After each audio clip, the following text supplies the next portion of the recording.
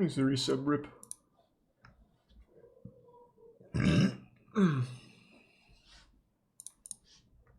Coming along great, rip.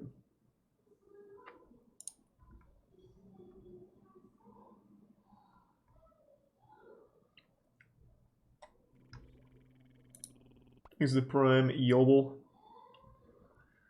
My day's been fine. These are resub stales.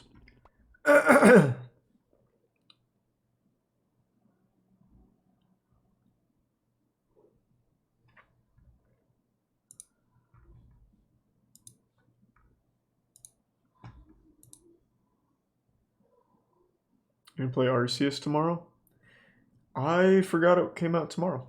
I thought it was still 2 days. Yeah, you're right. But yes, I will be playing it tomorrow, just not right away. I've actually got something I'm doing at 4 o'clock tomorrow. It'll be a fun one.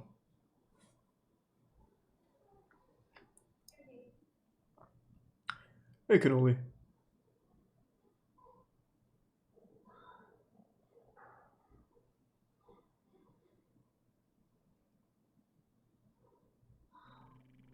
He's a prime Lele Bun.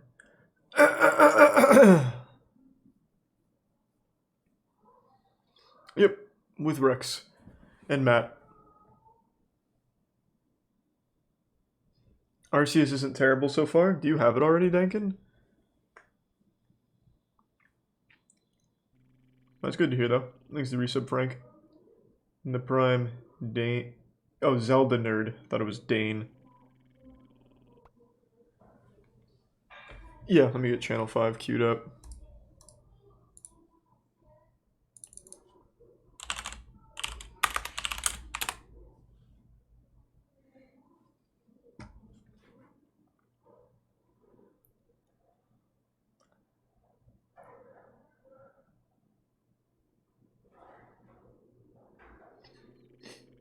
Thanks to resub Drone. And the resub Haruki. Nah, no Master Duel tonight. I was going to, but I don't know, I just didn't really feel like playing it tonight. Felt like just kicking back and watching some goofy shit. And then I forgot Arceus came out tomorrow, so we're gonna have to blast through Arceus. Thanks to Prime Dumpster and the Bits D-Storm. Thanks, man.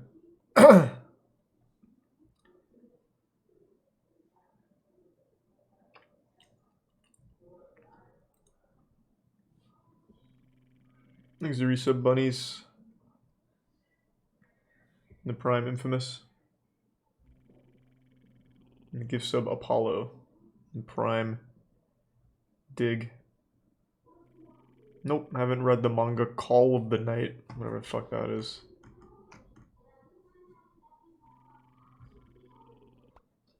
Thanks to Prime Hayden.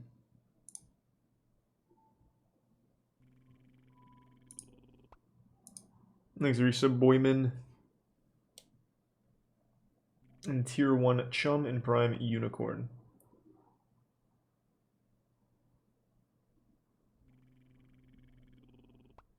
I vaguely heard about the ZHC drama. I just didn't get a chance to watch the videos on it. Is it, like, interesting, or is it pretty mild stuff? Thanks to the Bit Mithril and AJ and Ryan. And no, I haven't seen that yet, Ryan, with the rankings. Thanks to Tier 1 Stu and the resub Meout, CC, Leviard, Chaos, and the gift sub Apollo, and the resub Little Guy.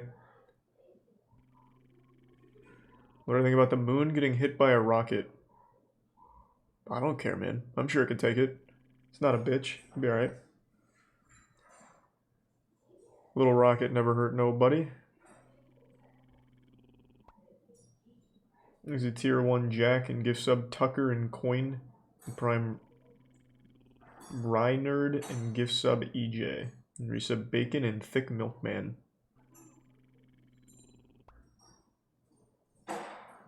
There's a Tier 1 McBiscuit and the Prime Kraken. The gift sub Adlib. Yep, we watched the anti-work interview earlier on stream. We're all caught up. Lisa Bits AJ. Resub top lane and prime Keck. And resub Finadao and Dizzle. I'd say Jujutsu Kaisen. I like it a bit more. Who's throwing shit? It's Tiana in the dishwasher. These are resub Locktober, Frosty, Manic in the prime. Lil T, and gift sub Besley. Crime pays, but botany doesn't. What do you mean? I've already watched this. Why are you saying watch it once more? Oh, because it's the channel. I don't really remember the content very well. I'm assuming it was just wholesome, which is why we didn't finish it. Thanks to the 5 gift subs, Pickle, and the resub Rain, Buff Jesus, and the 5 gift subs, Apollo. Thank you, Apollo and Pickle. The gift sub Thomas, and the resub Diello, Prime Linny, and gift sub Aku. And the resub Tactical and Bing Bong. What are you gonna watch tonight? The only one for sure is the Channel 5 video. I'm still debating on this because it's kind of late now. But I do want to watch this at some point pretty soon. He's a resub Mitch, Rastum, oh, Rasta, and Quella. And the 5 gift subs needed 4. Thank you, 4.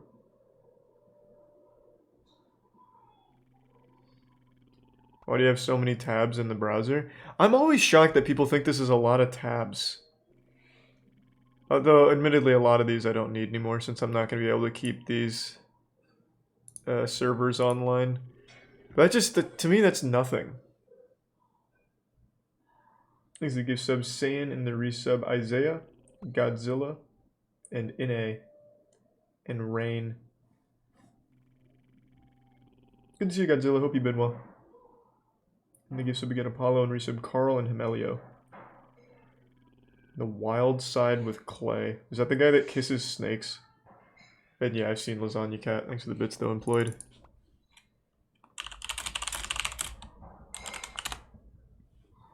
This is not the guy that kisses snakes. I don't think I know this channel.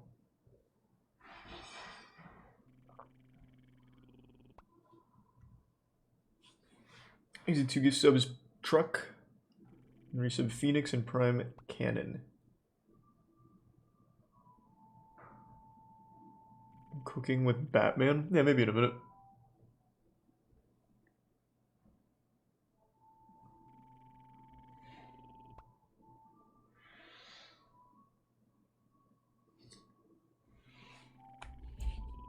I've seen like every Nakey Jakey video. Thanks, resub Mark. Of course I have.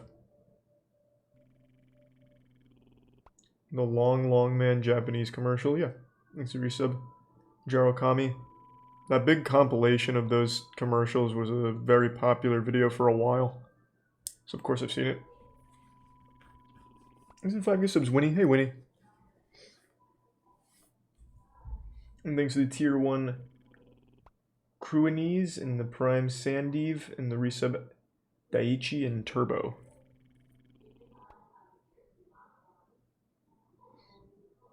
And the 5 gift subs Tempest. Thank you, Tempest.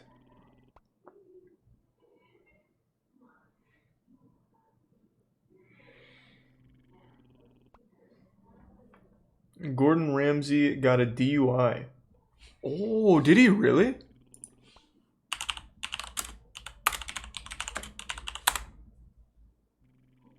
In 1993. What? I thought this was like a recent thing.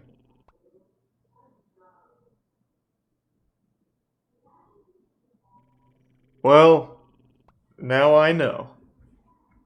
Next time he makes a disgusting Frito-Lay pie, I'll be able to know not only is he bad with racetrack food, he also makes bad decisions in the real world.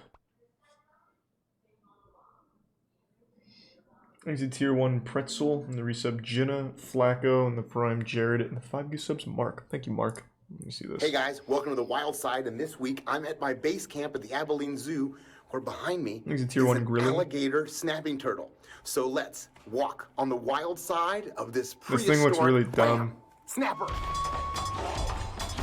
Didn't even do any cool tricks.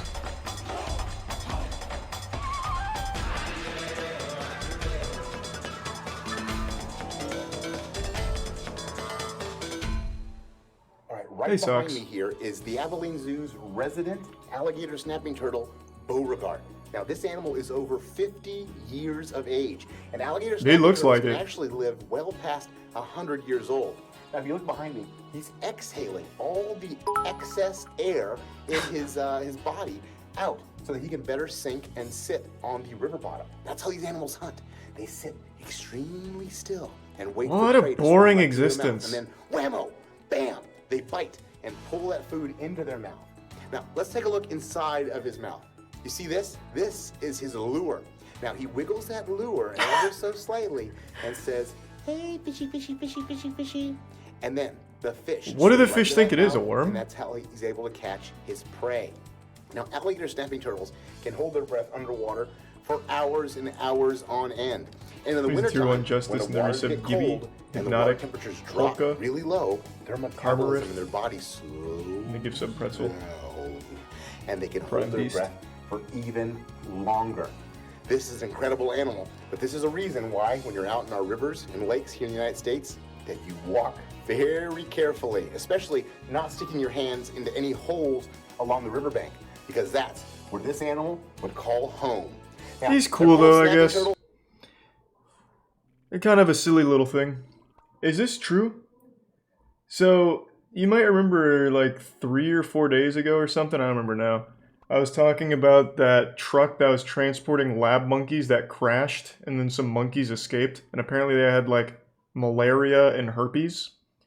Well, some guy just said, you gotta check out the news story about the CDC monkeys escaping the truck crash and infecting a woman in Pennsylvania. Are we having just like a full-blown Planet of the Apes kind of thing going on now? So that's real? They're already infecting people? Like, even the circumstances of the truck crash was really fishy. Apparently it was like a dump truck collided with it or like threw it off course or something. God only knows who was driving that dump truck. It probably was Caesar. Like an elaborate plan. Thanks to the bits mature and sad. Let me look that up.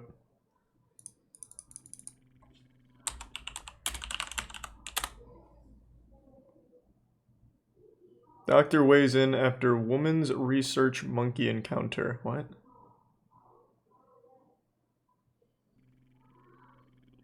Woman who tried to rescue escaped monkey got pink eye. Oh, well, it's not as bad as advertised then. They had these, the way they initially talked about these monkeys, I thought these things had like turbo space herpes or something crazy.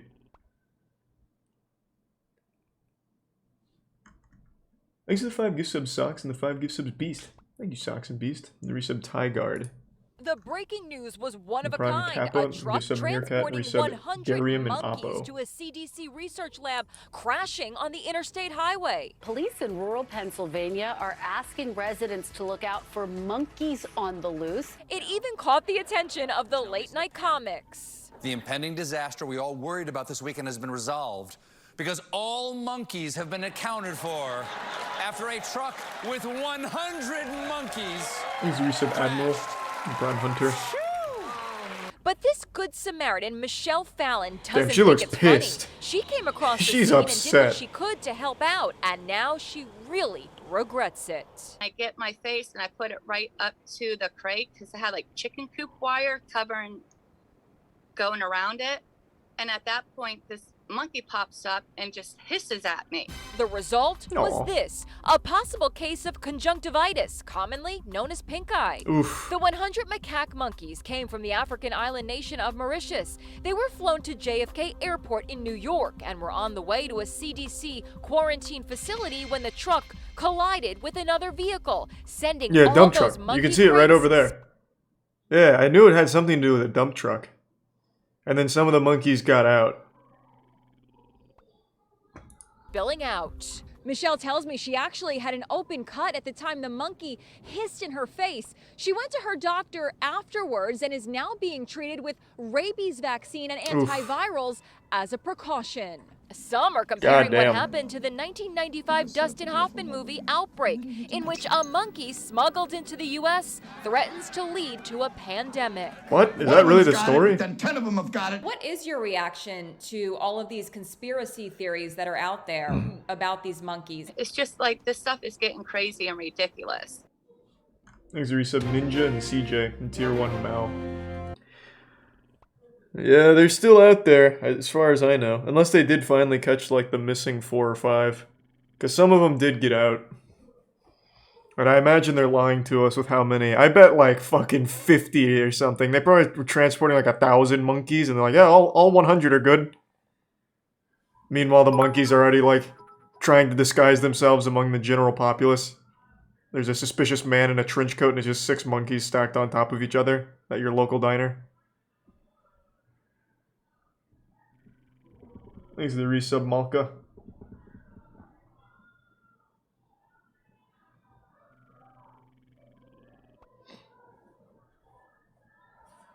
So is that the most recent update? Because this story is a pretty wild one.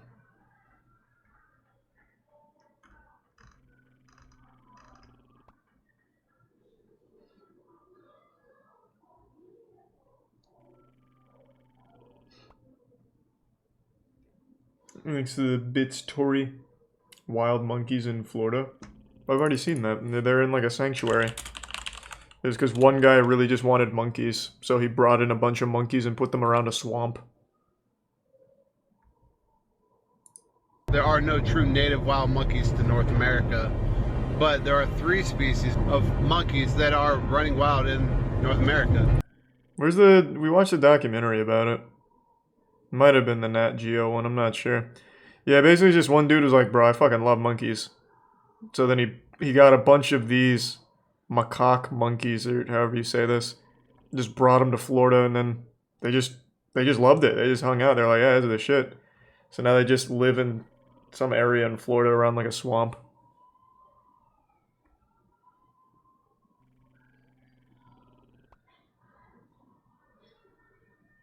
Thanks to the resub pre-gamer, Zach, and Tier 1 Light, and the resub Shower Beers. I did see that, Ted. And thanks to the gift sub Ruski. And the Prime Binda. Yep, I'll play the new Pokemon game tomorrow. The resub Weblo and Prime Penguin.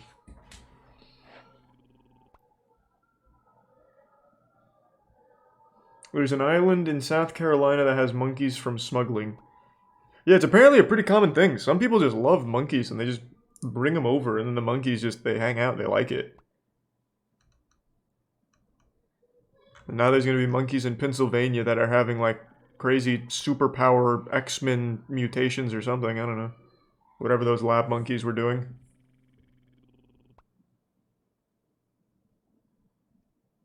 There's a Prime Monty, and the gift sub PP. The Prime Nike and resub Fresca. And the resub Jesus. Oh, yeah, I forgot about cooking with Batman. There's a resub down ladder.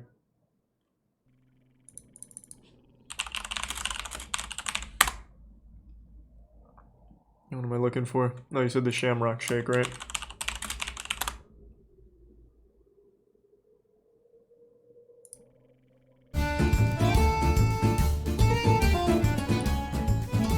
Thanks, resub.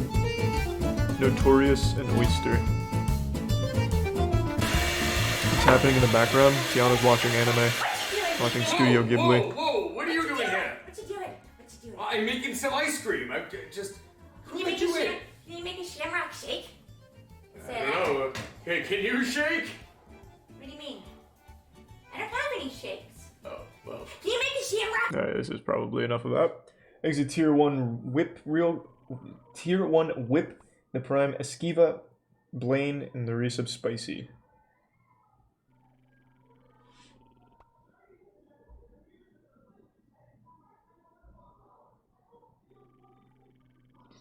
The resub RoboPig.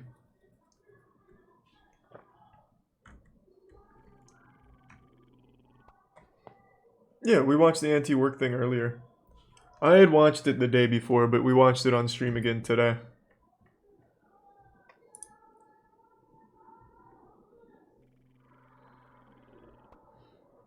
You should look up a Space Station 13 review. It's kind of a weird request. That's an old game. Why? Thanks for the bits, though. And thank you for the bits, Finrear. I can't click links. Oh, it's because you were just promoting your own stream with 3K bits. Okay, I see. I can't knock the grind, I guess.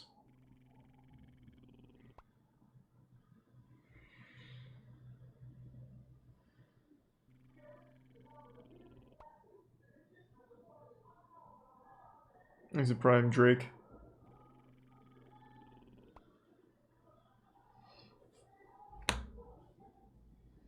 Analysis, the effects of salt. Doesn't sound very fun. It's just gonna scare me.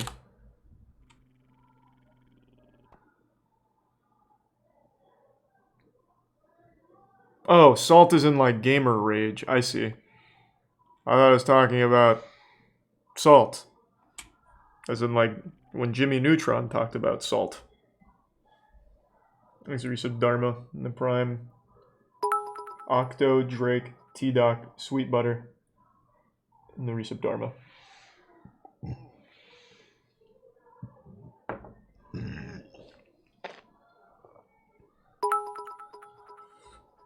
Oh, sweet. Thanks, Potato. You keep spamming Russian basketball. Why? Let's find out. This better be nuts.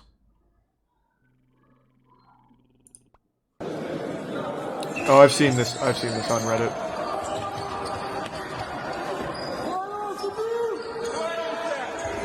It's not basketball. It's called, what the fuck is it? It has a goofy name.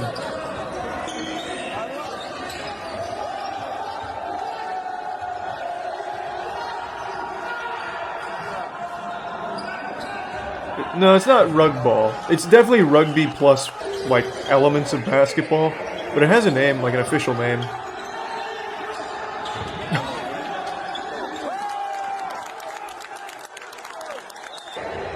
Is it rug ball? Is that actually what it's called?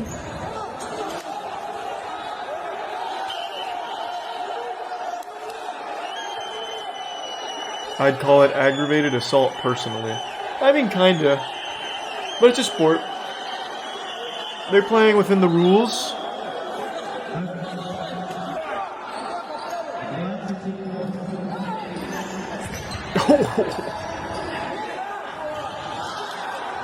That had to hurt real fucking bad.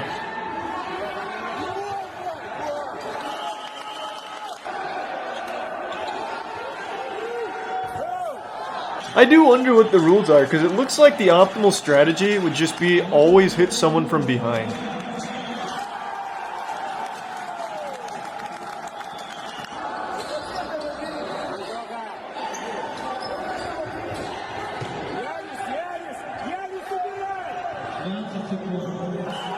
Brian, FMK and the resub Baby Sal, Uzi Lean and Tier 1 Osterol.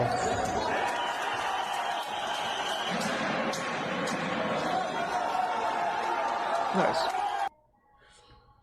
Have you seen Bad Man Meets Superman by College Humor? No, they really fell off, man. I used to love them when I was young. Then they just stopped being enjoyable. I did see a video get posted today, I think it was from Sunny, talking about how College Humor really, like, died. Yeah. Like, everything they did just became, like, hard to watch. It was just like, ugh. I'm curious. Let's check it out. Almost everyone at College Humor lost their jobs today. That was the title of a news article published in January 2020 after College Humor reduced its staff from around 100 people to less than 10. The need to lay off a whopping 90% of their workforce had come about because of financial troubles. The channel wasn't profitable. College Humor had suffered from multiple changes in monetization rules. Many of their spin-off products were launched with varying levels of success, all while their general viewership had declined from beyond 100 million per month to around 15 million per per month recently. Similar to Smosh as covered previously, College Humor actually began as a separate website in 1999. However, while Smosh saw a little success on their website prior to making videos, College Humor was the opposite. In the 6 years between 2000 and 2006, the College Humor website saw massive success by posting content which was, quote, dedicated to the goofy things that college kids find funny. The fact that College Humor's audience were college kids meant that a lot of the content and humor posted was slightly controversial. They used to have the prank wars. There was a section for funny drunk college photos, offensive signs, and sexualized images, in conjunction with a message on the homepage from October 2000 which read, "Attention parents and people over 32. Necessary warning. We've had several complaints from parents and older people who are offended after looking at this site. Please note that the name is College Humor and not Parent Humor. You will be offended if you explore this site anymore, so please do not proceed. Also, if you're younger than 18, some of this stuff may not be appropriate. We understand that by saying this, we're drawing more under 18 kids into the site, but oh well. Oh, and don't try stuff you see on here at home. Thanks." This message gives us a pretty good insight into the image that College Humor was going for. Yeah. It seemed as though they almost wanted to rustle some jimmies in order to show their users that they were willing to push boundaries, and it worked extremely well. Our third month, we got a check for $8,000 for really, minimal traffic, and I remember that was sort of like the moment where I realized this is actually like a real thing. By the mid-2000s, College Humor's Google trend graph was clearly showing the site's popularity, which luckily for College Humor drew the eyes of another large corporation offering this comedy website the opportunity of a lifetime. $20 million. That's how much the two founders of College Humor reportedly received in exchange for a 51% stake in the company. This meant that all of a sudden, College Humor had a bigger budget to work with, as well as the ability to pursue new and novel projects. College Humor had been creating original videos and posting them to the College Humor website dating all the way back to 2005, about a year before the acquisition by IAC. However, at the time, the videos were pretty basic and had a limited reach considering they were only accessible to those who happened to I don't even remember the website looking like that. Their newly found corporate funding in conjunction with fresh leadership changed all of this. Suddenly they had the budget and manpower to include multiple actors in their videos, which featured professional camera work and professional editing, all of which being uploaded to their newly launched YouTube channel called College Humor TV or CHTV, under the control of their new president of original content, Sam Reich. A large portion of this new content being produced for YouTube continued on with their website's edgy, slightly offensive branding. Osama Night Live, Unsafe Sex, a series titled Clocksuckers, done deliberately with one of the College Humor founders stating, "We remain edgy and keep a sensibility that college kids can relate to." It took them a while to figure out what would and wouldn't work here on the YouTube platform. For example, by 2007, over a year after beginning the channel, the group had gained only a touch over 8,000 subscribers, on top of a video queue that didn't exactly stand out as overly enticing. However, by 2009, this had changed dramatically. Their entire team had been plastered on their front page, showing everyone that they... In 2009, they had this many people on staff? 2009 is when they started the prank wars, right? Damn, I thought it was literally just like 4 dudes. Wow, they really went balls deep in it. I mean, I guess it worked for a little while. They meant business. And if you scroll down a little bit to the video section, not only did their thumbnail show that the channel had access to professional animators, but they also often displayed a large cast nestled within professional video sets. From a competition standpoint, College Humor's corporate media backing and access to a huge team of professionals simply put them miles ahead of every other channel at a time when most featured little more than one person talking into a webcam. This would then reflect in their subscriber count. In the 10 months between February 2009 and December 2009, the channel's subscriber count skyrocketed from 150,000 to over 500,000, placing them in the position of YouTube's 16th. I still remember those medals, man. The channel was at 1 million. That shit was cool. By 2014, College Humor had been ranked as New Rockstar's 76th greatest channel of all time. The backbone of this growth was not only the professionally produced skits, as previously mentioned, but also the incredibly likable, relatable characters within the videos. Jake and Amir, who were two of the most popular characters on the channel, hosted a series in which Jake would play a logical, rational, calculated office worker, having to deal with this irrational, annoying those are the two guys I remember. The two would eventually release over 600 episodes of Jake and Amir between 2007 and 2015, at which point they would discontinue the series and leave College Humor altogether, with the goal of working on their own channel and podcast. However, Jake and Amir weren't the only notable characters to College Humor, as highlighted by somewhat of a viral Reddit post in early 2017. What happened to College Humor? They used to be so much better. Like, I know they had at least 15 actors, animation, so much better skits, and it seems as if they had a lot more money. there? Now there are only 5-ish actors and nothing near as good quality. The 8,000 plus upvotes and 700 comments on the post showed that many shared a similar opinion. Jake and Amir left, simple as. And on a similar vein, I think a lot of their top talent moved on to bigger and better things. Instead of leveraging that alumni network and doing better, it seems they decided to take on the BuzzFeed model of business, and so they suck now. The comment relating to College Humor taking on BuzzFeed's business model was partially true. College Humor didn't have a super strong political Everything tried to follow BuzzFeed. BuzzFeed did. There was certainly a slight political bias with many videos criticizing America's president. However, most of these videos were pretty mild, done in the name of comedy, and didn't give you the idea that they were trying to have an impact on the next election in the same way that BuzzFeed did. The other thing that set College Humor apart from BuzzFeed was that College Humor kept their content somewhat rude and offensive. Even after the adpocalypse in 2016, College Humor kept the uncensored swearing and edgy topics alive, which the audience respected as it's simply less common, and it shows that you're willing to take a risk in order to keep the content authentic. However, in the case of College Humor, it may not have been a risk worth taking, as in 2018 they would reveal that it was severely hurting the channel's profits. It came in a video titled How the Internet is Ruining Comedy, posted on the 27th of September 2018, in which the College Humor director Sam Reich would state, "Making internet videos is challenging, mostly because it pays Dick, and Dick doesn't pay for internet videos." That's so fucking wrong. Internet creators are dreadfully overpaid. I don't know what the fuck he's talking about. Just because College Humor's making stinkers. Like, I don't know what to tell you, man. People on the internet make way more money than most people expect, and more than they most likely should. Like, this dude is just fucking wrong. Outright wrong. Thanks to the resub Danny and the 10 gift subs Billy. Thank you, man. I appreciate the generosity. Quite well at this point, gaining around 80 million views a month. However, each video was only on average between 3 and 6 minutes in length, which may not have been bringing in enough money to cover the wages of over 100 staff. Later in that same video— No, I'm not exaggerating. Like, I guess I can't get too deep into specifics. There is a channel that was once pretty popular. It is not anymore. And a single ad slot on that channel, they were selling for $300,000. A shout out. A shout out on that channel, $300,000. That was only 2 years ago.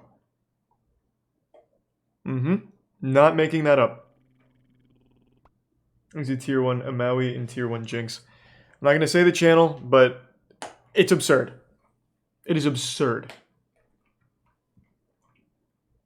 That's only one rare instance? No, it's not. Take, for example, Apex Legends. You remember how much they paid streamers to play the game for 3 hours? They paid $1 million to Ninja to play Apex Legends for like 3 hours. What are you talking about?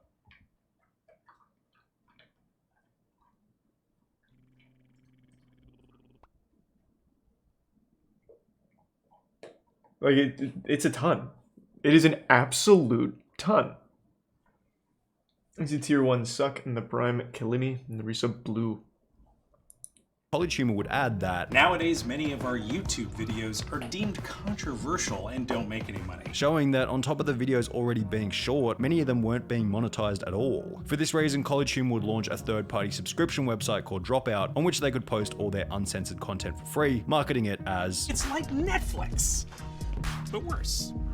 And cheaper." Now, it's incredibly difficult, if not impossible, to find data on how popular Dropout TV was the top get paid but bank, it didn't though? seem like it was Everyone a failure. gets There were paid comments on bank the on the introductory video over 2 years after Dropout's release stating, "I have been subbed for the site since this video was released, and I haven't regretted it once. I really love these guys. Dropout is so worth it. There is so much to explore and deep dive, and I want to support everyone at College Humor and keep them going and creating. Best purchase I have made in ages. Honestly, Dropout is so worth it. It's cheap and I have tons of hours on my favorite comedy shows." It seemed as though Dropout TV was helping College Humor get to a position of profitability. However, such a goal was going to be much harder to achieve after the date of January 8th, 2020. College Humor's parent company pulled its funding, laying off more than 100 employees and leaving a longtime executive to run the company on his own. The title to that article summed up the situation perfectly. The parent company of College Humor, IAC, had pulled its funding from the channel, resulting in the layoff of 90% of its staff. College Humor's director, Sam Reich, would announce the news to his Twitter in a tweet stating, "IAC, our parent company, has made the difficult decision to no longer finance us. Today, 100 plus brilliant people lost their jobs, some of whom are my dear, dear friends. The twist, however, is that IAC has agreed to let me run the company myself. In words that I'm sure are as surreal to read as they are to type, I will soon become the new majority owner of CH Media. Of course, I can't keep it going like you're used to. While we were on the way to becoming profitable, we were nonetheless losing money, and I myself have no money to be able to lose." The gamer from Mars made a very strong argument in relation to this last tweet in his video discussing the College Humor layoffs. With over 20 years to start making money, how much longer did the team expect for financial backers to invest in this content before they'd be justified in cutting their losses? Any day It's now. a very good point. If the website began in 1999, was funded by IAC in 2006, and was still unprofitable by 2020, 14 years later, IAC were probably getting pretty sick of waiting around for the project to take off. The gamer from Mars then goes on to state another thing. Their lack of profitability would likely be acceptable if the business was growing. Yet all signs showed that things were actually going in the opposite direction. Their Google search volume was down tremendously alongside their YouTube viewership, which had also taken a dive since the early days of the channel. After 14 years without profitability in a business that was seemingly headed in a negative direction, it's hardly surprising to hear that IAC eventually decided to pull the plug. However, things certainly weren't over, and unexpectedly, the removal of IAC's funding might have actually been a blessing in disguise. In the 12 months prior to IAC pulling its funding, working with its full team of 100 employees, the channel gained a total of 457.6 million views, equivalent to 38 million per month. However, in the 12 months after IAC pulled funding, with a smaller budget and a team of between only 5 and 10 people, the channel gained a total of 468.2 million views, equivalent to 39 million per month, meaning that there was really no change in viewership after College Humor's 90% staff layoff. You'd think that it would be chaos, disorder, complete and utter pandemonium following the loss. I don't know why they had 100 employees to begin However, with. Perhaps it made things more simple, streamlining the content creation process while getting rid of people who seemed important, yet might have just been holding things up or adding insignificant changes without anyone realizing. When looking at the content itself, it didn't seem like much had changed after their funding was pulled. Sam Reich stated that some of their projects will need to take on bold new creative directions in order to survive. Also, as previously mentioned, I can't keep it going like I used to. Yet, when comparing the content to before then after, I feel like early 2000s humor is gone forever. Not entirely, but the worst parts of it certainly are. I do this every time someone brings that shit up. Like, the early 2000s had the best humor. Like, you're definitely misremembering. Like, this was what was popular in the early 2000s on YouTube. What was his big video? Oh, all of them were pretty shit, but the one I always go to. The one with the clothes hanger. The fuck was it? What the fuck was it? I think it's his most popular video. Yeah, this one. Grandma, you know, I'm so sorry we had to put you in that nursing home, but we just couldn't afford to take care of you anymore, and this just makes it easier for everybody. So, you're spooning with him right now. His name's George? He's 97. Don't kiss some girls. I'm gonna kiss some girls. I'm gonna kiss some girls. I'm gonna kiss some girls. Yeah. Yes. So I think it's a good thing that most of it's gone. Sorry, man. What the hell is that? I'm not baking anything. I'm on the phone. What the hell's wrong with you? You got headphones in ears. I'm gonna have to go. Look, I'm real sorry for running into you. Are you okay? So anytime someone says that earlier YouTube or whatever was the golden age, I just think they were wrong, and they're just remembering that they were a kid and everything was great and like a magical experience back then. The shit is trash now. I still go back from time to time just to look at like old things I used to like when I was a kid, and I'm like, damn. Fuck, that's bad. Funding, there's seemingly very little difference. So perhaps they were simply able to keep up the same level of quality, only with fewer people. Well, for some time. Their 39 million average monthly views throughout 2020 has since declined to around 15 million per month, which began after a radical content shift approximately 6 months ago. College Humor uploaded a video titled No Laugh Newsroom, in which characters have to read a hilarious script and whoever laughs the most loses. Prior to this video, the content uploaded to the channel was fairly diverse, covering a bunch of different topics. However, in the last 6 months, College Humor has uploaded nothing but no-life newsroom videos. While these are fairly hilarious, the graph seems to show that the lack of novelty is hurting the channel's overall viewership. Yet, it's hard to call College Humor a failure. They are still getting pretty reasonable views given the size of their channel and team, and it's not like they made a bunch of clear, irredeemable mistakes in the same way that BuzzFeed did. They're just a channel that kind of ran their course. True. For most businesses, to lose 90% BuzzFeed is of pretty your much on staff the as well as ground. your parent company funding would mean certain death. Yet College Humor is still out there giving it everything they've got, certainly a commendable trait. Nice.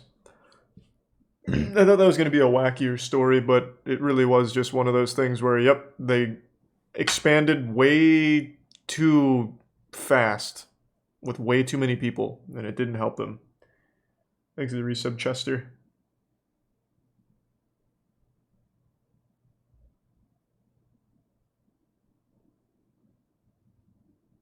Thanks to Prime Z-Man.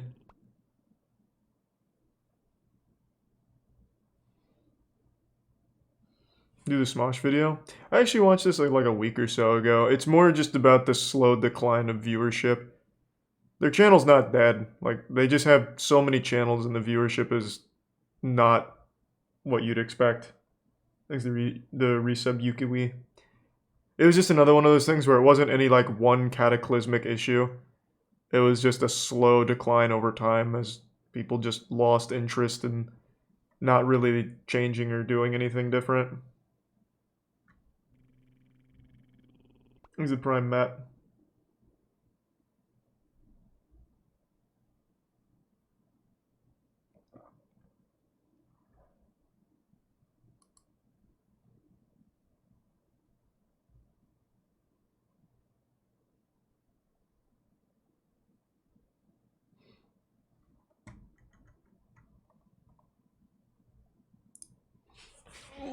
The dumpster fire failure of... Oh, Quibbly. Is that what it was called? Oh, hold on. I vaguely remember that. Quibi. We didn't watch this, did we? I don't think so. We watched the HQ Trivia Downfall.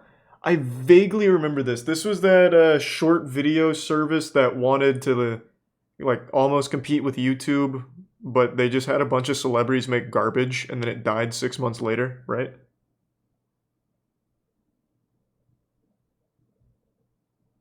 We did watch this? I don't even remember it. Man, that must be the curse of Quibi. I remember watching HQ Trivia. This had an interesting story. I just don't remember this at all.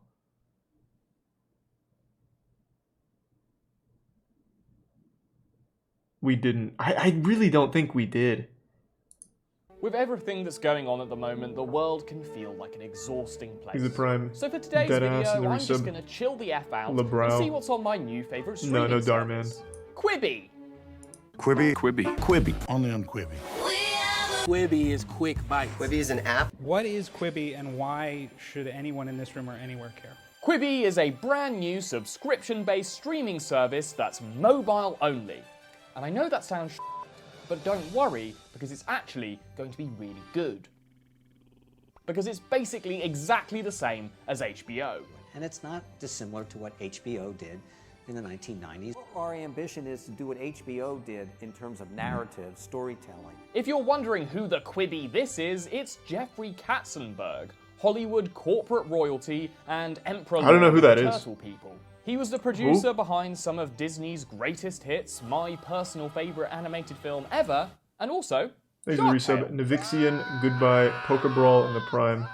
Asperger's. Now Mr. Katzenberg is doing a Quibi alongside Meg Whitman, former CEO of eBay. The owner of DreamWorks. The company raised nearly $2 billion in initial funding before the app had even launched. Wow! With that kind of cash and clout, Quibi was inevitably going to be the best short-form subscription-based mobile-only streaming service of all time. But what makes Quibi different? Well, first of all, and most importantly, Quibi was going to have celebrity stars Yeah. and Hollywood budgets. I remember inevitably that. Making all that cheapo, user-generated content on the internet look like the garbage that it really was. As good as it was inevitably Exit going Prime to Zesty be, and the Quibi resub still Twitch. had a tough fight ahead of it. After all, it was entering a saturated marketplace. You know, we would say to you that what we're setting out to do falls somewhere between improbable and impossible. Turns out it This was. happens to be our home address. Quibi was also preparing to wow audiences with its technological innovations. How could you hate the internet? It's like the greatest invention of the 21st century. Yeah, it's also how my kids found out there are thousands of hamsters buried alive because they're not really dead, they're just hibernating. That's right, on Quibi you could watch stuff long ways and the right way.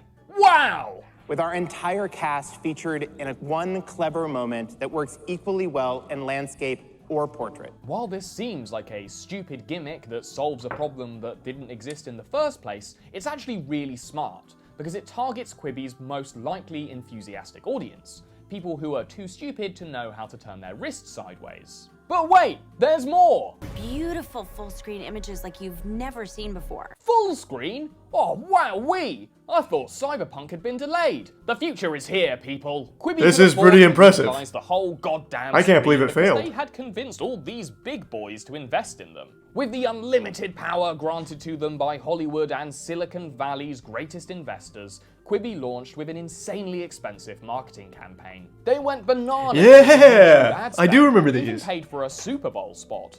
Are these still up? I remember them being like really goofy. Do these still exist, I wonder? Let's do their most viewed one, the most dangerous game. Because these popped off on views.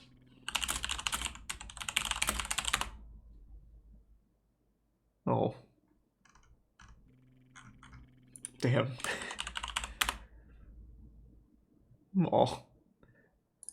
Man, that took some balls. They closed this channel, which had easily, like, what? 150 million views from just, like, their top videos here? Like, good God.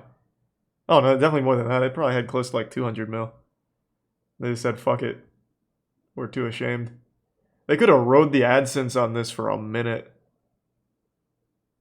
It was there? Where? 74? Well, this is a re-upload. I wanted to see the official. This has 74 million views. No, like, I see the content is still here. I wanted to see the channel. I mean, we can still watch it. I don't remember it being, like, this one in particular being horrible or anything. I just remember a few of them being super goofy. You gotta lose this guy. Who is it? Doesn't matter, he'll kill both of us. Promise me something. Yeah? Don't follow me. Exit tier 1, Jeffy. If I just had some cash, I'd get some treatment. Maybe see my son be born. Think you can help me somehow? I do, but I can't do it alone. I make possible man's innate desire to be challenged in a highly intense sport, hunting. You want them to hunt me? Like paintball?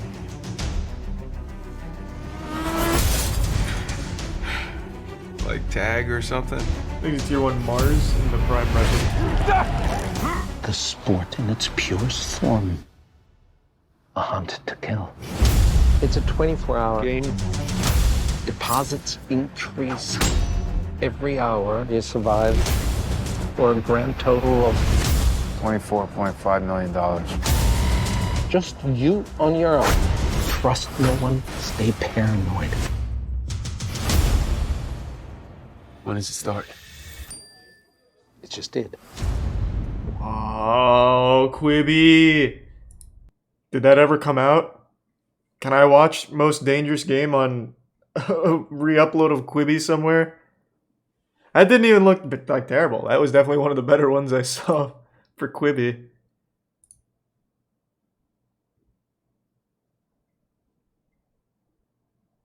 It did. Oh, it actually did come out? Wow.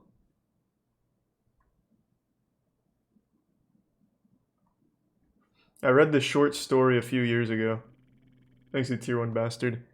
I actually forgot that was based on something. I thought that was a Quibi original. Straight from the genius mind of...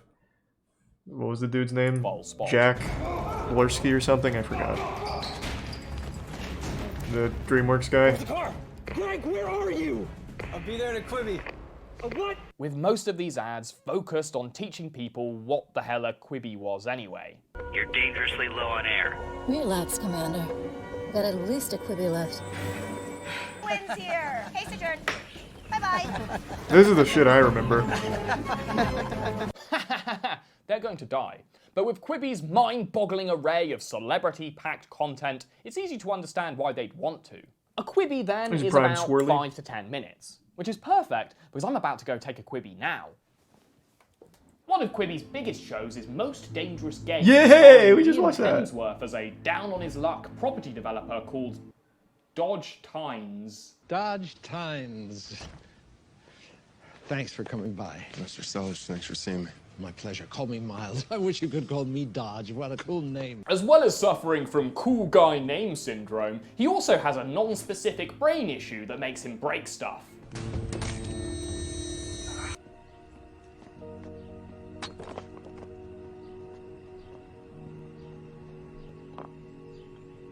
This is exactly what makes Quibi so goddamn essential.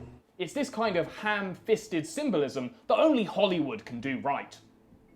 Dodge's life is falling apart, you see. He's got a kid on the way. I kinda wanna watch bills this. to pay. He's in a tight spot, so the only logical thing for him to do is agree to be hunted for sport by everyone's favourite Nazi. Every hour you survive, Thanks more to the bits, money Mike. is being wired into your bank account. And that The continues ending of LA until Noire the was game kind of ends. underwhelming. The rest of the show follows Dodge as he dodges various stereotypical stock psychopaths who've paid for the opportunity to hunt and kill this A-list celebrity's sibling. When Liam Quibi launched, Hemsworth they isn't really understood they A-list. needed to offer people What has he been in? something as an incentive to join. They began by offering Quibi for free for 3 months. After that, it would be just $5 per month. Oh, but sibling. at I least didn't you hear him wouldn't say have to see any sibling. more ads. I didn't even Oh, hear wait, the no, you sibling had to pay part. extra for that. And despite this, they managed to get over 900,000 people to sign up in the first 3 days of the app's launch, which was not bad, but it was far less than Katzenberg and co. had hoped for. After the free trial ended, though, only about 72,000 subscribers decided that the content they were getting was worth paying for. And despite their commercials being everywhere, it seemed like people just weren't talking about Quibi. Which was a shame, stupid because they name. were missing out on some high-quality short-form content.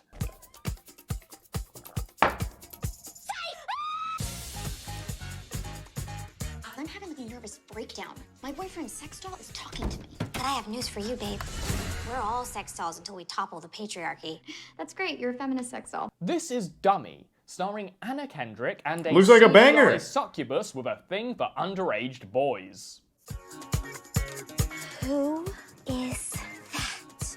He's like 14. So, I'm 7. Cody soon befriends the terrifying sex doll. but Jesus it turns Christ. out they have more in common besides the person who makes sex Thanks to inside resub them. splits and comment. Barbara. You know, you call yourself a feminist, but you hate other women. What? No, I love other women. And if you think this Thanks looks to like Prime a shallow phase failure and that plan. confuses grossness for genuine boldness, you're wrong, because it's actually really progressive. You ready to do this? What? My pussy. I've got like years worth of Dan's pole milk congealed up in there. Okay. This show was clearly the loving result of intense Hollywood market research into millennial watching habits. Because this is exactly what we millennials like you sex want, dolls. to have their general values repeated back to them by a lifeless imitation of a human being. You are the shitty feminist. I hear you doing all types of like rape role play, you twisted little bitch. Okay. Jeff and Meg made sure Quibi was laser focused on the millennial age bracket. And we're creating content with the millennial audience Thanks to in Prime, mind. Nikki, and the resub Pain The and stars Vaughn. and stories that they love, and we're delivering it to them in a way they actually watch, in quick bite chapters on the go. These boomers saw all those kids who wouldn't get off their gosh darn phones and decided to make content for them. Of course, by And the it time worked. the app was launched in They had April, 10 the users. commute had been like totally cancelled, meaning that perhaps COVID-19's greatest victim of all was Quibi. At least that's what Katzenberg wanted the New York Times to believe when they brought up the app's painfully small and Aw. inactive user base. At least he had a Surely good it was just scapegoat, a I guess. coincidence that literally every other streaming service had seen enormous growth during this period. Quibi's dead-on-arrival reception had nothing to do with its content, business model, or all the money that it was needlessly spaffing away. After 30 years in showbiz, Katzenberg had clearly gotten used to having a Hollywood marketing budget. Quibi initially intended to spend $470 million That's on a advertising disgusting in just this amount. first year, as they were apparently pathologically hell-bent on... I remember back when this was like coming out, everyone said the same shit, and I agreed with them. The only way Quibi would ever survive is if they had like cheaper content. So like people that already made internet content, they're like, you should probably just have like YouTubers make shit for it. It'd be cheaper and at least give you a fighting chance for it to be sustainable. And they really just stuck to their guns over, nope, we need Anna Kendrick in a sex doll. And it worked. I mean, they did pretty well, right? Like, they lasted how long? Let me get the entire lifespan of Quibi. I think it was 6 months from launch to close.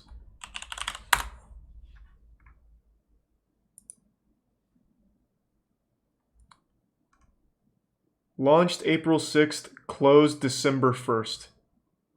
Damn. So yeah, they had a good fucking run, baby. They went the distance. So I mean, they knew what they were doing. Jeffrey Katzenberg, he's a genius. He's a visionary. Yeah, they did a whole Quibi. Yeah. Or Quibi. What were they calling it in the commercials already? I'm pretty sure they just said Quibi back, right? I think I'm getting it mixed up with like Rick and Morty speak now. I think the saddest part about it isn't like the outrageous disaster and failure of Quibi, but it's that even though it was like a historic flop, it still didn't garner enough attention for anyone to really know or care. This thing had $2 billion in funding before ever launching, closed in 6 months, and nobody cared even with that. It was such a useless wet fart that not even a historic flop was enough to get people to care about it. Wild. Turning Quibi into a corporate mega-verb like Kleenex or Uber or Google, hoping that it would catch on if people Prime Jose, heard a the resub world-famous Arwat and Twitter Bilbo account and Tier say 1 it. Bingo. Got this, let's go. Don't be a psychopath, Mark. I'll go for a Quibi. I will see you at the mall. Just 4 months after it launched, it was pretty clear that Katzenberg and co. had Quibi'd all in their pants. They persisted in comparing their subscription model to services like Netflix and Disney+. But it was better. This was a complete misunderstanding of the market that they were actually entering. Their real True competition was free, shareable, and good. Well, most of it. And this has always been Hollywood's biggest failure. Their total, blinding inability to know the difference between something that's good and something that's expensive. But that wasn't going to be the case with Quibi, because everything on there was gold. Stuff like architecture. This four-legged sidekick needs his What own the fuck? digs. We need something to represent his humble ruse and his Hollywood lifestyle. That's right. I bet that Quibi slapped. that you can watch Hollywood weirdos who are so out of touch with reality that they see nothing tasteless about building bedroom-sized puppy palaces in their back garden. That's unbelievable. The dogs are gonna love it. Oh man. Who wants some rosé? If you didn't like that, how about Murder House Flip? There's the 5 gift subs a bog straight. standard Appreciate property it. makeover show that also promises to satisfy your insatiable true crime bloodlust. This man killed his wife right here where my husband is sitting. Gee, alright, wow. That's aggressive. The absolute must-watch episode is the one where they refurb the bathroom where a husband had chopped up his wife into little bits. Did you take a shower where he dismembered her? But maybe you're looking for something that has the gravitas and star power that only Quibi can provide. In that case, I actually recommend Sam Raimi's 50 States of Sam Terror. Raimi? The show aimed to tell 50 spooktacular What? stories loosely adapting local urban legends from all 50 American states. All in all, they released 2, Michigan and Florida. And the idea of a creator-driven horror anthology actually sounded pretty fresh, especially the first couple of times someone suggested it. In the first episode, we follow a lumberjack and his vain, jewelry-obsessed wife who gets caught in a tree-related accident. Oh no. No! Oh fuck! Oh god! How's she gonna watch Quibi now? Oh. Luckily, her husband has a side hustle making revolutionary robo-prosthetics. Bro, I need to watch this. What was this one called? This was 50 States of Fright, right? This seems amazing. Hold on. I've got to find like a re-upload of this somewhere. Holy shit.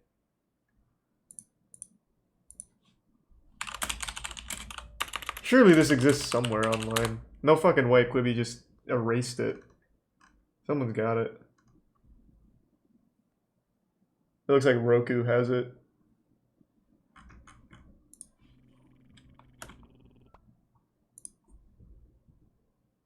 Yeah, it's on Roku. I'm gonna have to fucking watch that. This seems like an amazing disaster of a movie. Executive Sub Cream and the resub Cass in the Prime Otavio. I think so. That might seem completely contrived, but you have to remember all these episodes are just 8 minutes long. There's just not enough time for everything to make sense. Can you make it out of gold? Are you serious? Just half a Quibi later, she's got a fancy new C-3PO arm, but it does lead to some issues. As long as your body keeps absorbing the gold through your skin, there's very little I can do. You've got to take off that prosthetic. No. I can't take off my golden arm. When I die, bury me with my golden arm. She croaks, but because he's gone into all kinds of debt building his Rest in peace, Queen arm, Midas. he has to engage in some good old-fashioned spousal grave robbing.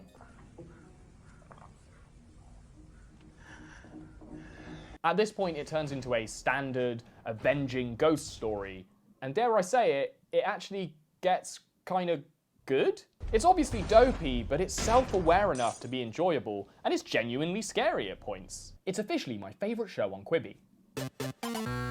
I've got to fucking watch this, man. This seems like a great disaster. Story was not enough to save the ailing streaming service. It only took 30,000 Quibis before the company completely collapsed on the 21st of October. Katzenberg announced that Quibi would quit in an all-hands video call to all 250 of the company's employees. He announced that everyone would be paid severance and that they should listen to Get Back Up Again from the Trolls soundtrack to lift their spirits as they cleared out their desks. Okay.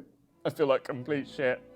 I just want Quibi back. Quibi might be gone, but its spirit lives on in all the lives that it touched. Goodbye, Quibi. You were like a candle in the wind, with us not for a long time or a good time, but a time nonetheless. Stay hydrated and don't let the bastards grind you down. I need to watch some of this Quibi shit, man. Don't I had forget no to idea hit the they even bell, got anything subscribe, out. Like, all that stuff. That'd be great. I'd really like that. Oh, full screen? Wowee! I thought Cyberpunk had been delayed. Damn, man. Imagine if we just had Quibi! Fuck! Thanks to the resub meat.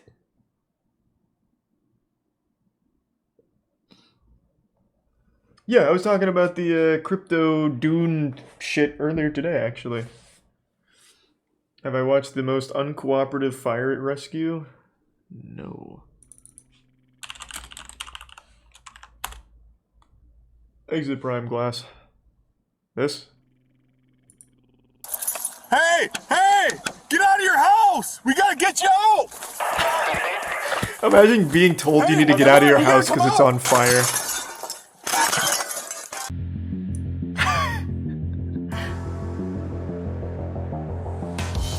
Hey! Fun fact, this song is royalty free. We actually use this as a placeholder for something coming up. Sheriff's office! Good taste. Is everybody out?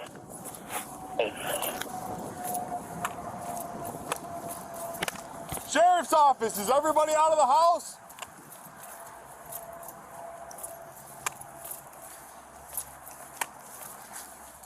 Sheriff's office! Is everybody out of the house? And the recent power.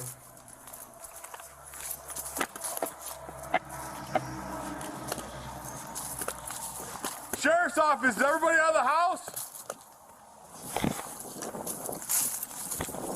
Thanks, resub Arbiter. Let's fucking kick down a door. Let's get crazy. Hey! Hey! Get out of your house! We gotta get you out! Hey, it's on fire! Hey, stupid asshole, the house is on fire! Hey, you gotta get out of your house! 7-1-10-14. Hey! 24149. They're just running away from the cop. My house isn't on fire! I prefer it this way. We gotta get you out of the house! 6-1, I'm probably gonna have to open a window here. There's 2 people in the house. Yeah, this is the this is fine meme for sure.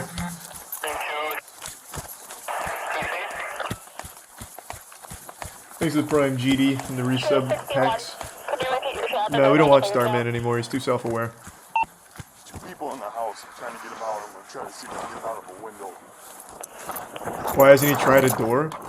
What do you mean, why hasn't he tried a door? If there's a fire in the house, the last thing you want to do is grab a fucking door handle. They teach you that in elementary school. You remember the whole stop, drop, roll, call the cops? Gotta pray, summon Exodia, whatever, the whole fucking shebang? You don't grab door handles.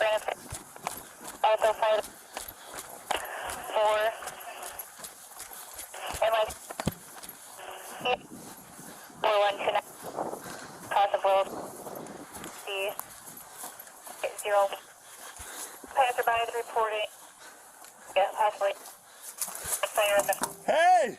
Right to the house. They're trying to get them to exit. Was a vehicle on fire? It looked like it spread to the Come on, we gotta tractor. come out! I'm gonna break the window, okay? Actually, real quick, before he goes full, like, action man mode, I think it actually was just their tractor on fire. Like, the house is still intact, it seems. Like, he's gone the whole distance now. I think it's just their tractor. What? But he had a fire extinguisher. Why not just go up to the tractor and be like, hey, I've got it. Instead, he's gonna come over here and break the fucking window with an ice pick.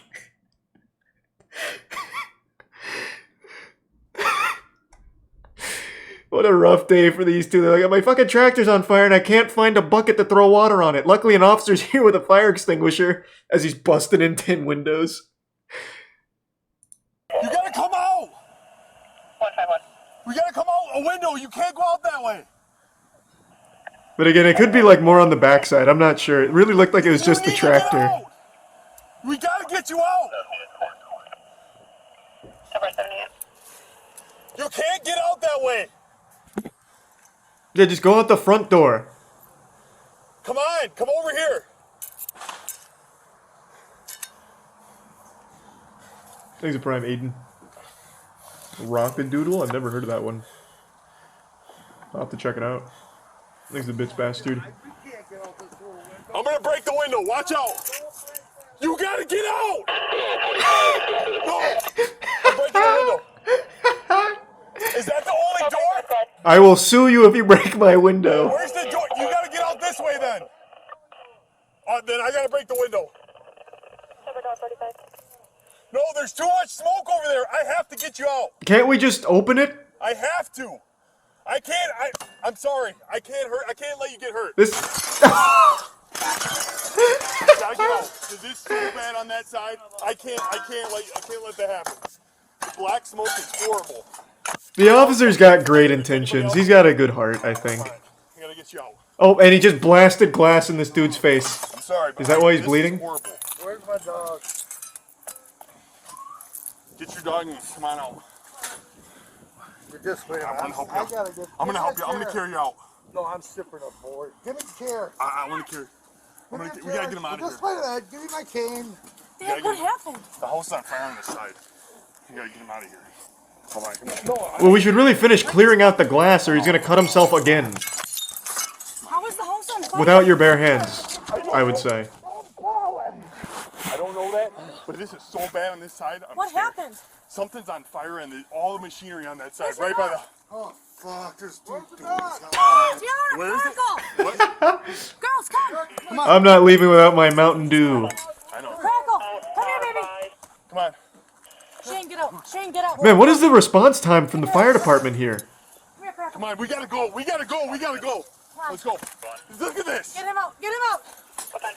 Anybody else in there? Oh. Anybody else in here? Get this dog out of here. Tiara, come! Come here! Tiara, come! Tiara! Tiara, come here! Tiara, baby, come here! Oh, now it's starting to really get the back of the house. Now you can see it. Get him over here. Now it's not just the tractor. We gotta get you out of here, buddy. Why? What for? Because the house is on fire, man. Oh my God. What the fuck do you mean? You set my house on fire? The car's over there. Yeah, I'm all right. I'll go to the shade. Damn it. Fuck, man. It's a fucking four-wheeler. The house is on fire. I don't... Sheriff on 5-1. Man, the fire department is not getting here that quickly. No people. I wouldn't say this is like super uncooperative. The guy just didn't even know his house was on fire.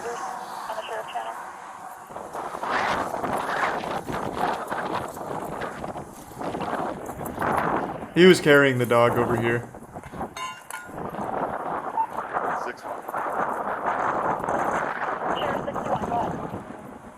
He was watching Quibi. Might be an animal in there. We got everybody out. Black smoke's bad here. Yeah, I don't think this was nearly as uncooperative as the title led me to believe. I thought it was going to be like, the dude just refused. He's like, nope, I'm going down with the ship. Exit Tier 1 Dan. And no, I can't say I've seen that one, Lamb. That sounds horrible, though.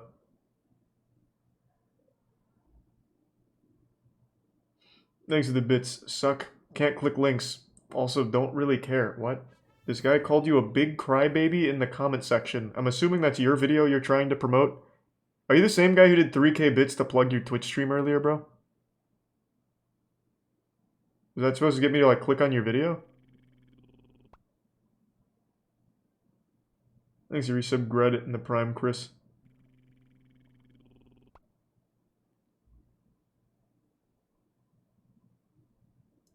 Thanks for resub Slouchy.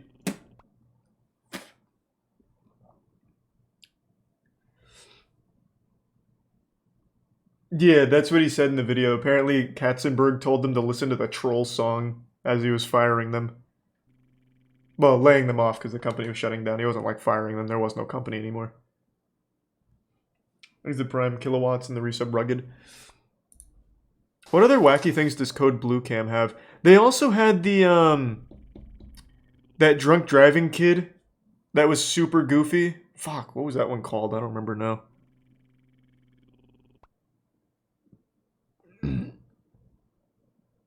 I saw this floating around on Reddit earlier. Is this silly or no?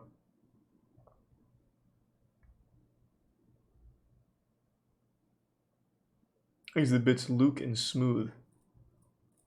And the resub Jared. Not silly. Doesn't seem like it. Okay.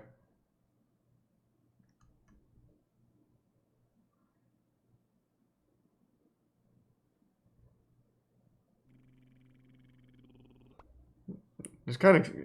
These titles give me the same vibe as like old live PD shit. Man thinks he's invincible. Doesn't end well. Probably not. Woman set porta potty on fire because she doesn't like it. I mean, can you blame her? No one really likes porta potties, to be fair. Like, I mean, I certainly hate them. I feel like setting them on fire, though, is like the worst way of handling it, because then it's just going to smell like actual shit, like, forever.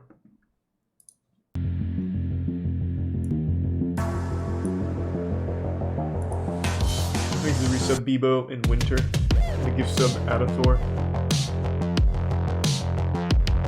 And the bits barely. On November 4th, 2021, police were called to a local park after a woman was seen lighting a porta potty on fire in La Crosse, Wisconsin. The woman was identified as 46-year-old Melissa Miller. Melissa reportedly removed toilet paper from a dispenser inside the porta potty and placed it on the toilet floor. Oh! She then lit the toilet paper on fire. Very smart. Not her first rodeo. Flame to erupt. Witnesses also said she placed other items on top to keep the fire going. A bystander confronted Melissa and put out the fire. The porta potty sustained significant damage. I'm sure we can Melissa salvage then it. sat on a picnic table and remained there until police arrived. What's the deal? Yeah. Yes, you know, park earlier? Yes. Okay. Well, I came down here and I'm cussing. Yeah. You know, Dr. Levi. What? So what happened? What's your problem with the porta potty? It's full of shit, and it's full of plastic shit, and that's what this shit's about. It's karma. True. Bitch. I mean, she's not wrong. So you're gonna light it on fire? Well, just, you know, proving the point. It's just plastic shit, you know. Water's in the bottle. You can't even fucking get a drink out of water bottle or no. You have to pay for damn water. What? I don't have no water. Salvation Army wouldn't give me a bottle of water. So That you shit. light a porta potty on fire? Just a little bit, you know. Put some toilet paper in Would a you bunch of shit. use your lighter? Yeah. And then the want toilet lighter? paper? Yeah, toilet paper. That's it. Later on toilet paper. There used to be a Okay. telephone pole there. Telephone booth. It was a portal potty, not a potty portal. A criminal mastermind. What was my intention? Just to Yeah. burn some shit. Just to burn some shit. That's all. That's shit, it? literally shit. That's nothing but shit. You said your name's Melissa, right? Yep, Melissa E. Miller. As far as the objective goes, that was certainly complete. Melissa Miller, 244. That's a mission accomplished. Get on her.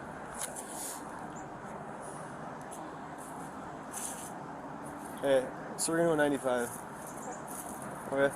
So you are gonna be placed under arrest, Melissa, okay? Are you kidding me? No. Go ahead and put your cigarette out. Why? Go ahead You're under arrest.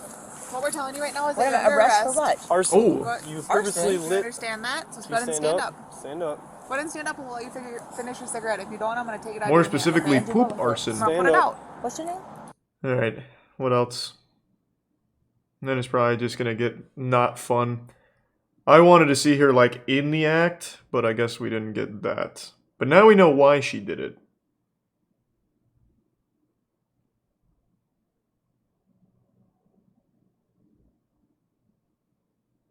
What are some other goofy ones here?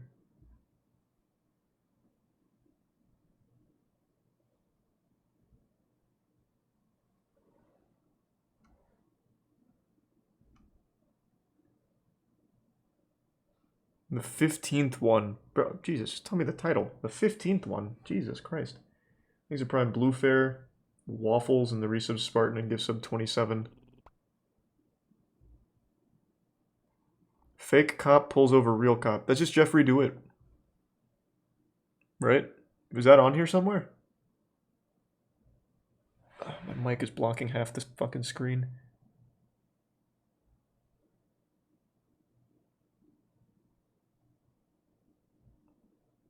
Man released from jail immediately steals truck outside police department. That's some GTA shit right there. That's how I handle things in that. Alright, hold on, I'm kinda curious.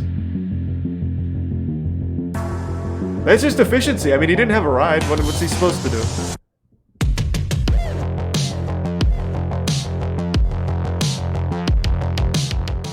Thanks for Prime, Jimmy. Yeah, we watched Watch Tech. The bear. Is there no audio?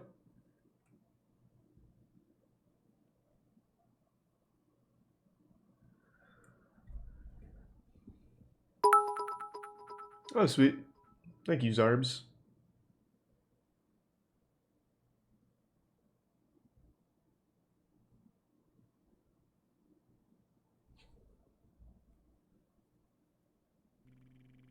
Thanks to resub, Edgar. 22, I'll call it.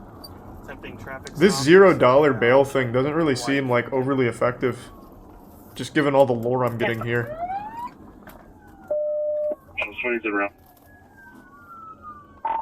Vehicles yielding white south of Via.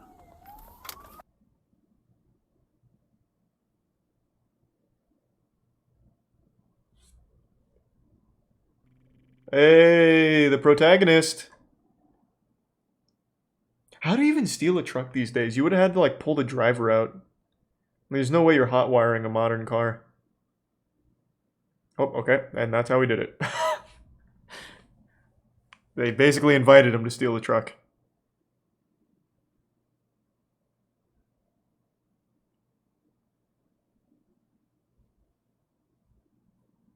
Hey, to be honest, that's just efficiency. Man probably just thought he got a gift. I'll call it. Attempting traffic stop. We're southbound White and Kendall.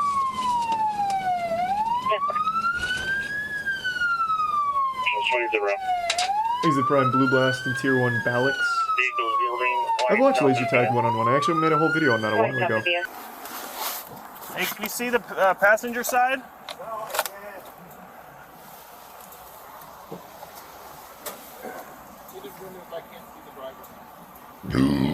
Driver, roll down your window! Hey, I'm gonna go around to passenger side. Exit Prime Gengar and the resub Kirisu and Willy.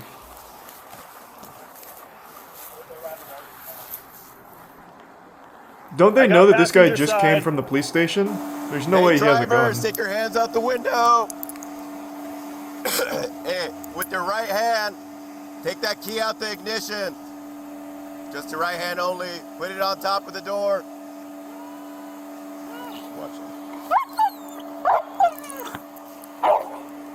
Exit Prime Lodi and the resub Kaiser. Quiet. Alright, stop. Interlace your hands on your Damn, head. that's some Harley Quinn drip right there. Get down to one knee. Get down to the other knee. Put your Did he hit feet the dog? ankles I have together. no idea. Hopefully not. Do not move. You understand? Ready?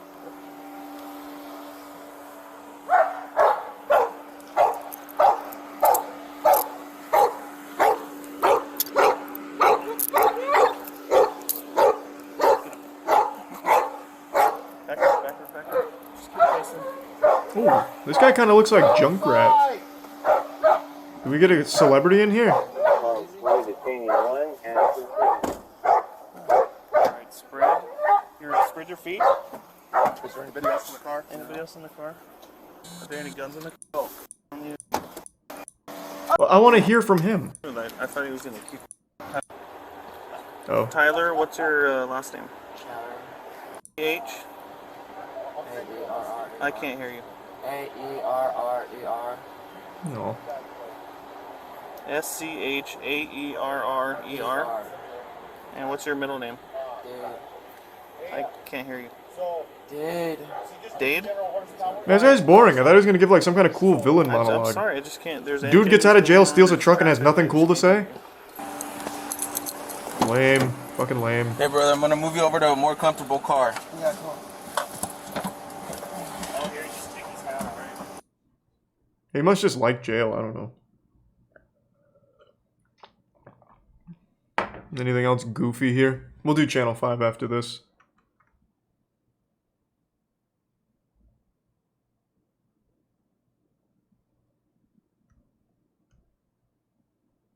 The worst drunk driving liar. I highly doubt it's the worst.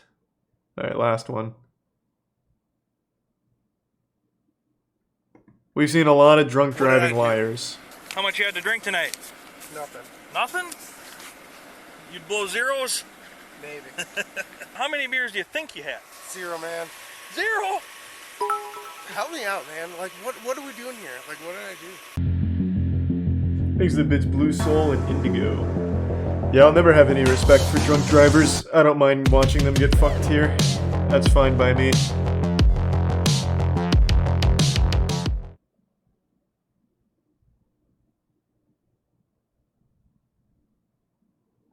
Why does it always start with no audio, then it comes in with like a full-blown, like, orchestra? Gross speaking, double P Paul. 877 Young Edward Paul. 877 Young Edward Paul. Here's a tier 1 Mucho and the resub May. We're already caught up on court cam. Oh, you have to wait. Oh, the audio turns on 30 seconds after recording starts. Oh. No excuse. We need to get that time down for my viewing pleasure.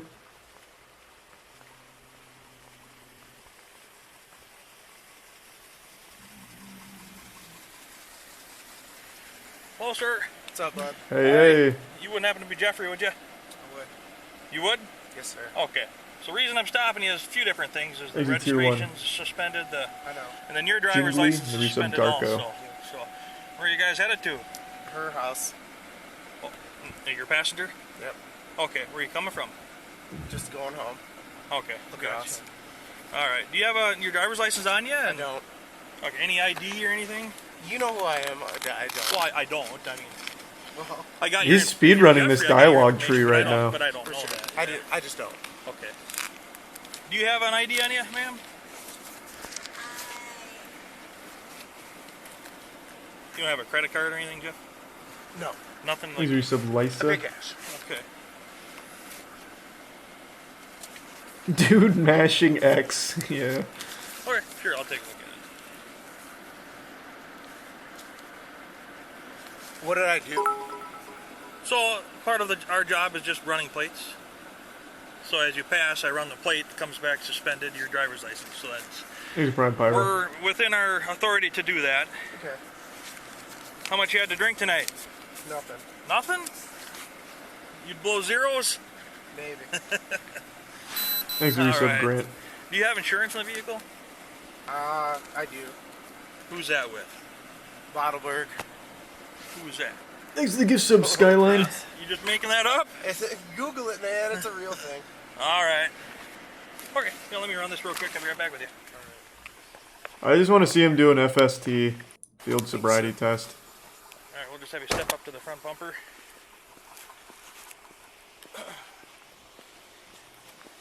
The cop is way too happy. You didn't have an ID in there, did you? Probably sat there doing nothing for 9 hours. Now he has at least something to do, I You guess. don't have one of those? Okay. Oh, hang tight right there. I'm just going to adjust this down here. FSTs are fucking rigged. Yeah, I know they are. Yeah, I know. All right. I'd fail one too, Check and I your haven't pockets drank when in you put your 3 hands years. Back in there if you want to. What do you got here? My puffer. Your puffer? Asthma. Asthma? Yes, sir. No, you do have a license.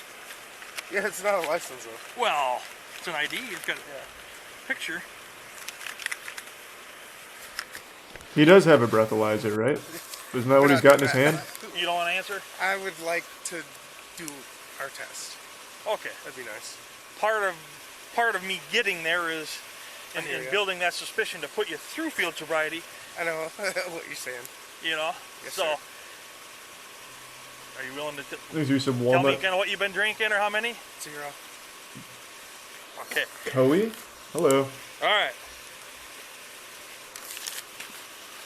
So, first test we're going to do then is the eye test. Yes, sir. You want to tip those glasses up there for me?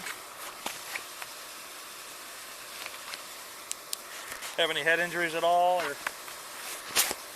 I used to fight. So, like, you like get an punched in MMA the fighter head. or something? Yeah, you get punched Okay. in the head for a living. Gotcha. Okay.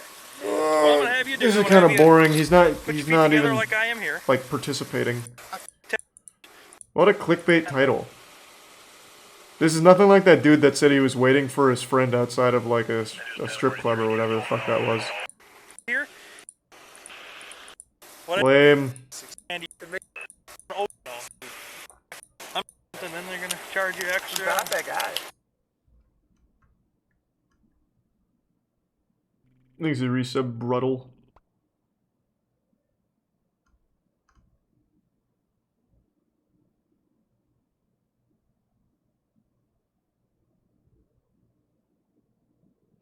Man asleep behind the wheel gets 7th OWI. Is that operating while intoxicated? Is that what that stands for? Alright, let's do some Channel 5.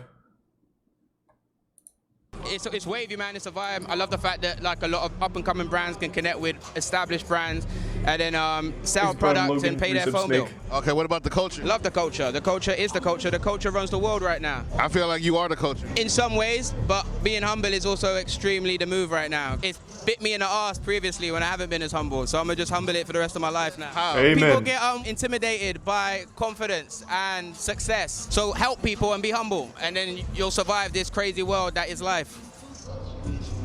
Right.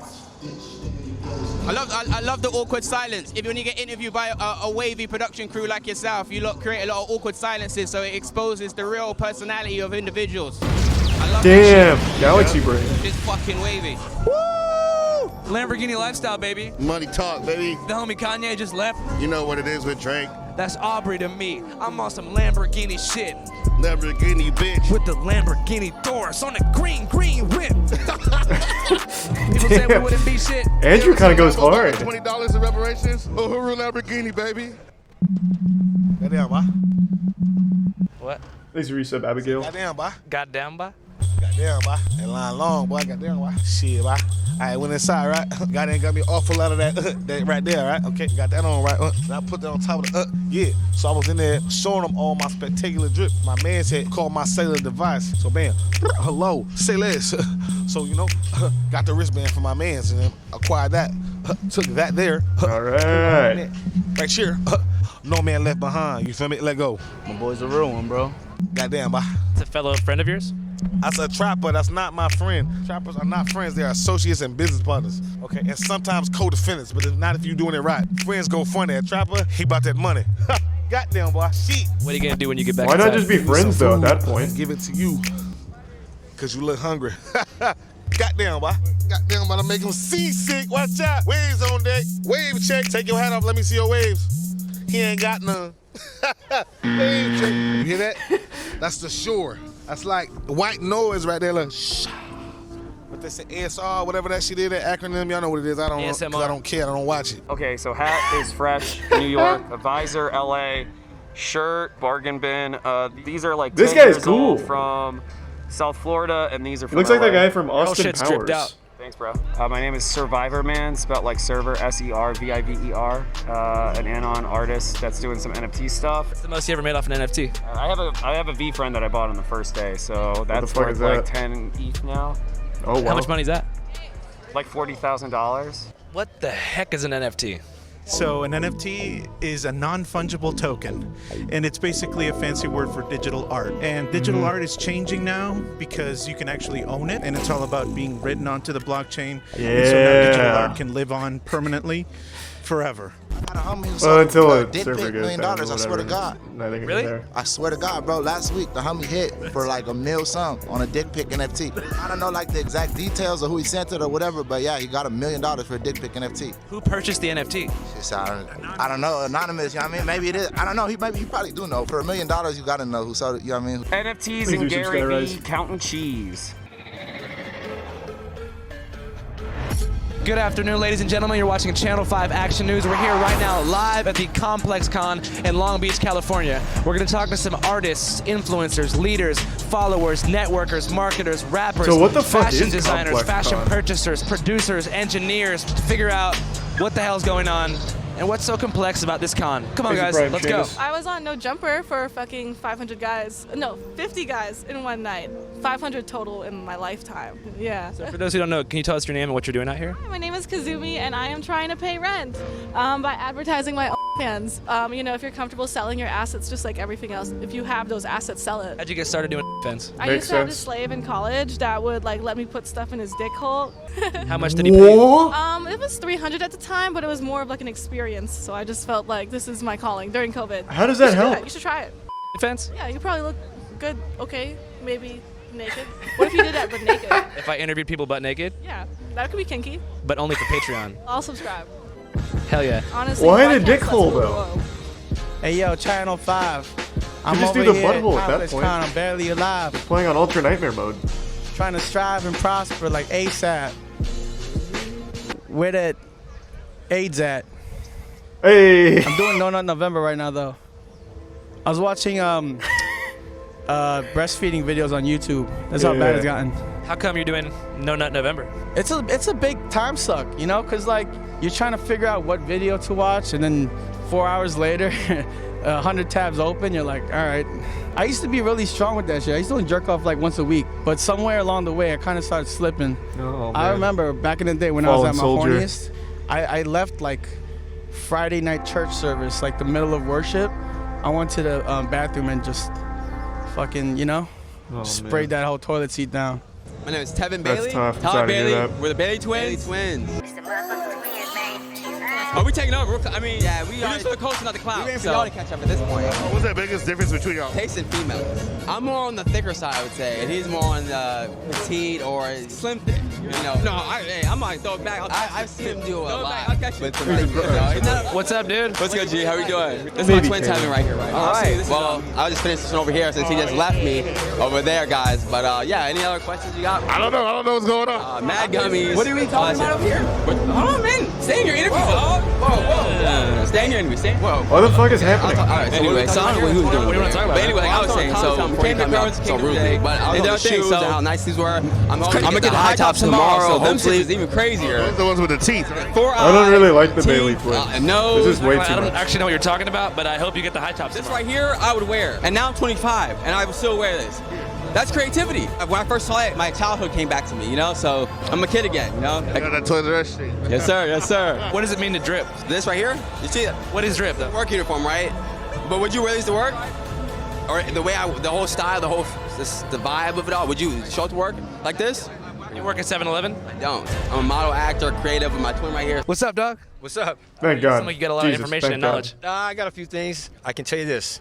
Everything that's going on, both politically, globally, is all planned. Thank you, bro. I appreciate it. Have a good one, dude. Thank you. My wife. Oh, shit. Can you tell us about your face mask? She got it for me, and yeah, I like it. I like it a lot. I got 2 masks today, but this one's my. Sit on my face, assholes live forever. Oh my god, that's so sweet, bro. That is so cute. What a healthy relationship they have. And he looks so happy. This Good one's for getting them. more. The men like it more than the girls do. Why'd you get that for him? Why not? Good point. Was it sort of like you're not really doing this enough? Like, I'm gonna get this for you so that every time you see yourself in the mirror, you're like thinking about the fact that you need to do that more often? No, I'm like, he's so good at it. I'm like, I want everyone to like try it. Like, go. Like I say, baby, go. Good at what? Like having girls sit on his face. You know, I just. What a deal. I give it TLC. You know, that tender love and care. Do you apply that elsewhere in your life? Like, do you have a business or like a passion? No business. Passion. Yeah, no, I'd say that's my passion. Yeah. Just having I'd people always sit say, on his face. Come sit on my face, baby. I see you also have an interesting shirt. Yeah. Who's that? Who's that? This is some Russian lady. Yeah, she paints like erotic watercolors. Sit on my face! How do you feel? What the fuck is up? Sit on my face! How do you feel about eating pussy? What? Sit on my face! He got more than he bargained for. Cool mask though, right? I think that maybe he saw your mask, and he thought that, you know, maybe he could be one of the people that. I mean, if he has a pussy, yeah. But my passion is pussy, not pussy eating, not. You could get teabagged like it's a Halo 2 lobby. I don't know. Why I not? respect the fucking shit out of you. What's your name? Nate. Do you have any nicknames? No. Do you want one? Sure. Nate Dog. Cool. Do you have any money? That guy's awesome. Yeah. How much? Not a lot. Like, how much we talking? Like 150. How much are the Kerwin shoes? I think like 180. So you gotta get 30 more bucks? Mm-hmm. What's the plan? Try to get 30 more bucks. You have any strategy for that? Not really. What's your cash? He'll probably find it on the I don't have ground. one. I have Venmo though. What grade are you in? 12th. You almost made it. Mm-hmm. You thinking you're gonna go to college or what? I'm gonna do a gap year. You gonna go to Europe? No. Thailand? No. You gonna get in a pub in downtown LA and just smoke hella weed? Yeah. Seriously? Sure. What's your budget for an apartment? I don't know. Okay, man. Well, you have a bright future. Thank you. Shout out Nate Dog. I'll see you in there, bro. Bye, Nate. So Silky basically is a part of our brand. It is basically an emotional support companion almost. Do they come in like different ages? Ages, sizes, skin color, different tones, different flavors, different genitals. He, she, they, their, because we're also going to be doing ones that are in wheelchairs, small people. We're doing animals. We're doing a whole Silky universe. It is actually an emotional companion. It's an emotional spirit. It's there to actually uplift your emotional intelligence. Yeah, really and truly. We're making history and her story. So what the fuck is Complex Con? Jesus Christ. Good God. What is this? Complex Con is a music festival. What? How is this a music festival? This is like a gathering of the juggalos. Well, I mean, obviously no one here's like a juggalo, but like I get the same energy. It's a pop culture conversation about what's important now.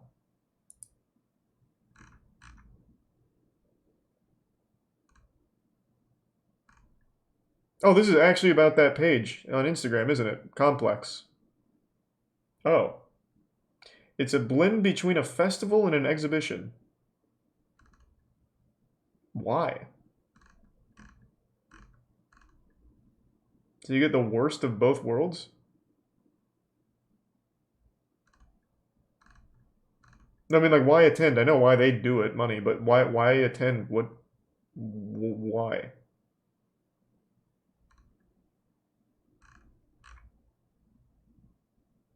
I guess you can watch the Lil Yachty concert. Has he made a song in the last 10 years? A bunch of brands went.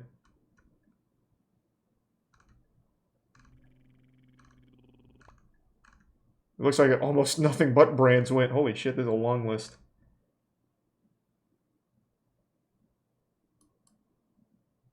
Yeah, this is like a corporate convention. Cool. What's going on right here? We got a rainbow. We got a creature. You want to sit down or something? Please resub sniper. Back here. Okay. I'm not gonna lie, I'm feeling really loved right here. We're gonna play Arceus tomorrow. Right here.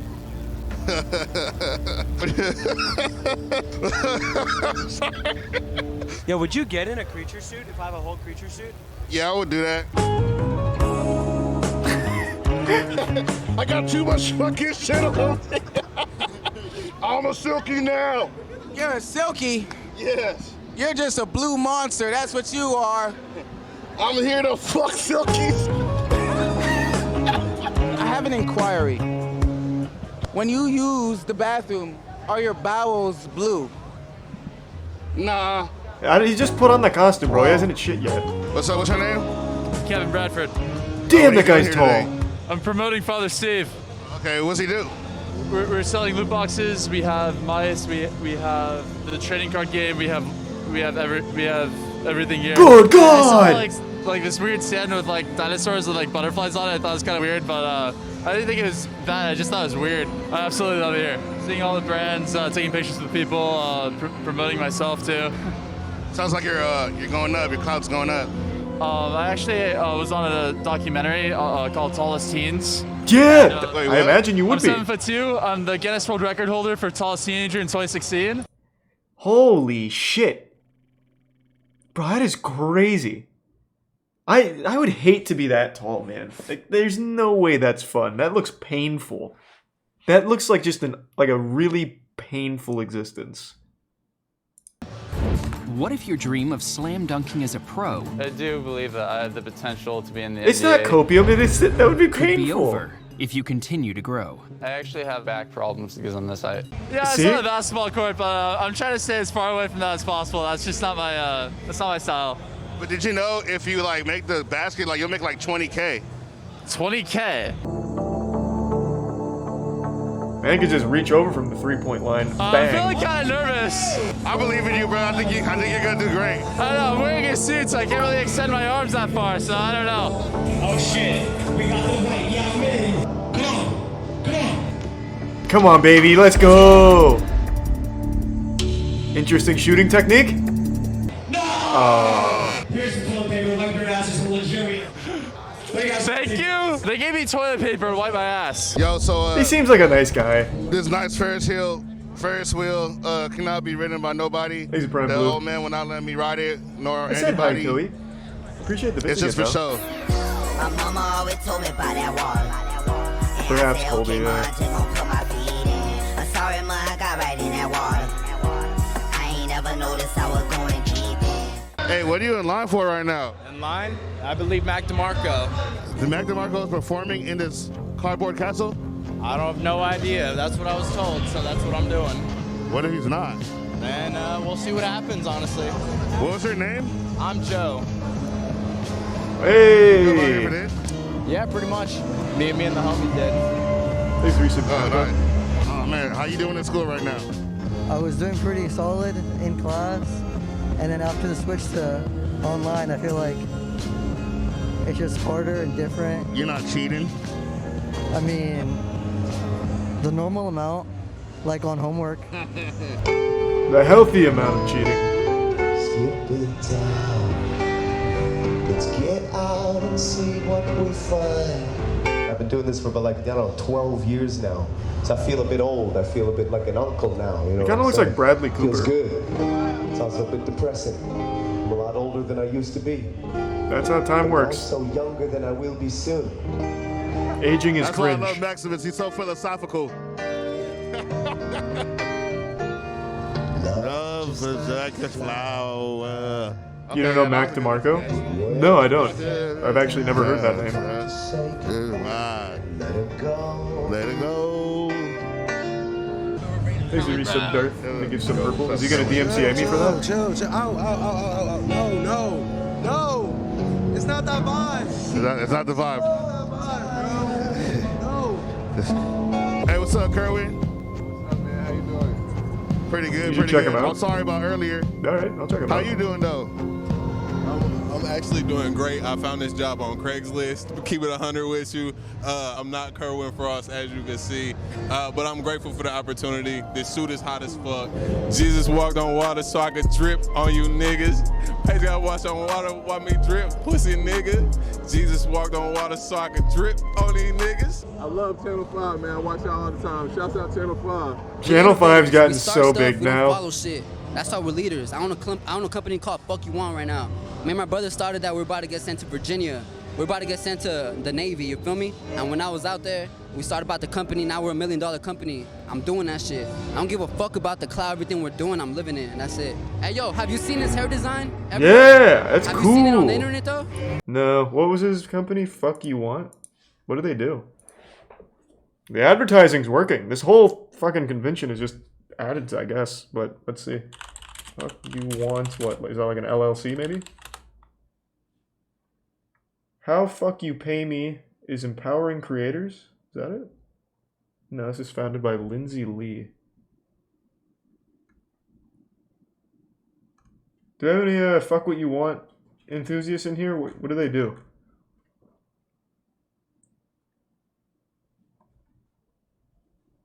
Maybe Instagram? Yeah, let me check that. Well, he said it's $1 million business. I don't think it's this one. This has 400 followers, and it's nothing but My Hero Academia.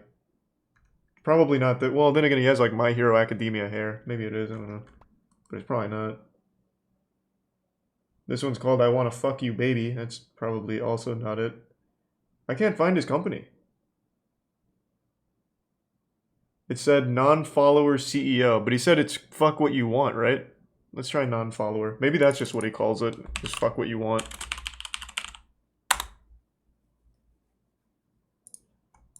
That didn't work either. No, it didn't work. Oh, it's fuck FUCC. Oh, thank you, Space. Okay.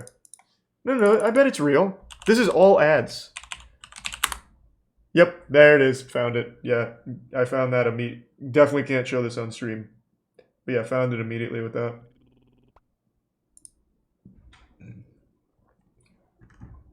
I don't know how much I believe the claim that it's $1 million business. They're at 18K followers on Instagram, and that seems to be the main source.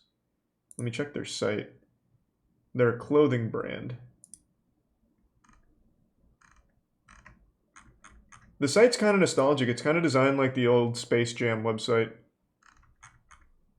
Or maybe I'm just not loading properly. I'm not really sure. But there's only 2 buttons. You can search, or you can click cart, and then there's this picture of 5 dudes wearing different clothes. I would say maybe we need to refine the Fuck You Want website. But again, I'm not the expert. I don't really know. The clothes look pretty cool though. Ask everybody where they got that shit from. Tell them where it started. They're gonna look at me, you heard? I like the hair. The hair looks sick. Oh, thank you, bro. Yeah, I appreciate it. It used to be purple. Okay, that's hard. Oh, where'd you get the idea for it? For the hair? I don't, it was just Halloween. So, yeah, we met some dude who said he invented the spider web. Unlucky. Oh, I know what you're talking about. I had a TikTok that blew up about my hair, and he's like, oh, this kid's a pussy. No way. I was like... You should fight him. They should fight. They don't own that shit, but yeah. No, it's hard. My friend called me the albino Dennis Rodman. And you ball? Not really. I'm working on a basketball court in St. Louis. Oh, for real? Oh, I love basketball. That's a sick shirt. Where'd you get it from? My friend Austin. Ass Pizza. Ass Pizza? Yo, yeah. Ass Pizza? He's dope. The brand name is Ass Pizza. I think like he just fucking just put it together, some shit like that, right? So. Do you like Ass Pizza? Mm-hmm. Can you give him a shout out? Shout out Ass Pizza. Who's Ass Pizza? I don't know. You just heard of him. I don't know why you wasting your energy getting mad. Wait, this is working. These are great brand names. Do we have any Ass Pizza fans? Hold on a second. Man, I need to get younger. I need to start like actually fucking like getting in the mega mix here. Fucking 27, but now I'm feeling like I'm 90. Never heard of Ass Pizza. It's another clothing brand. Man, what is up with these websites? This is the same thing. There's only 2 buttons. There's home and view cart and a picture of 2 different hoodies. Man, we gotta work on this. Boys, we gotta streamline the Ass Pizza site here. This is not gonna work. We gotta up that shit. About to get some head relaxed. We take a trip to the woods near the farm, where I'm humping my chick outside and getting mosquito bits on my arm. My name is Austin. People know me as Ass Pizza. I make clothes. Why do they call you Ass Pizza? That's just my Instagram name that I have for a long time, and now I'm just stuck with it for life. I don't like to associate with pizza or ass. You don't like pizza? Pizza's delicious. Do you like ass? Yeah, I love ass. Fair. Can you tell us about your face tattoo? You know, one day I just said, fuck it, man, I'm gonna get the face tat. I didn't really think about it. I was at a point where I was just like, fuck it, man, you know? I didn't feel part of this world, so I was like, I'll just get a face tat, you know? Well, I wanted to see all those. I was kind of focused on this one down here. Is this from Evangelion? I didn't watch enough to know for sure, but I'm pretty sure that's like one of the girls from it, right? And this is Spaghetti Boys. I think this is Santa Claus, kinda? I don't know, I'm not sure. So who is this? No, this is not from Evangelion.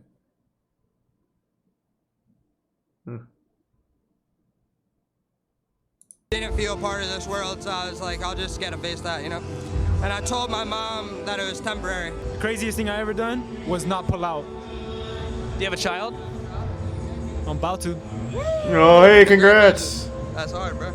I go by Holy Barber, if anybody wants to follow me on Instagram. Yeah, it's like, I wouldn't tell anyone to go get a fucking face tat, you know? It's just like, I feel like nowadays, like, you could still get a job and shit, you know? Like, I feel like no one actually really fucking cares about it, so. Alright, yeah. I gotta handle something later, but it's fine. What's going on? Just this guy talking shit, man. You know, I deal with haters every day, but it just... Well, what? Fuck it. I understand, bro, you know? Wait, how does he handle it? I started a lot of this shit, you know? But I'm just a humble, nice guy. Does he just beat their ass? I really don't give a fuck about it.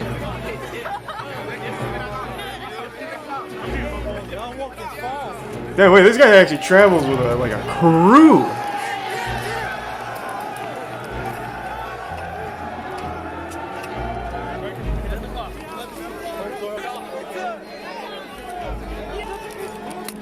Damn! There's a lot of kids here that are just sort of like willing to sacrifice themselves and everyone around them to get close to people like you. How does that make you feel?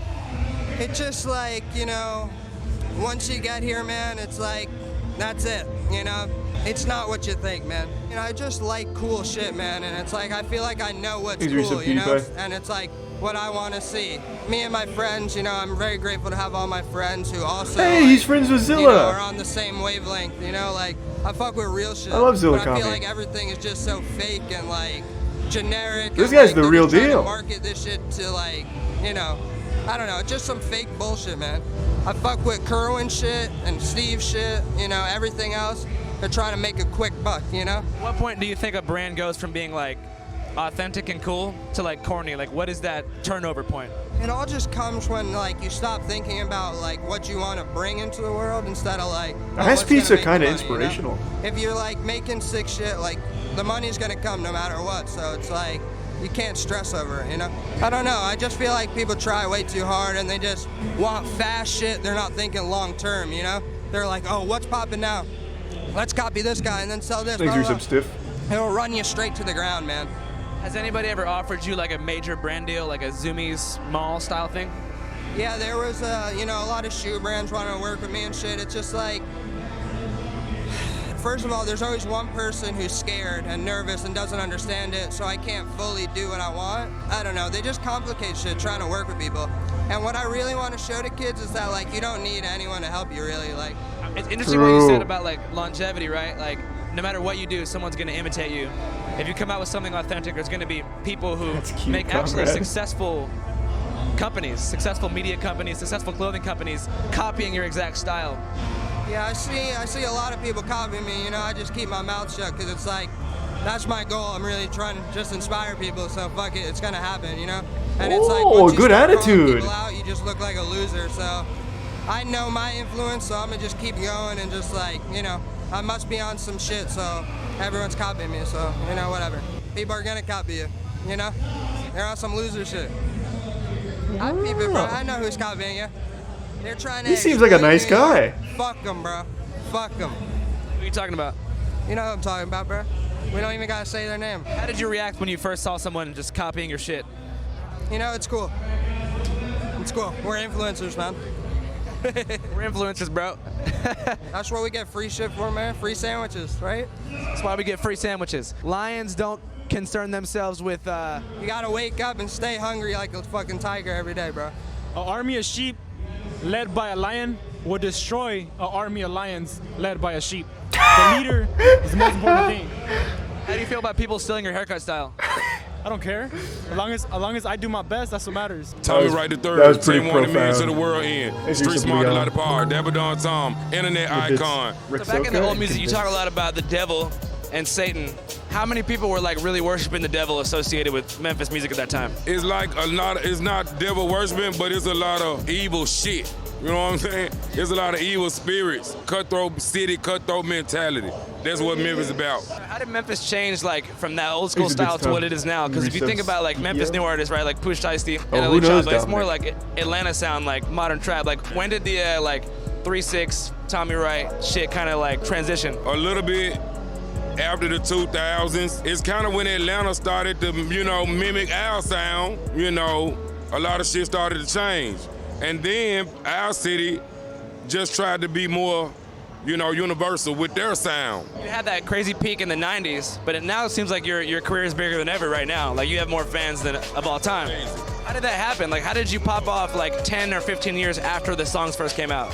Let's say what it is, man. Soundtracks and new rappers wanting to sample. Like your shows in New Orleans is like 150 Fair. skaters, all that shit, like moshing. Did you ever imagine when you first made those songs back in the day that I never thought that. But you know what? Gangsta walking is a lot like moshing, and that's what we do. Cause we got that same energy, that same shit, that same pushing. We did that shit without a skateboard. My name's Guabdad 4000. I'm a fan of yours. Hey, we just another watched some fan. shit that you did, and OGZ was in it. I was on my ass laughing the whole time. He's QAnon. And you niggas is hilarious. And this suit is crazy. Do you wear a bad suit on purpose? Yeah. I figured. Where you get it from? Goodwill. I figured. You gotta watch out for mothballs, man. Mothballs? Who's mothballs? They be using them in Goodwill for real. Yeah. Why is it dangerous to have mothballs in your clothes? I said just watch out for them. I didn't necessarily merit any danger. I'm sorry if you felt that from my tone, King. Am I didn't. being too aggressive? No, I don't think so. Damn it, Guap, stop doing that. Huh? Did you cop any cops today? What did I actually spend money on? Oh, I bought some shoes. Bro, you have like 9 bags. What do you mean? I like my music too. I like your music. I like your confidence. I like your creativity from without the music. I follow your stuff. Thank you. It's ill. What's your name, dog? Kosher Dills. Tight. I'm running a marathon tomorrow. Oh, that's why you got the whole shit going on. Well, is it a purpose? Hey, thanks for the raid, Liana. Hope you had a great stream. Coming off of a big run off Thanks for Prime Horror Movie. rapping with Fat Joe in a rainstorm, and I felt that internet. Nigga, I've been seeing you. I've been seeing you. I damn near follow you. Man, everyone just is like a bunch of friends here. Everyone knows everyone. I really appreciate the raid, Liana. You're welcome. Nigga, you still got the umbrella? Yeah. Well, that's kind of weird. Check it out, all right. Beatbox, rap and fly like a half the guy. I use 5 hands on my finger, channel 5. Do you know my rap flow? Do you know why I'm holding umbrella? It's me mimicking what happened last week at MSG with Fat Joe. I was rapping in a rainstorm. He's like, hey, bro, can I rap with you? I'm like, okay, dog, but you need an umbrella because you don't want to get real wet. I used to have hair on my head. It was impossible. Back in the day, they fill the microphone with follicles. I do it on the fast track. Right through the pass track. And other people say, yeah, what's the cash app? So send money now and don't act so funny now. And Channel 5, I hope you guys like my fucking style. And if you don't have any money to borrow, send a cash app to someone else, and I'll see you guys tomorrow. Cash App, the best subject to incorporate into your freestyle rhyme scheme to impress people who went to the Complex Con. Guy kind of went hard a few months ago. For a minute. Use code Channel5 for a free $15 for new users. I have my AirPods. I'm gonna listen to your music while I run. Put you on my marathon playlist. Thank you. How many miles is the total marathon? 26.2. Woo! But you still ain't said why. I think you need to have certain different kinds of music. Like in the beginning, you don't want to be too gassed Not up. about music. Why is you running for 26 miles, nigga? I love running, man. It's like a journey in life. So Life much is a that marathon. you need 26 miles of it? Yeah, you need more, really. Seems a little bit excessive. Channel 5, love y'all. I haven't seen this man in Everyone's probably 4 so years. nice here. 4 years, but old friends. Been a minute. Coach Dill's in the fucking house. We go way back with a guy named Tom Catchinson. Tom Catchinson? Yes. Thank you, man.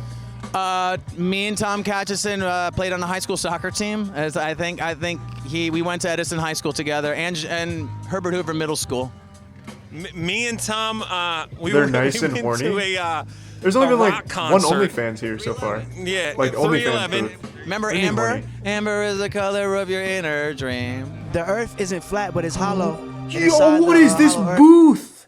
What? Was that Toon Summon's skull in the Millennium Puzzle? Damn. What? Why are we just now getting here? Fuck, I should have gone to Complex Con. Look at that shit. And inside the hollow earth, there's like giant octopus. I believe that there's water above and below us, and it's giant octopus. Come on, man. We're talking about Yu-Gi-Oh. How'd you Stop. learn about the octopus in the earth? We don't I need was the on acid reptilians one in day, Hollow and I Earth. thought about it, and I was like, if you watch The Matrix, the robots is octopus, and then I realized that the earth is more water than anything. How can we get in touch with the octopuses? You just gotta use your third eye and meditate. I tell everybody, don't get the vaccine. What does that have to do with the harder to octopus? talk to the octopus? Good one.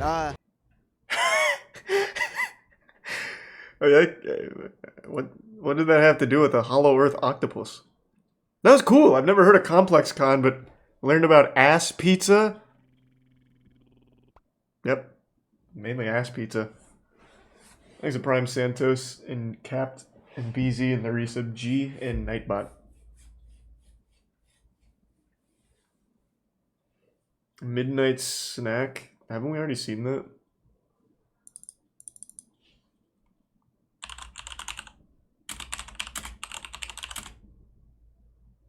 Hold on. Just in case. I don't think this is a toss thing. And we absolutely did see this. You recommended this channel last time, bro. We've seen it.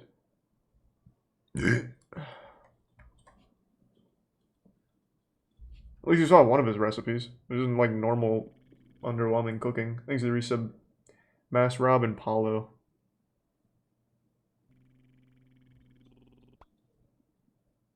I did see that, Butts McGee. It was pretty cool. Have you watched The Cringiest Guy on TikTok? And that could be anyone, but sure, let me check.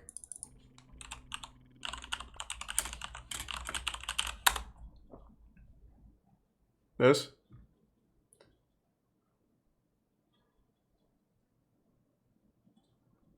I mean, yeah, it's gonna be like a million different dudes. I'll pass. Thanks, Resub Ghostly. And Zandies. Average TikTok user? I guarantee it's just gonna be like those, like, thirst trap guys. Or I guess this guy. People that just excessively waste, like, a bunch of food. Like, throw it on the floor.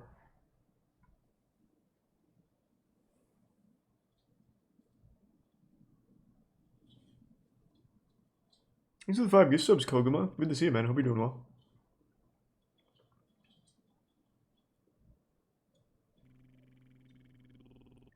Yeah, we already watched the anti-work mod thing.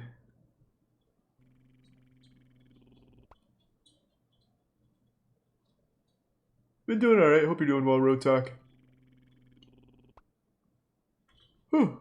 It's the first one. Yeah, I mean, I can already tell it's just gonna be like that, like sticking tongue out and all that shit. I'm not super interested in it. It's your sub JC. Just weird. Uncomfortable.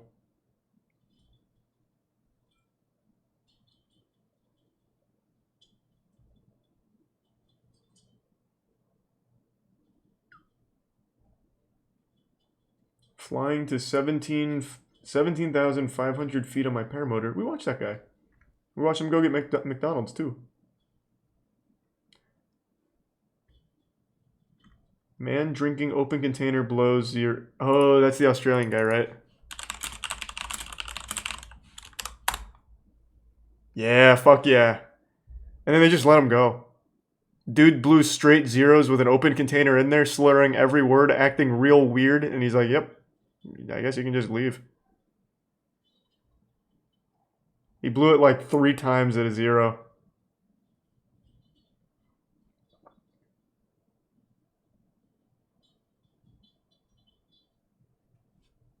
Have you seen those analog horror videos? Yeah, I just don't like them. I don't like analog horror. It's just boring. I like aggressive horror that's super goofy to laugh at. At least that's fun. Analog horror is just a bunch of nothing. Broken breathalyzer? Yeah, it had to be.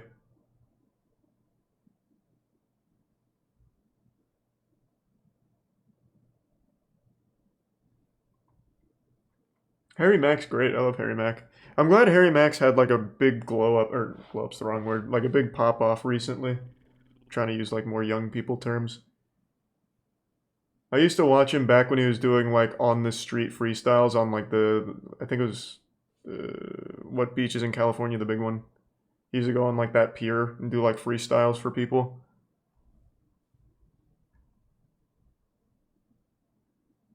Thanks for 5 gift subs, Rice Ball. And the gift sub JM. Thank you for that, Rice. Venice, yeah. I think he used to go on the Venice Beach area and do like freestyles for people, if I'm remembering right. It was a long time ago. I don't know if he still does that.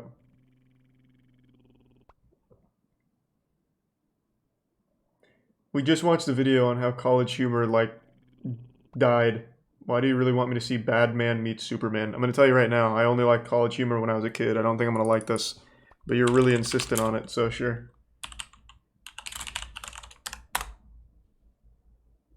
Oh, I remember this. I forgot it was called Badman. It's actually not called Badman. You keep typing Badman. It's just called Batman.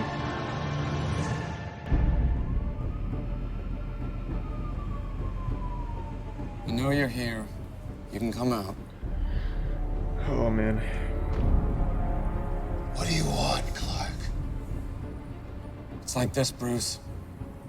Sooner or later, somebody's gonna ask me to bring you in. Someone with authority.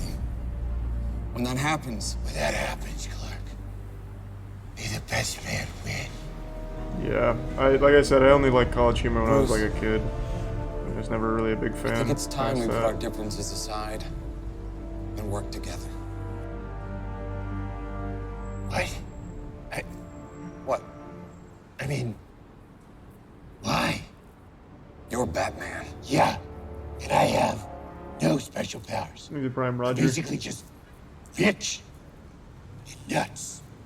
Rich and nuts. Bruce, your scientific mind alone Is completely useless when we have a man that bullets literally bounce off of. Your fighting skills. My main nemesis is Bane. Basically just a roided out jock with a gas mask, and he straight up broke my back. You could have taken him down with one hand, and with the other hand, he could have just jerked you.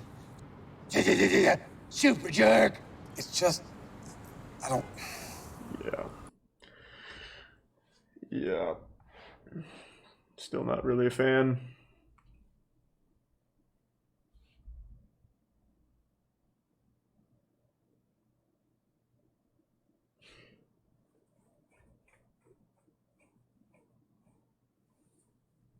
Didn't age well. Like I said, man, all that like golden age of YouTube shit is you're misremembering. It's rose-tinted glasses. You were just younger. That's all.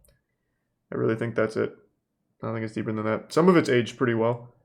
Like there still are some classics that are good, but oof. Inside a $6 million Orlando vacation home. Thanks to Risa Bryce. What makes it so special?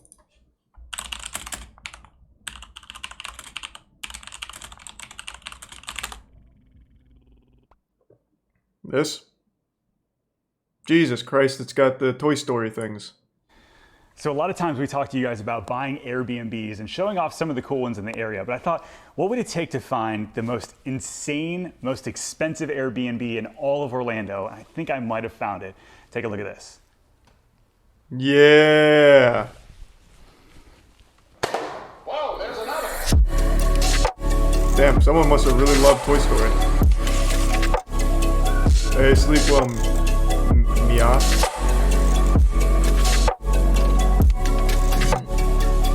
No, you don't have to apologize, barely. Top one, or not up there, but here. Ready? Okay.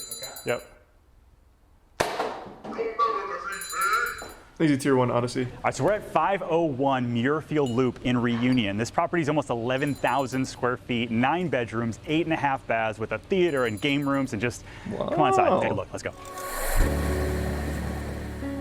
So why'd you want me to see this? Just for the Toy Story shit?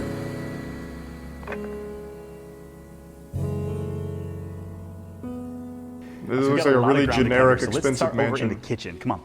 So the cool thing I like about this house is that the developer spent a lot of time and money, not only just on the themed rooms we're going to show you later on, but really just throughout the entire Those chairs look house. like shit. Every single spot is really just like on the highest degree of quality. Everything from the Sub-Zero hidden cabinet finishes on the fridges to the Wolf 6-burner. That's a with rich the skillets 5-year-old. And it's just insane in terms Yeah, of this is where the little Ryan's features toy that they reviews put throughout lives. here to make this house as fantastic, whether you're gonna make this your second home or you're gonna use it as an Airbnb.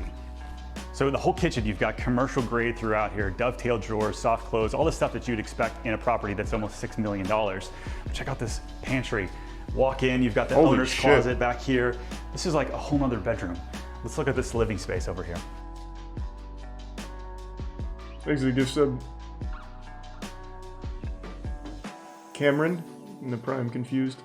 2, 4, 6, 8, 10, 12, 14, 16 people in this living space. And so the great thing about this house is, I mean, it's almost 11,000 square feet. And so if you like to entertain, you've got a big family, there's plenty of space for everybody that's traveling with you. You've got living space here, and then as well as the other bar on the other side. Let's take a look at that. Yeah, I mean, this place is pretty generic. You and guys nothing here at like this house, if super you bring interesting in about somebody to help you cater or a bartender at night, I think about the parties that can happen at this house. If you were to purchase this home, it could be pretty cool. So you've got a space here overlooking the amazing golf course. Show me the Toy Story shit. Oh. It comes with its little own arcade. Oh. That's cool. Bedroom. High house. Let's give you a couple examples. Right, so check This this out. is like a laser You've got tag all of these course. targets all around the room. Cool thing. And I'm sorry. Put this up that are not.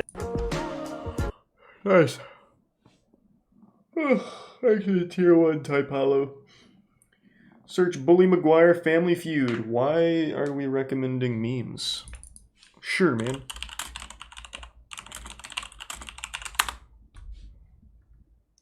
Ooh. Here we go. Which one? A good old YouTube poop, eh? Welcome back to the feud, everybody. Hey, everyone. I'm gonna ask to 5 questions in 20 seconds. If you can't think of something, you just say Stop pass. lecturing me, please. Toby. All right, come over 200 points. Look right there. Tell them what you're going to win. The staff job. Double the money. All right, you ready? 20 seconds on the clock, please. If you were a stripper, which superhero's name would you use? Spider-Man. Name something that gives you the chills. My back! Name an insect that flies. Little Goblin Jr. Thanks to Name the something Bits in your Twitch house TV. that creaks. This damn door! How many days have you gone without bathing? 3,000. All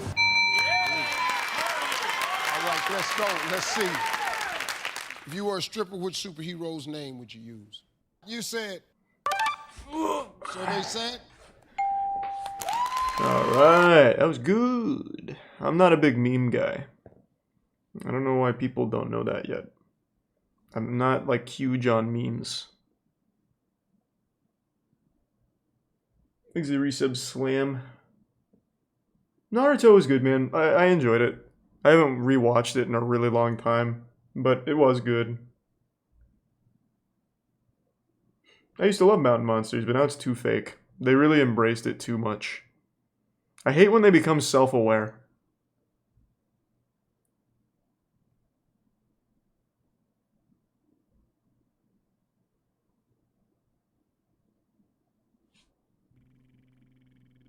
There's the Prime Mutant.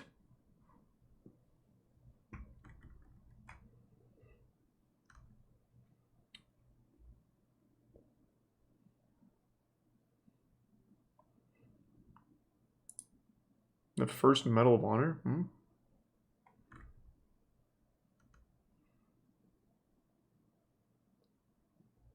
Diving into the melted down Chernobyl power plant.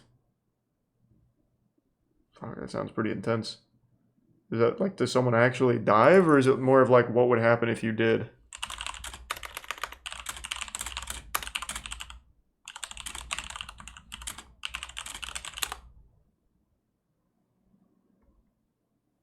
Yeah, it's more just speculation.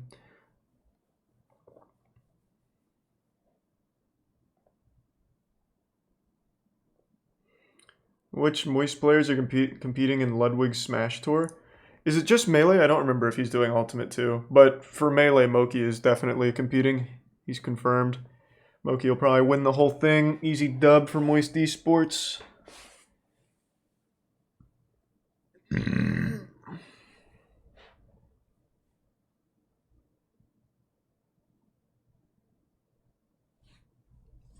Look up the Operation Paul Bunyan.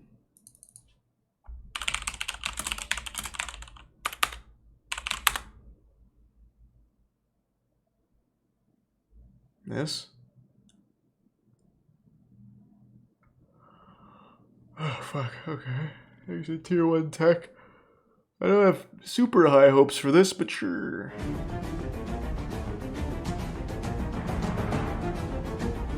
(1945), Korea, which had been a colony of Imperial... Oh, wrong one. The third one. What? So is this just going to be the story of Paul Bunyan?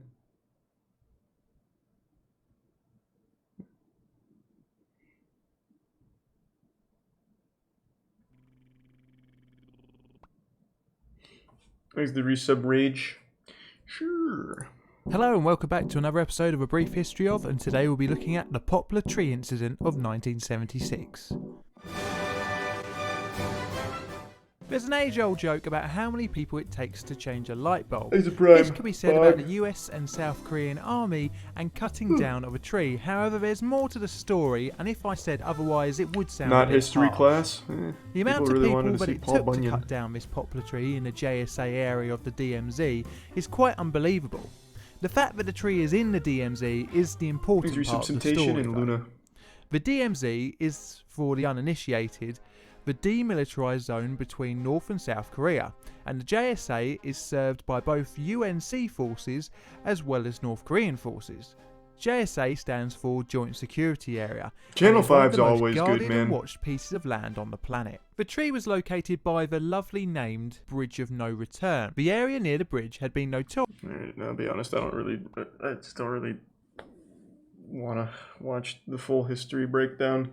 I'm sure it's an interesting story, but it's just not what I'm looking for tonight, man. Thanks, Risa Persephone. Yeah, I know the flash pit thing. Why are people recommending, like, memes and actual history?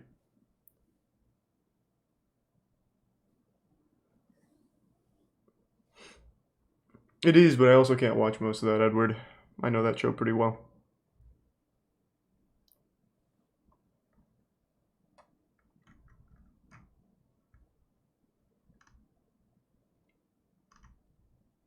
The worst horror movie ever made.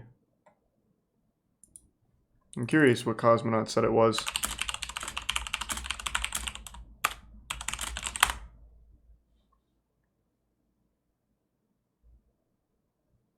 I'm not gonna watch the whole thing, but I'm curious. What is it? Which horror movie is it? Can someone tell me? Because you just reminded me of something that I wanted to check out.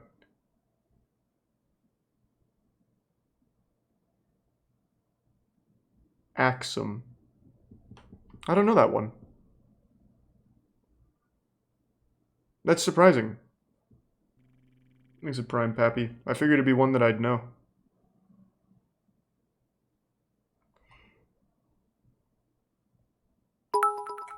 Watch One Pot Chef. Nope. This is just real cooking. What the fuck? Alright, let's just watch some normal cooking. Today I present to you a no-bake chocolate dessert that is as easy to make as it is to eat. Literally the most complicated kitchen skill you will need to make this recipe is stirring. If you can stir, you can make this. It's simple as that. Well, I hope you enjoy my no-bake chocolate crunch cake. That looks pretty good. Chef. Wow. I can use a single pot. First things first, I've got a large mixing bowl, and into that I've got 500 grams of plain sweet cookies or biscuits. In Australia, you're looking at something like milk arrowroot biscuits. If you're in the UK, digestive biscuits. If you're in the US, we're talking graham crackers, or any plain butter cookies or sugar cookies will be fine. And what I want you to do is Crush just that using your shit up. hands, I want you to break them up into small pieces. Like you can see they're not crushed into powder or anything like that. They're just in little small chunks. Now, you don't have to be too precious about this. They don't all have to be perfectly sized or anything like that. I would recommend that, like with this, I'm using digestive biscuits today because they're starting to become more common here in Australia. This is going to be good cooking. I'm sure it's going to be fantastic. Definitely not at all what I'm looking for, but I'm throwing them on anyway.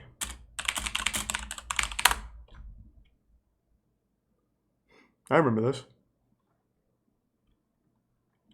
I don't know if I can watch this on Twitch. This is from the porno, right?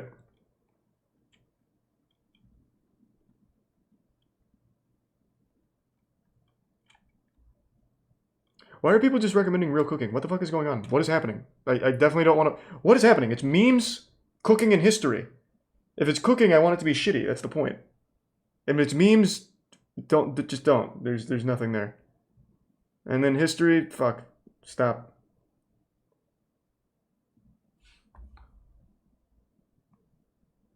What is going on? I mean, I've already seen that, York. I haven't checked in on a current affair in a while, yeah. Thanks, Resub Pigeon.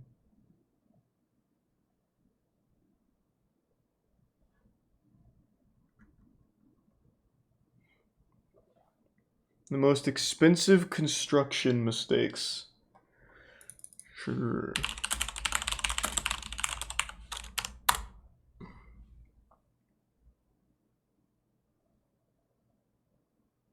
What is the difference?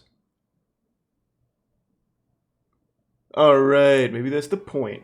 Human mistakes are almost inevitable and happen every now and then. Human mistakes are However, cringe. You might think that large construction megaprojects are very carefully thought out.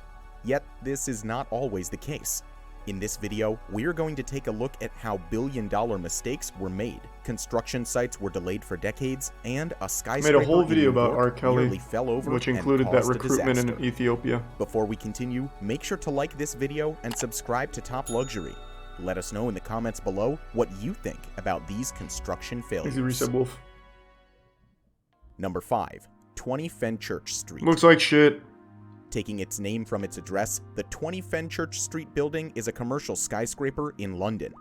The building was sold to a Hong Kong manufacturing company named Looks like a Wobba Fett for around $1.8 billion, which is a record price for a single building in the UK. After its completion in 2014, the skyscraper was not only referred to as a walkie-talkie due to its distinctive shape, but was also named the ugliest new building in Great Britain. Yeah, it's pretty ugly. However, the real problem with the building was elsewhere. At 20 Fenchurch Street, a comparatively not so expensive but unusual mistake was made in the planning process. Similar to many modern skyscrapers, the walkie-talkie has a large glass front that reflects the sunlight.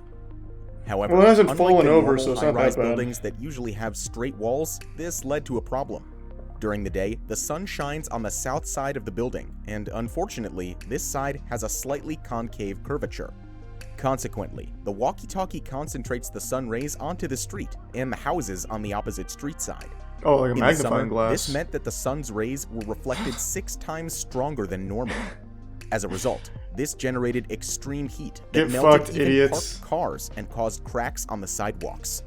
In a Sky News video, a reporter fried an egg across the street using only the reflected sunlight. Jim Watterson is That's a pretty reporter cool. on They Sit created a Down. little, He's just a cooking little up some weapon. lunch here. I can't even lift it up. It's actually that hot. He's just baked, fried an egg here on the streets of London. He's just putting that in there for his story. It is so hot. It is so hot. The building's architect, Raphael Vignoli, also designed the Vdara Hotel in Las Vegas, which had a similar problem with sunlight reflection. Creek. In an interview, he Can't mentioned click that links, horizontal Skyler. louvre windows Yeah, on the that's not what south it's side called. should prevent this problem. However, they These were are kept. removed at some point during the planning process. Vignoli also said that he didn't know it was going to get that hot, and when he first came to London years ago, it wasn't like this. In the Why end, do people a hire this guy? sunshade His was buildings look installed, terrible. which ultimately Dude fixed sucks. the problem, costing around $14 million. Number 4. Stuttgart 21. Stuttgart 21 is a giant railway megaproject in Germany. The project is one of the most interesting construction sites in the country, as an entire train station has to be rotated by 90 degrees. Previously, the station was a terminus, which means that trains had to leave the station in reverse. This costs valuable time, which is why the government decided to transform the train Man, this station graphic into a is cool. transit station. This way, the station can be part of a continuous 1,500-kilometer-long high-speed rail line that connects Paris, Stuttgart, Munich, Vienna, and Bratislava. When construction began in 2010, it was planned that the Stuttgart 21 should cost no more than $5.4 billion, Oh, pretty cheap. with a completion Basically date in free. 2019. However, they failed miserably to achieve either of those two goals. The project's completion has been delayed numerous times due to various There's a Prime reasons. Robot, As of now, Buffalo, it is and expected Resub that the train Table Cat. station will open at the end of 2025, more than 6 years later than initially planned. In addition to Is that the protests fail? by many Germans and environmental activists, Stuttgart 21 was further delayed due to difficulties with the tunnel construction. Nearly 60 kilometers, or 37 miles of tunnels, have to be built to connect Stuttgart's new station with the existing rail network. Unfortunately, a special type of soil which swells once it comes into As you contact said, with never know water in whining. makes the work very challenging. This could lead to the problem that the tunnels have to be renewed over and over again. Another surprising but comparatively not so bad problem occurred in 2017. Due to the construction project, thousands of strictly protected lizards had to be relocated on Aw. the route from Ulm to Stuttgart. The project management has estimated that this incident will cost $18 million. Oh, that's nothing. No, In that's some free. difficult cases, the responsible company has charged costs of up to $10,000 per lizard. In addition to the delays, the costs for Stuttgart 21 will be at least twice as high as originally planned. Independent estimates even make suggest it? that the cost could soar to nearly $12 billion by the time the project is completed. What's the fucking Number point? 3. Citigroup. Alright, that's plenty of architecture failures for me. Thanks to the resub aluminum. Pope is a hologram video.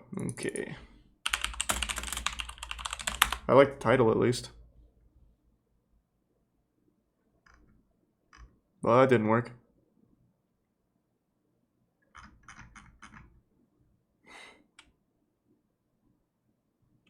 I don't know where it is.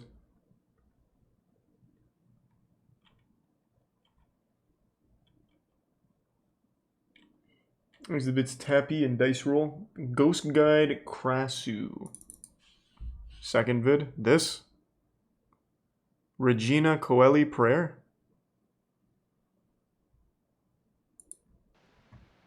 Oh my god, it's 17 minutes. You said it would take 30 seconds.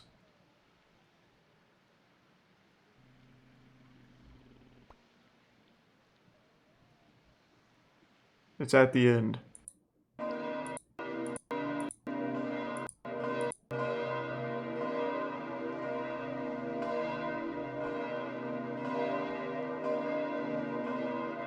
Okay.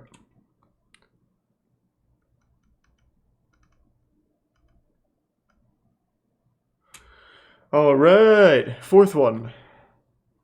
Pope Francis breaks free from the woman's clutch. I've seen this. This is not him being a hologram. A woman just like yanks on him.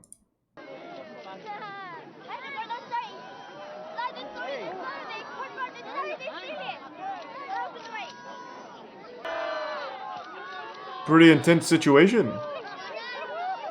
Pope laid it down for a second, brought that holy hand on her.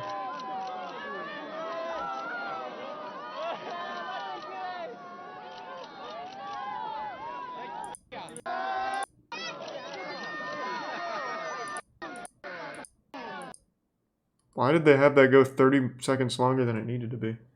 Thanks for you said Punk and Culpepper. River Monster. River Monster isn't bad. It's just, I don't know, it's not like that exciting.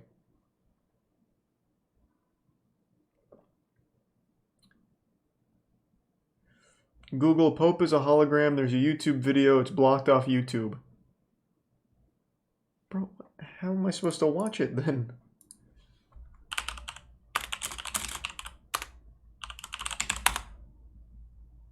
Video shows Pope disappearing into thin air. This?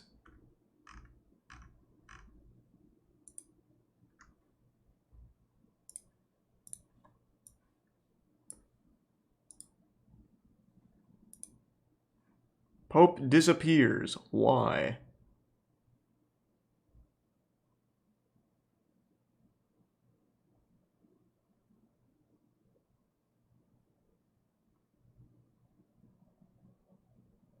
Fuck, alright. I knew it. I fucking knew it. Dude glitched.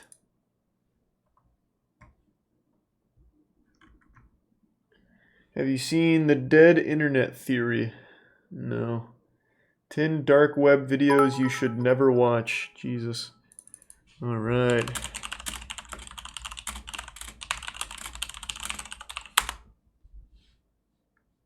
Oh my god, it's chills. No, I can't. I literally can't. Thanks for resub. Crumb. So what's the dead internet theory?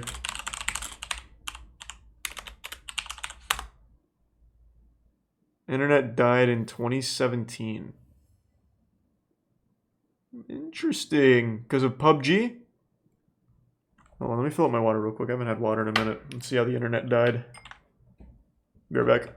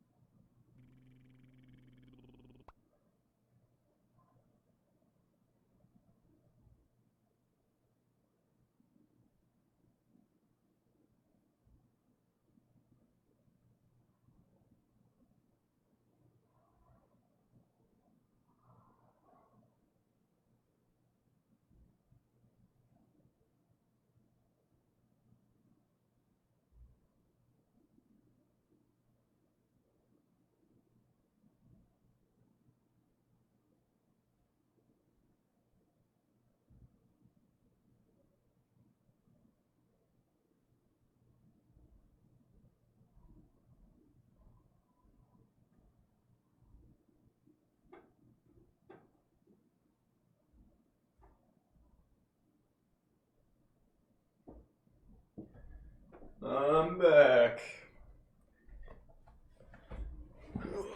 Let's do some Sean. Cooking with matches.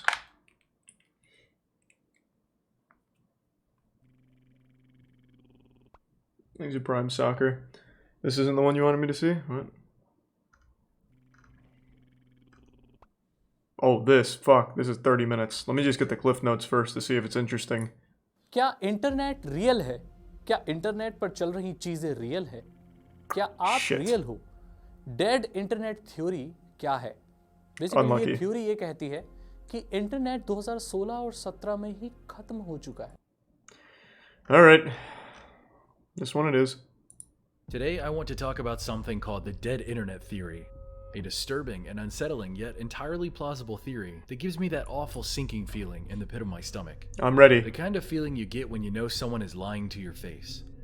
The kind of feeling you get when you connect two formerly unconnected points in your mind, and their newfound connection gives you chills because you didn't want to believe it, but the truth is too obvious to ignore now.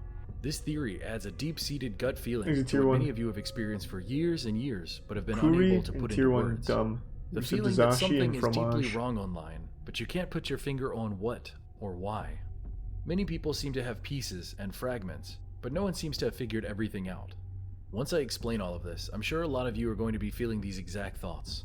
So, I'm sorry if I break any worldviews with this video. It honestly isn't my intention. I, like so many others, just want the truth. So let's get right into the dead internet theory. Most of the internet is fake. No! This theory is a collection of a lot of ideas from many people. But credit must be given to Illuminati Pirate for bringing together so much of this information into a single thread. I'm going to discuss a lot of what he says, as well as pull a ton of information from a variety of sources and comments from all over the web. The simple explanation for the dead internet theory is that the vast majority of the internet is actually generated by artificial intelligence, in conjunction with paid media I don't believe that. in order to manufacture consumers for an increasingly wider range of newly normalized products, as well as to dramatically sway public opinion and control the collective attitude or outlook of people or culture. That's just like a well-known thing. What? That's not even a theory, though. What? I'm so confused. It was so hyped up, like, this changed my worldview. I can't even look at my mom the same anymore. This was a game changer. If this is like the whole crux of it, like, yeah, who doesn't know that? Like, most of the content you see is literally, like, by an algorithm. If I scroll down here, all of this from an algorithm. Twitter, promoting things to you, algorithm. Influencers, constantly paid to promote things to you. Like, everyone knows this. This isn't like some kind of crackpot, tinfoil hat, world-changing theory. Like, everyone should already know this. For all of the younger people out there who didn't experience the internet Thanks, as it used to John. be, the internet of today is vastly different. Before the advent of the internet-connected cell phone, or the mass adoption of the home computer, before social media even existed, the internet was a place where people came to express passion, hobbies, feelings, and thoughts. It wasn't filtered, or selectively shown to you based on what an algorithm thinks you want to hear. It also wasn't an echo chamber to reinforce your pre-existing beliefs, whatever they may be. It wasn't created to keep you locked into a website or an app for hours and hours every single day. The internet was a collection of human thought, both right and wrong, and what you found and enjoyed was up to you. And if you say so, Naruto. The point of it wasn't to get as many clicks as possible or to keep you engaged for as long as possible. It just was. The internet was whatever you made it. One doesn't realize that they're living It still in the Wild is, West, though. You can that still violence find is all taken of that away from shit. you. I can Just still as go to such, most of Goatsy us right didn't realize now. that the freedom of expression of the old internet It that still we all exists, it's just enjoyed not the would someday mainstream on the disappear. internet anymore. But here we are. Only now, in its awful absence, do we realize how bad things have gotten. Like I said earlier, a lot of people have had this sinking feeling in their gut for a while, but they didn't understand or realize why. The fact is, there is a massive and incomplete puzzle here. Some of us have a piece or two, but none of us have all the pieces, and anyone that claims otherwise, I wouldn't trust them. This incomplete puzzle connects us all, so it's in our best interest to try to find as many pieces as possible. These days, the internet feels so empty and devoid of people. Have you ever noticed that? Truly hear me out here. The internet feels devoid of content. It's safe, sterile, bland. There is nowhere to go, nothing to do, see, or read. There are no experiences anymore. It's a collection of 10 or so websites. What is happening? What? What? Bro, I just watched a Reddit mod go on Fox News and completely derail a movement of a 1.6 million other people. Like, it is more rife with wacky and wild shit now than ever. What is he talking about? If you want to say, like, the main like, you mainly visit the same websites, yeah, absolutely. 100%. You mainly visit Twitter, Reddit, YouTube, I guess maybe, like, the porn sites would fall in there. Those are, like, under the most viewed and shit. Yeah, I mean, that's true. You mainly go there, but it's not because there's nothing elsewhere. It's just that happens to be where most people go to get their shit, and that shit is still full of not super safe, bland content. It's just not as popular as the safe, bland content. It's not like it's just gone. And saying that you no longer see people on the internet is one of the most outrageous things I've ever heard. I wish I could see less people on the internet. Every time I open Twitter, I'm reminded of how many fucking weird, dumb assholes are out there. Just today, I read about how Sea-Dog posted a tweet saying, Demon Slayer's budget must have been financed by Jeff Bezos because it looks so good, and thousands of weird, somehow sentient human beings dogpiled him for it because they labeled him as misleading and lying about an obvious joke that Jeff Bezos financed Demon Slayer. Like, it's crazy. Like, I only ever see people on the internet. It's like a bunch of weirdos. I don't know what he's talking about. This is crazy. Are apps that everyone visits over and over again until they go to sleep, only to do it again the next day. It's a series of empty husks. The internet seems gigantic, but it's more like a hot air balloon because there's nothing inside. The same repeated threads and pictures and similar replies reposted over and over again. It's an AI, not a person. It's the dumbest AI of all time. All of your friends enjoying the same funny video as you, the same talking point shared repeatedly over and over online. Or how every day something new is trending, so you better jump in and give your take on it. Every day, it's something, so the conversation can never linger too long. There's always the next new or shocking or unusual thing everyone is talking about. I'm sure everyone watching this has heard of a news story that sounds like the one that they've heard 1,000 times before, but this time it's new and shocking and unusual. It boggles the brain. For example, how many times have we heard something about a new type of moon only happening tonight or tomorrow? A blue moon, a blood moon, a super flower blood moon, a pink moon, a super pink moon, a hunter's moon, a snow moon. You get the point. Like the bits butter. Why does everything feel so fake and manufactured? It's always the same thing or a slightly different thing repeated over and over as if it's produced content made to distract and occupy your mind. Why get out there and march in the streets to demand better wages or safer working conditions after a grueling day of work when you can go home and saturate your mind on endless, mindless escapism? The new super people do. Is happening tonight, and Jimmy Kimmel just said something that is hilarious, and Dr. Seuss books are changing. Aren't you mad? And have you seen the new Marvel trailer? Don't step back. Don't stop to think. Keep engaged. Keep scrolling. Keep buying. Keep wasting your time. Keep pointlessly arguing with bots online made to offend you to spark unending engagement. Finally, something real. Do you like superheroes? That's real. How about Hollywood drama? New music? The algorithm is here to feed you an endless supply of content based on what it assumes you want. Have any of you noticed how sterile fiction has become? How it caters to the lowest common denominator and follows the same template over and over again? How music is the same bland, seemingly created in a lab song over and over Because that's what sells the most. There's a reason for all of this. Yes, money. Algorithms and computer programs have been manufacturing content now for at least a decade that we know of. It's the Wizard of Oz mindset. Once you take a step back and the curtain has been pulled and you see it for what it really is, you can't go back to the way you used to think. It's like knowing Santa isn't real. No matter what you do, you can't make it real anymore.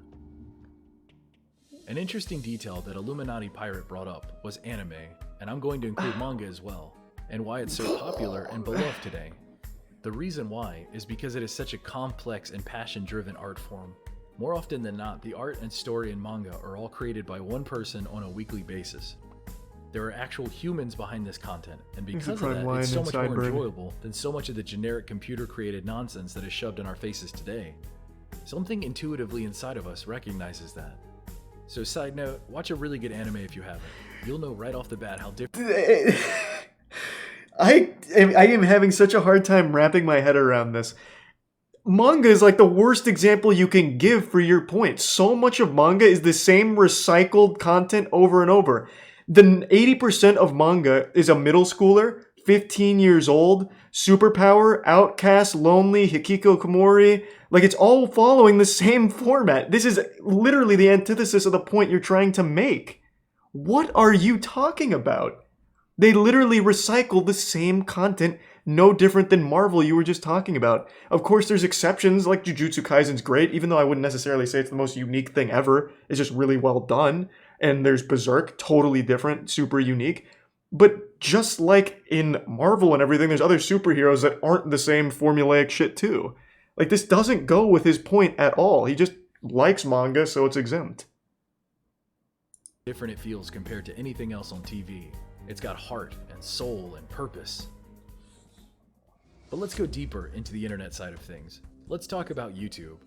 For the younger people watching this, YouTube used to honestly be about expressing yourself.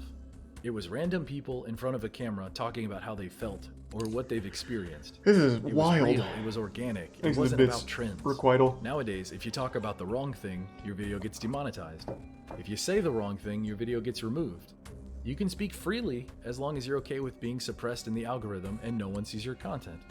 The views, the clicks, the growth on YouTube, it's all nonsense. I did YouTube for 7 years before I got as big as I am today, and it's completely artificial. That's what blew my mind. That was the difference between me not succeeding and succeeding, was realizing that fact. It's all fake. Say the right things and push the right content and you'll succeed. You go with the way the wind is blowing. But if you stand in the face of that wind, you'll be standing there alone with 20 views. And this is not me complaining. These are objective facts. Look at almost any channel you subscribe to and take a look at their views.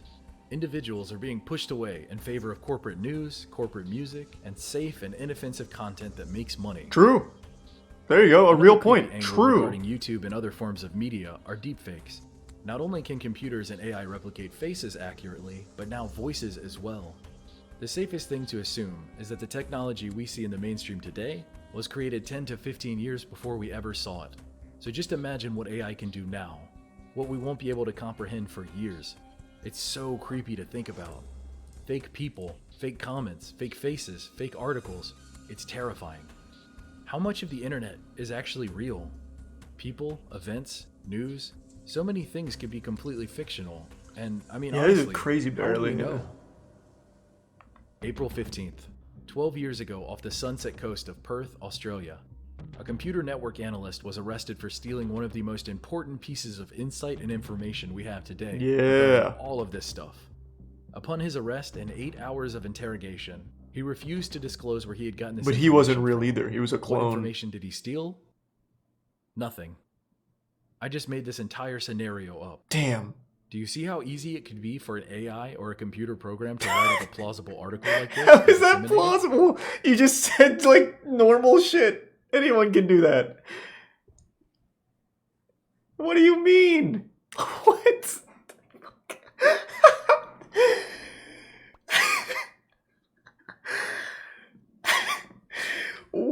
What is the point there? Anyone can do that.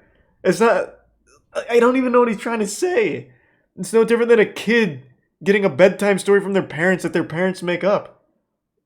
But what does that have to do with the internet being dead and everything fake? We can all make up stories. Everyone makes up stories all the time, even off the internet. But what, like, I don't know what that does for his point. What does it do for him? What am I missing with what he's trying to say with that example? Anything is plausible if you set it up. But what is that? It doesn't do anything for his point. Because you can immediately tell what's real and what's fake when you look at the actual world events. Like, you can't just make a claim. I couldn't right now say, in Denver, a school was just lit on fire. It happened 15 minutes ago. You might believe me initially, like right away, like that's believable. It could happen. Probably has happened. But you could immediately fact check it. Immediately. And find out that it's false.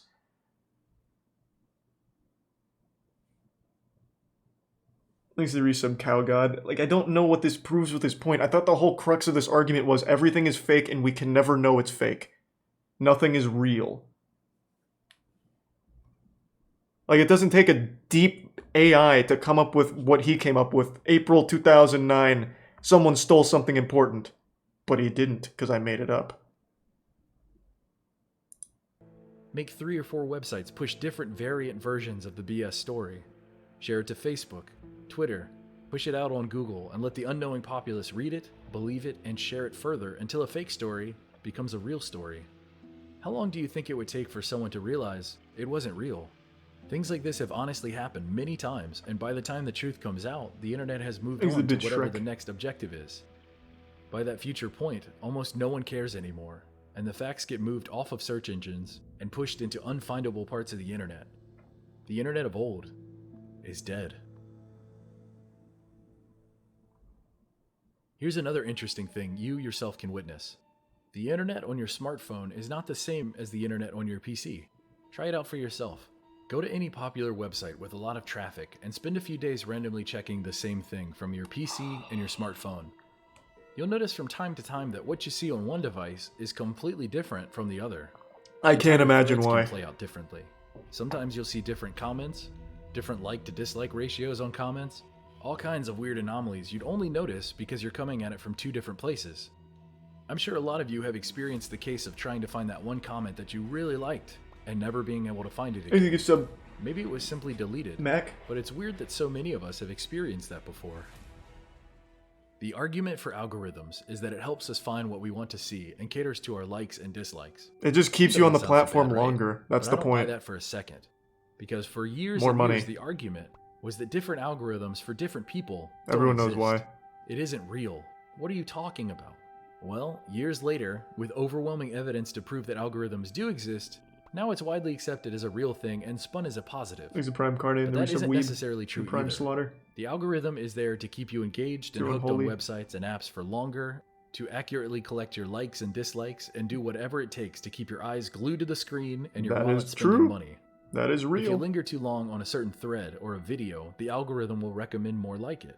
If you argue online, the algorithm will find and create more incendiary posts to rile you up and keep you engaged. If you didn't already know it, you are the product being manipulated and used, and AI will do anything to keep you there. For money. What is right? What is wrong? What is allowed? What is not? It's a vicious cycle that weeds out dissent and critique. Nuance isn't allowed. I don't necessarily mean from a political standpoint, although I can't completely disregard this angle. So whether you're right-leaning or left-leaning or something else, suppression is a real thing for all sides. Discussion and understanding aren't good for business. There's a small Overton window of allowed discourse, and if you stray outside of that window, everything is done to squash you or hide you away. And I don't necessarily mean just extreme points of view. Take, for example, war. War is incredibly destructive and awful. So many innocent lives are lost and trillions of dollars are wasted. For what? Profits for corporations and defense contractors, and territory for the geopolitical chessboard, but nothing that directly helps you or I. But advocate against war, or try to make changes to stop war, and the entire internet will miraculously find a way to critique you, destroy you, and silence you. You are just one small voice in a sea of manipulation, money, and power. And that's not all. The AI and algorithms are used to push public opinion. World news is pushed only by a handful of specific people, carefully selected and manicured for you. That's For literally every hot Twitter. button issue, there is a deliberate and more often than not manufactured angle which is going to be pushed towards you to keep you fighting rather than collectively coming together. Let's briefly talk about the recently ended conflict. The fact of the matter is that no matter what time we left that country, it was going to collapse. 10 years ago, today, or 10 years from now. This is a fact, but they don't want that to be a fact. Obviously, the powers that be wanted us to stay there indefinitely because What is going on now? There are so many natural resources to pillage, and the money made by defense contractors was so great, we gotta stay there forever. Thankfully, public opinion was against this. People were tired of it and just wanted it to end. What just happened? Americans need help over here, not more endless nonsense thousands of miles away. Now, notice how the dynamic shifted when the pullout started. Every major news organization went into overdrive doing everything they could to get back in. Every news channel, every website, every major influencer on Twitter and Facebook and Instagram, Any person that stood out there saying, I like how he's talking about the internet that like it's something only the U.S. has. By an overwhelming majority online saying the opposite. The internet is America incredibly only, weird, obviously. Considering the vast majority of Americans say the exact opposite. Stuff like this is the perfect example because you can really see where things aren't adding up. I'm not here to argue the details of leaving. I could make an hour-long video on that, or the political angle, or any of that. If you have that deep urge to go into that, I must ask you to stay on topic. And tier 1 the anger and engagement and fighting is all a distraction. The point I'm making is that when there is a narrative or an angle they want, they are going to do everything to get it. It's creepy, it's weird, and it's unsettling. Let's talk more about social media. There is a reward and punishment system built in to push things in certain directions. For example, look at Reddit. I have joked for years and years that Reddit is a hive mind. Now that this theory is that joke seems to be a lot less funny and a lot more realistic. Simply based upon a like or dislike ratio, Reddit can push up what it deems correct and push down what it deems incorrect. Then you have bots spamming to derail conversations on subjects they don't want discussed, and dividing and conquering on real issues to break down any progress that could be made. Yes. It's a psychological game being played on everyone. You want more upvotes, and to get them, you make sure you say the stuff that's going to get pushed up. Don't rock the boat, follow the trends, say agreeable things, avoid disagreeable things or challenging topics. The obvious point of Reddit having a point-based system is to make the points go up. This system discourages you from saying things that will make your points go down. You only want your points to go up. Do you see the problem?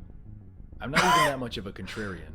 But the first thing that I do when I check out an interesting Reddit thread is to sort by controversial. I guess I don't. Because it feels so much more human. Everyone, I want what to is he read like responses revealing? from people with different opinions.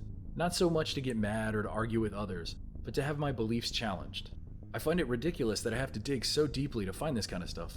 That's why so many places on the internet feel like echo chambers of repeated ideas and thoughts. The reason things feel like echo chambers isn't because there's a fucking cloning facility somewhere pumping out fake human beings. It's because people like to be agreed with. So they find people that are already in that circle. That's why you have everyone on Twitter in their little bubbles. And when anything like challenges that, they get mad. They block, they lash out. People like to feel like they're part of the same group. So everyone says the same shit. That's how you create the fucking echo chamber. Now, does this help with corporations and money making? Obviously, which is why they play to it. But he's making it seem like it's something so deep and insidious. It's not. It's just literal human nature to not want their ideals challenged. It's more comforting when people agree with them than disagree. So they form groups, they stick together. It's just that simple. And in the case of Reddit, they're up-duding people that think the same way they do and down-duding people they don't like with what they say. And then those people that get down-duded latch on to the other down-duders, and then they have their own little clique and they go to a different subreddit. Like, I don't know what he's trying to get at here. Be assured that I'm correct. I want to be challenged repeatedly so I can either strengthen my perspective or change it if necessary. Thanks to resub Fiend in tier 1 Another Papa. social media I'd love to talk about is Twitter. What Twitter does is they place people in rooms, and you don't know what room you're in or how you got there, but you're there. You can't escape from these rooms or have a way of checking to see which room you're in or who else is in there with you. Upon learning this, you might think that the goal of these rooms is to lock you in with other people similar to you. But in fact, the goal is to generate high-intensity emotional responses, like outrage or humor. Swelling up your emotional state is more likely to get you to stay on these sites for longer, have more interactions, and allow them to collect more data on you to be sold or manipulated. By trapping us in these invisible rooms, you are more likely to see things you disagree with, but only to a certain extent. You will not have to actually face a detailed counterpoint to your argument, only a brief, incomplete summary maximized for high-intensity emotion. You see, the point of Twitter isn't to find common ground, or debate the issues. It's to misinterpret and argue and get mad and waste time and energy while they collect data on you and throw ads in your face. Twitter does this by imposing an overly strict 240 character limit per tweet to make it physically impossible to discuss complex ideas in such a small space, so conversations naturally devolve into insults and shock value. There's a reason the country feels so divided right now, and it's all intentional. Oh my god. Thanks for the bits, Facebook. Noxby. It's a wall of content thrown at you just to rile you up and support your pre-existing beliefs. Are you mad about this? Well, here is more stuff to get mad about. Are you worried about this? Well, here are more things to worry about. Do you love cats or dogs? Aren't they great? well, this really bad thing happened to one of them. You better stay engaged and keep watching. Your emotions don't matter at all to us. Buy the stuff, argue a bunch, and keep isolating yourself from other humans because it makes you less powerful. So how much of the internet is fake? Studies suggest that less than 60% of web traffic is human. That's right, 60%. According to researchers, some years, a healthy majority of them are mostly bots.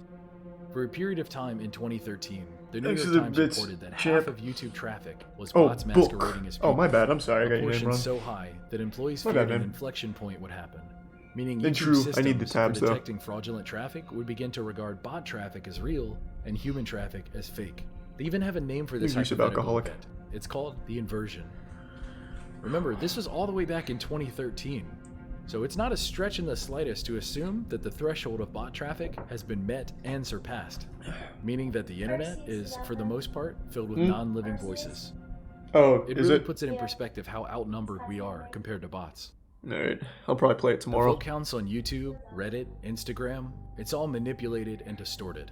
Very little of it is real. For example, every single time that I upload a video, I lose around 10 subscribers. It's like clockwork. No. Doesn't matter what I upload or how popular it is, I lose around 10 subscribers right when I click publish. Amazingly enough, I'm not alone in this. This isn't a single glitch that just happens to me. This happens to most people with a big enough subscriber base, and I'm sure the numbers scale upward. The common prevailing theory is that it's YouTube's sly way of removing regular humans from the equation.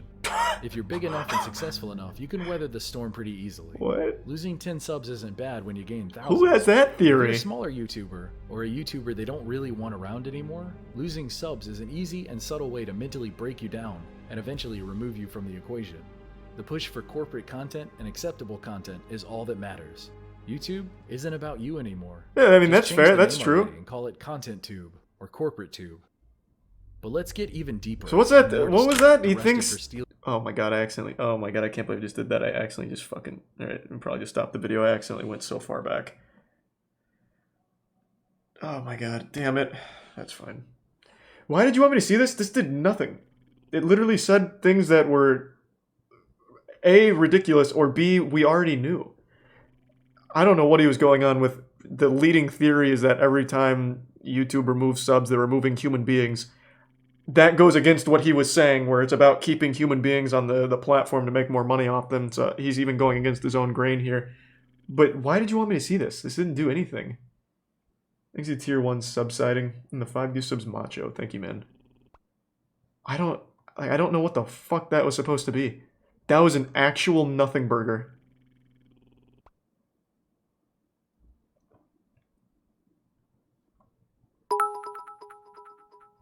The bot part onward seemed interesting. I don't think I got there. I accidentally fucking clicked backwards. Clay, I remember Clay World. Angry guy in an alpine coaster. He was so almost correct. He said things that were correct. He's not wrong about like bots astroturfing on Reddit, but all of those things are well known. I don't know. The way he hyped this thing up is like, it literally changed his whole worldview, and the way, once you peek behind the curtain, you'll never be the same. Nothing's real, it's all fake, it's all fabricated. You're not real, your parents aren't real, you're not even in the universe, it's a simulation. When all he said was like things everyone already knows, or were just outrageously off the mark.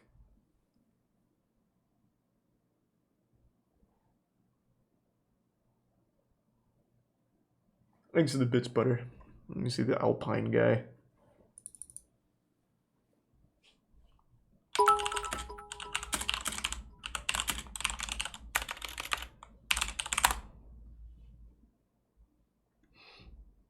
Excited man in alpine coaster stun a girl by crashing into her.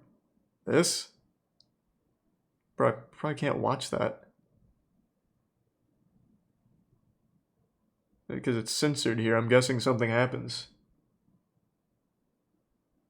Thanks to the bits, dragon.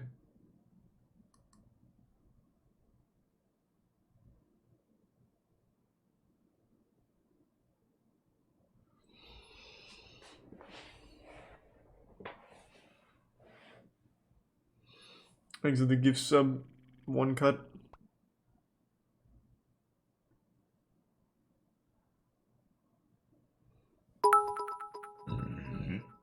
2 a.m. at Denny's. Isn't it 3 a.m. at Denny's? With the Grand Slam and all that shit?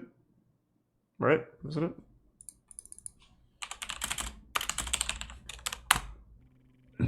Yeah! See? Yeah, it is. Oh, you were right. It's 2 a.m., not 3 a.m.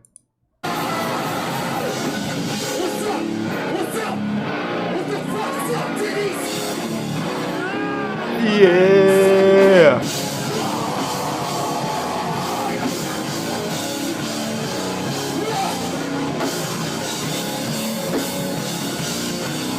It seems like a really lit concert, to be fair. People were doing like capoeira there.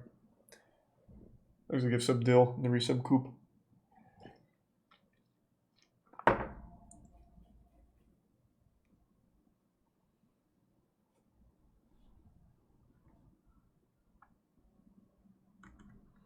You gonna review Smiling Friends? I don't know, man. I'm definitely gonna watch it. I just haven't yet. I just keep forgetting to, because I don't have the streaming service that it's on. Isn't it on Peacock? Thanks to the resub, Adam Artist. I tried to log in the other day, only to find out that I don't have the account active anymore. Oh, it's on Hulu. Oh, okay. Yeah. I mean, I just gotta make time to watch it then.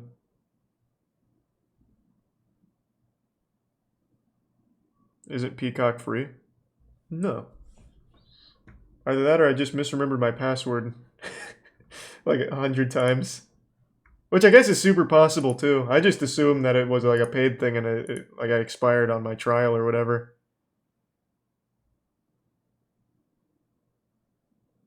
Peacock is half free. What does that mean? Oh, free with ads. Oh. Probably just didn't remember my password then. Thanks a Primecast. And the bits.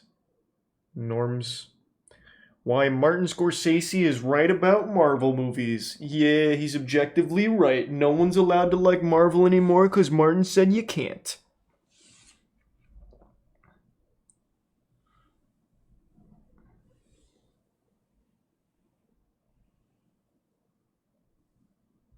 That's not what he said at all. I know, man. That's how people acted when he said that. They acted like Martin Scorsese just shut down Marvel.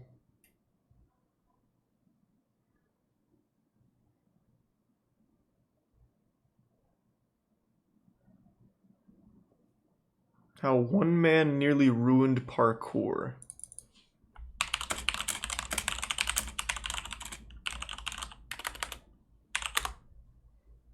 Thanks to the bits, Tango. How one man nearly destroyed parkour. In 2020, parkour has become a booming economy. Now, more than ever, athletes are setting up clothing brands, self-funding their own films, creating parkour-specific shoes, I forgot about the Ghost Guide. and My bad. hosting major events. Thanks to the bits, Jerry. However, this hasn't always been the case, and one man alone nearly destroyed the entire parkour economy. In this video, we're going to explore the strange story of Don't know what that urban means, freeflow, few, but and how alright. the meteoric rise of this one-stop shop for parkour and freerunning took a dark turn. Why are Spanish captions on? Because I'm looking out for the year Spanish was viewers. 2003. You're welcome. A short documentary by the name of Jump London was released. You got a on big Channel 4 Spanish-speaking community on in the here. 9th of September.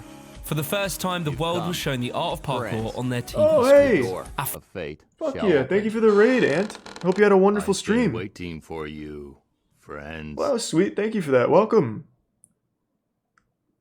We're watching something about how a dude fucked parkour or something. I don't know. Thank you. Hope you've been well. Athletic men Thanks to leaping Bits across Butter. the roofs of London like superheroes. It was Thank you, every Ant. 13-year-old lad's wet dream. In unison, every young boy of the nation put down their Pokemon cards and head outside to replicate what they saw in the Goddamn short right. 1-hour documentary.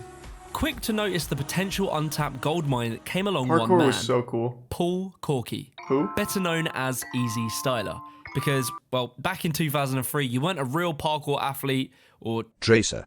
unless you had a cool parkour name. In fact, we kind of struggle with the word parkour, That's a cool so we photo. got renamed to freerunning. But let's not get into that right now.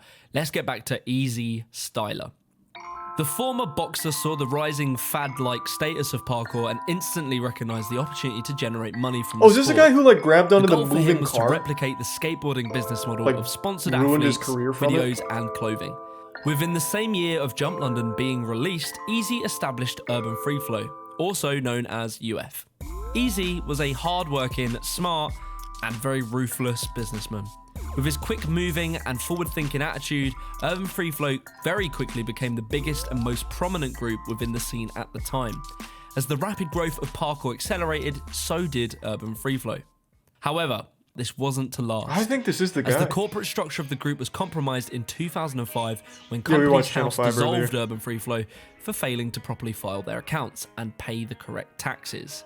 Ouch. Rough. Easy's gold mine was quickly slipping from his hands. He was no longer able to trade under the name Urban Free Flow, the very thing that he'd spent the last 2 years of his life grafting on. His hard work growing his brand was all about to go to waste. That was until one sleepless night when Easy had a eureka moment. Change the What name. if, instead of Urban Free Flow, we call ourselves Urban Free Flow? Oh, fuck, that's nuts. No, you didn't hear that wrong. Easy literally put a space in between the word free flow and then metaphorically Kong-vaulted the hurdle that was placed in his way.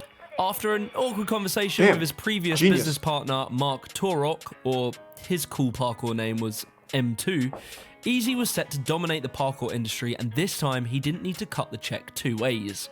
UrbanFreeFlow.com was, at this point, a well-established website, with many, potentially hundreds of thousands of users, mainly known by its popular parkour forum. And for the young bucks out there, a forum is a place where, you know, cool, old-school that freerunners with hairstyle. mohawks would go and argue about parkour and freerunning are actually different sports. Anyway, Some 41 when shit. the time was right, Easy would pull out his final trump card and place it on the table. That trump card came in the form of t-shirts, more specifically the Glyph t-shirt. This was the most I don't popular, recognize that. famous shirt in the parkour community. Everyone would wear it. Easy was very smart in the way that he kept his costs down. Easy would bulk buy very cheap t-shirts. He would then go to a warehouse in China and have them create a sticker that he could heat press onto the shirts in his garage by himself. This effectively That must cost have him been so next to fucking nothing, boring. and the markup on these shirts were incredibly high. The Glyph, or Glyph, I can never remember how you're meant to say it, transcended Urban Free Flow. The Glyph itself became a symbol of parkour and freerunning. Every freerunner would wear a t-shirt with the Glyph logo on it, probably also a hoodie, a pair of tracksuits, and a wristband. Some would even go as far as to get a tattoo. And I'm not even joking. When I Google Urban Free Flow tattoo, I got more relevant search results when I searched parkour tattoo. That's how much the symbol Is it meant tier to 1 the parkour community. crayon? Yeah, it is Forbes. In Urban Free Flow's golden age, which you could say was anywhere between 2006 to 2011, Urban Free Flow provided the freerunning community with a place that they could all go Another and cult? geek out They weren't on really parkour. cult-like. They just Urban did Free cool Flow shit. did everything Parkour for the was awesome. community. They hosted the Freerunning World Cup that was sponsored by Barclays, which was filmed and shown on the BBC. They created a magazine with incredible stories of parkour from all around the world and places you never knew would have even heard about parkour. Still They is. showcased I haven't the watched best in a while. It athletes from probably still around the is. world, the best spots, the best photography. They did Praise it the all, Prem Splinky. and they did it well. When YouTube became a thing, Urban Free Flow were very quick to create the now infamous Glyph Media in 2007. And this channel was filled with endless, consistent content about parkour. It was great. And then came sponsorship. Easy created the Urban Free Flow team. The team was made up of the best Raid athletes Shadow in the world, Legends. whose names would go on to be some of the most memorable personalities in parkour history. To be in the Urban Free Flow team was the most revered badge an athlete of the time could wear. So, in came the sponsorship submission tapes. Every kid wanted to be the next UFF star, as it was made out to be so glamorous. As parkour grew, so did mainstream attention, and so too did the Was marketing Urban appeal for Free companies, Flow particularly behind movies and Urban television. Ninja? Parkour Did they produce was a way that? to make your product or film stand I out remember that from one the really rest at a time transcended that the no one internet for a else was minute. utilizing it. And with Urban Free Flow being the first Google search result you'd They get did when not. you type Oh. the word parkour, Easy was in the money. Along with sales from his incredibly successful clothing, Easy had finally achieved the gold mine he had so long been searching for. Videos would pop up constantly of the behind the scenes of these film shoots, parkour performance trips, famously the Dubai ice cream video that has sadly since been removed, which was practically a movie of their all expense paid trip to perform parkour in Dubai. The Urban Free Flow team were living like stars, or so it seemed. As more and more work came Easy's way and more athletes were at Easy's disposal, Easy realized the power he held in this incredibly niche industry. If you wanted a free runner to work with you, you went to Easy. If you wanted to work as a free runner, you went to Easy. Easy held the parkour world in his hands. And for a while it worked. Easy would take young lads with incredible parkour skills and offer them to work in blockbuster films or on television. Seems like a good deal. Every 16-year-old's dream. Everyone was happy. That was until Easy started to realize the power that he held. Easy quickly started to notice he was the sole arbiter of parkour work. People didn't have an option to work unless it was through him. Does he even do just parkour? How glamorous Does Easy it looked actually to be participate? in the Urban Free Flow team, Easy started to realize he provided athletes with more value than they brought in. Or at least so he thought. But this couldn't last forever. Before I get into that, I want to speak a little on Easy. From conversations I've had with former UFF members, I learned that there was a day that everything changed for Easy. Easy was described by most as a positive, happy-go-lucky person. People looked up to him, and they genuinely liked him. But that all changed overnight. Easy, just like anyone else who trained the sport, loved parkour. Until he had an accident during the filming of Jump Britain. Easy swung off a tree branch, missed the landing, and he landed on his head. He fractured his skull and he perforated his eardrum. Oof. In that instant, everything changed for Easy. People noticed this in his attitude. He'd become very nervous to do jumps. He had stopped training parkour. I also imagine. Easy was gone. Well, I mean, for good reason. One of the original members, John Kerr, or some will remember him as Kirby. He has provided me a large amount of information on this story, so many thanks to him for that. As I mentioned, Easy held the keys to parkour stunt work. However, after Jump Britain was aired, John was contacted by a film company to go and do stunt work for a film being shot in Romania. Easy grew worried that athletes might skip over him as a middleman and then go on to create their own contacts in the film industry and not need him anymore. So, Easy declined the job for John. Which are the subtitles? I don't know, man. John, who rightfully so was very annoyed, went behind Easy to contact the film crew directly and committed to working on the film. Easy then went a step further and demanded a cut of John's money as an agent fee, despite previously declining the work for him. Regardless, the film went ahead. One night whilst on the shoot in Romania, the studio called John into the office saying that Easy had been in contact, saying that all the payment to John needs to go through Easy. This was the final straw for John, and roughly in 2007, he left Urban Free Flow. This was the beginning of the end of Urban Free Flow.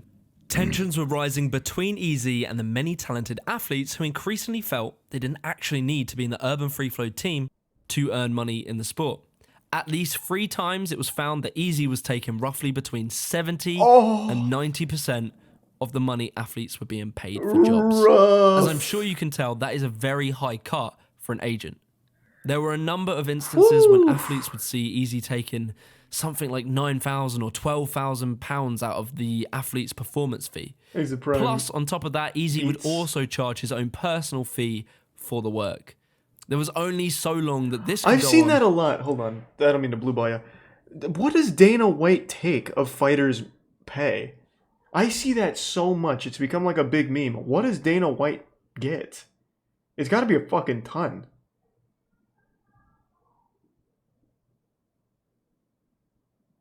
Okay, everyone's giving me different answers. I'll look.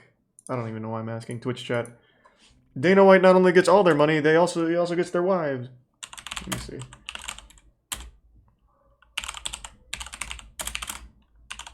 Let's see. Well, I found his net worth. That's not what I even Googled. People immediately put that there. Maybe I typed this in wrong. I just want to see what his cut is. Dana White. I know they don't get paid dick for the UFC.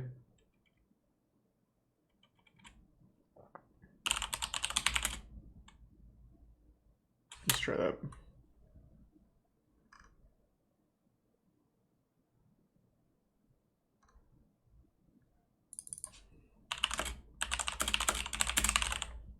I'm having a hard time finding this.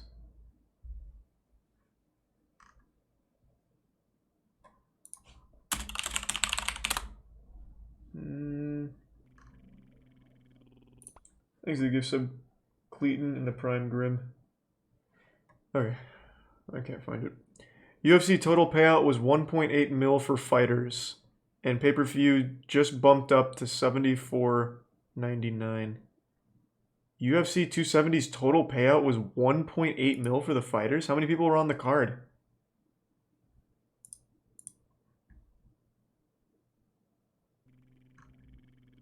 Oh, actually, don't even tell me. I just found it. That was one of the top stories. I just needed to scroll down. Francis got paid $600K in his win over... who did he fight? Damn, I'm not getting the whole article. I got their payouts. Francis made 600. Cyril Gain got 500. Davison got 150. Brandon got 200. And then under that, it's 12K, 50, 60, 20, 40, 40, 20, 20, 12, 10.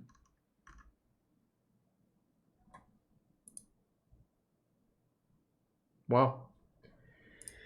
That is alarmingly low for a professional sport, especially one that makes the kind of money UFC makes. Dana White has a net worth of 500 mil.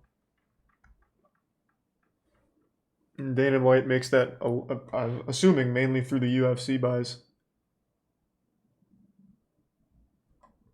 That's garbage. Have the fighters tried, like, fighting back? Like, hey, Dana, can you take your cock out of my butt? I'd like more pay. Have they tried, like, a negotiation or, I don't, like a fucking union? I don't even know what it would be. Something? Why would they? Because they're making peanuts for CTE. Boxers make significantly more than that. No one gives a fuck about boxing. There's a tier 1 blunted and the resub gory. Before Easy's empire would crumble. No one I spoke to was quite able to estimate how much Easy might have made. However, I do have this one quote. I have no idea. No idea how much UF made. I know that he managed to buy a Scarface mansion, in his own words, in Australia. You know, one with a massive hallway and spiral stairs either side of it when you come in. However, some estimate that he could have made more than £1 million sterling. After 2 years of leaving, John decided to rejoin. Was it the Urban Free Flow family, the memories, the nostalgia? Who knows? It was Most the Glyph people you t-shirts. speak to who did train back in those days, they would speak very highly of the time that Urban Free Flow was at the top.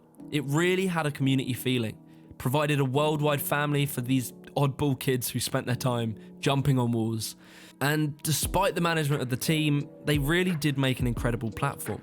In 2009, the second Barclaycard World Freerunning Championship took place. This was a momentous occasion.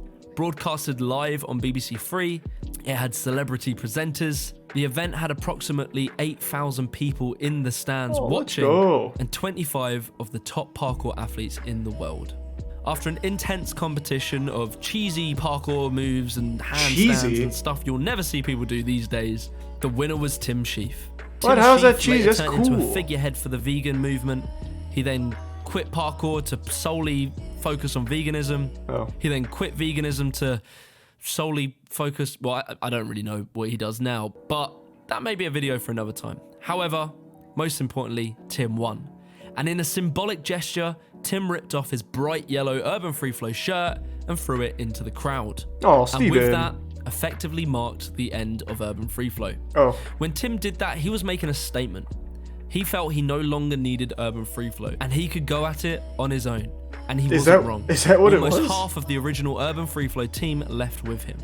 This was a massive blow, and practically took most of the team from Easy. Tim Sheaf, along with other ex-Urban Free Flow members, as well as some other very high-level parkour athletes, went on to create Storm Freerun. At this point, Easy and Urban Free Flow were quickly becoming the laughing stock of the sport. Not only were many athletes copyright claiming the videos that Urban Free Flow had re-uploaded, but Stora, the now biggest parkour team on the planet, they aimed their sights on not just Urban Free Flow, but Easy in particular. There's a Prime Groovy and the Reset Tungsten. Huh? I guess not. You carry on being a fucking... As a last-ditch effort for Urban Free Flow to stay relevant, they hosted the now infamous Freerunning World Series in 2011. This was to be an online competition that athletes from around the world would send their best submission tapes to win the Freerunning World Series. What happened next was probably the funniest memory in freerunning history. Led by Callum Powell, whose video was unfortunately taken down due to copyright claims, the entire freerunning community took the piss out of the competition. Everyone was submitting parody submission tapes. To put it bluntly, the Freerunning World Series was an absolute failure for Urban. That's gotta hurt though. Why do that for a Star parody? hosting a Freerunning World Series results video in which Easy Styler himself interrupts the whole thing and kicks off. That just about wraps it up for two. What the fuck are you doing? I make the shots around here. I'm bored and I'm a... Ah, the good old days. The real results for the Freerunning World Series were never actually announced, and Urban Free Flow pretty much at that point disappeared into obscurity. Oh, how the mighty fall. It truly was an end of an era. More and more smaller teams were starting to pop up and gain traction, and UFF had disappeared. Rest in Easy peace. Styler tried to later rebrand the YouTube channel Glyph Media into a fitness/bodybuilding platform called FlexDem. It gained little traction and quietly slipped off the face of the earth. It seemed this was it for Easy Styler. That was until a number of years later when this newspaper article emerged. Damn rough. You see, Easy was a very talented photographer, and since the demise of Urban Free Flow, he then went into fitness photography. After many years of the parkour world wondering, whatever happened to Easy? Well, the question was answered. I don't want to make any opinion-based comments on this. I will only quote what the article tells me. Paul Charles Corky, who is well known in the fitness photography industry, was found guilty at Kingston Crown Court in August of 1 count of digital penetration and 1 count of sexual touching. Easy was then jailed for 2 years, placed on a sex offenders list and banned from acting as a professional photographer without supervision for 10 years. Assuming that Paul served his full term in prison, he would have been released 2 years from the release of this video. Oh, digital as in finger. Oh. His website paulcorky.com no longer exists. Urban Free Flow, the brand, was later bought by Jason Paul and members of Ashigaru, whose last update was in 2018 saying that they're all too busy to continue the Urban Free Flow project. What was left of their YouTube channel, Glyph Media, still exists, and I would thoroughly recommend you go and check that out. And whatever happened to Easy or Paul, well, no one quite knows. Maybe he's living in his supposed Scarface mansion. He's probably doing just fine. Many thanks for watching this video. I've been wanting to make a video telling didn't this nearly incredible story for destroy quite parkour, some though. time. I also reached out to a very large number of athletes. Many were unwilling to even talk about Urban Free Flow. I would have loved to have heard a defense of Easy, but unfortunately no one was willing to offer it. If you did enjoy this video, please leave a thumbs up, subscribe to the channel, and comment below telling me your earliest memory of discovering parkour. Whether you do parkour or not, I would love to hear it. Parkour was huge. Parkour was really cool. I think actually, I'd go on the opposite end. I actually think what Easy did was super important for parkour to grow. Because once they realized they didn't need an agency to represent them, they then splintered off and made their own teams which could represent each other, which might not have happened without Easy fucking them that hard. Maybe a necessary evil.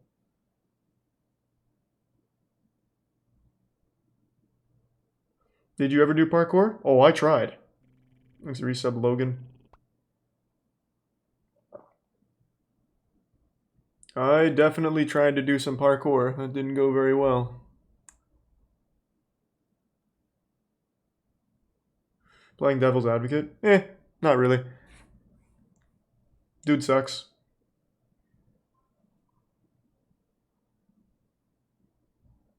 Any videos of you doing parkour? I don't think so. And this was back in like middle school for me. That was like before phones could even do video. The Motorola Razr looked like Sasquatch photos. So I doubt there's any video. No, I haven't seen it, Ave. I've heard about it though. Ghost Guide Krasue.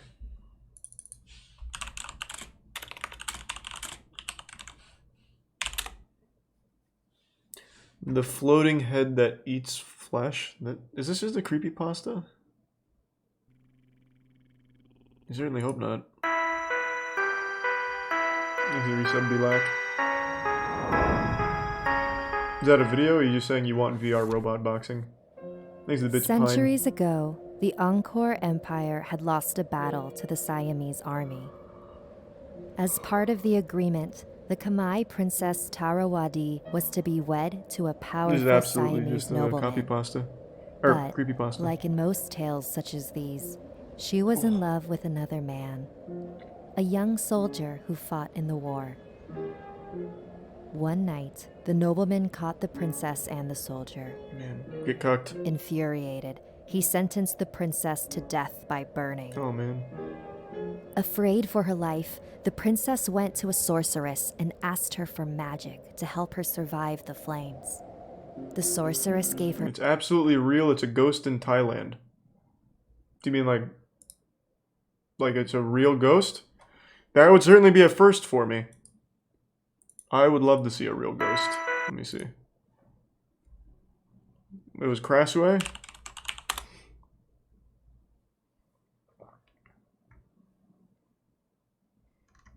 Where's the footage? Oh, there she is.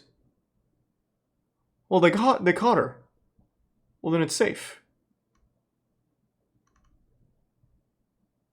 They are resurrected in order to save humanity from alien invader. Good lord, what the fuck is going on? Here, hold on. A potion to drink that would protect her body from damage. Before being tied to the stake, the princess drank the enchanted elixir. Where's the prime? Confident in the Urbanino. witch's potion, she did not put up a fight. Wouldn't matter if she did. She was getting out of that. The potion needed much more time to take full effect. The princess screamed in pain and terror as she watched her body become nothing more than a head with pendulous intestines. Ooh, yucky. Princess Tarawadi was now doomed to spend eternity as the Krasu, the floating head. Oh, man. She is cursed with an endless hunger, one that can only be satiated by raw flesh. Why? She flies around after dark. I feel like it could be on the anything hunt else, for too. her next meal. She feeds on cattle and chickens, but her favorite meal is the placenta. Oh. And so she searches for the homes of pregnant women in labor, hoping to suck the life from within the womb with her long tongue. You can protect yourself from the Krasu by placing thorny branches or spiked fences around your home. The Krasu will be too scared to pass. Why? Afraid she might get stuck. On what? But She's a floating she'll find head. Another way. Beware the hunger of the Krasu. Thank you for listening to my tale. Like and share Man, what a this lame video ghost. to warn others. A little and don't thorn forget to scares subscribe it? to Snarled and our sister channels Hissy Fit and Slay Tricks. It is a flying head. What is it gonna get stuck on? Just fucking fly over the thorns.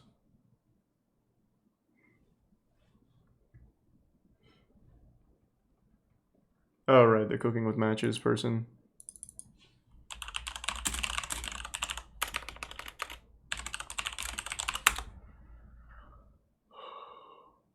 Is this your channel? Is this why you wanted me to see it so bad? And we'll be I won't tell you how it actually turns out, so if you were cooking at home and it turns out bad, I apologize. You should have seen the ending. I'm sure it'll turn out Always fine. find out the instructions first. Yes. After you do that, you take another tortilla and place it on top of the meat. Okay. Here's the other tortilla. There's another tortilla on the floor. Oh. Okay, layer that That'll one. be yours for later, Wolf. Funny. Alright. So you layer that one on top of that. Then you put the rice. Yes, generally Spanish rice. Today we went with Uncle Ben's Spanish white rice. Uncle Ben does slap. How does it turn Made out? 100%.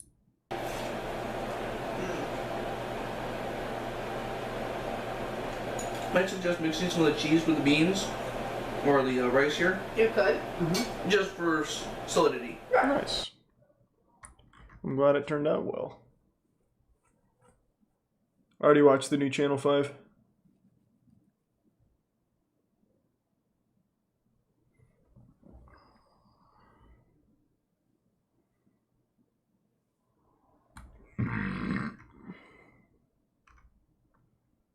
Of course I've seen the whole Coney 2012 thing. That was huge when I was senior year of high school.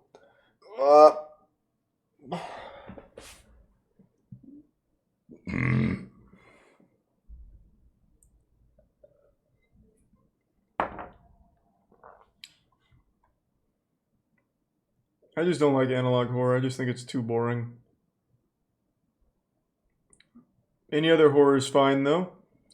Anything wild and wacky? I don't think there's anything we haven't seen now, though. Nothing new, at least.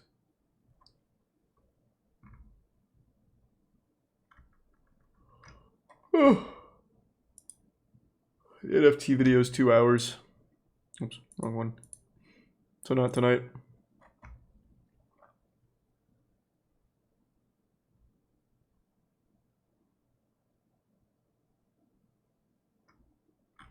You haven't seen Ghost Rescue. You're right. The Great Ghost Rescue. Well, this just looks like a shitty, low-budget movie.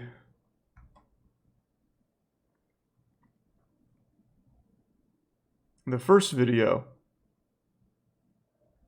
The Nerf gun fight?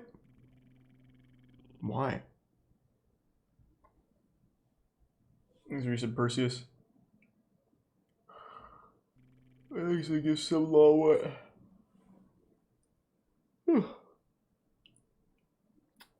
Winston Cave Holmes. Yeah. Alright.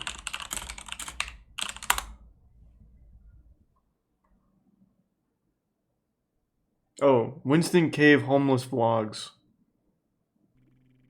Why?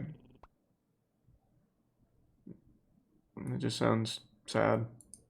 I'm hoping that my people took it and hit it from me, okay? I'm not gonna say that this stole you, okay? I'm trying to bring love, okay? And I just talked to the cops, okay? I'm not telling them to report, but I'm gonna let them know that I have permission to work right here, and I'm gonna find my shit. I'm a fucking boss too, bro. I'm wishing him the best. That just seems sad. I don't know why you want me to watch that. Thanks, Risa Boohoo. Oblivion NPC, but it's a Karen with binoculars. Okay.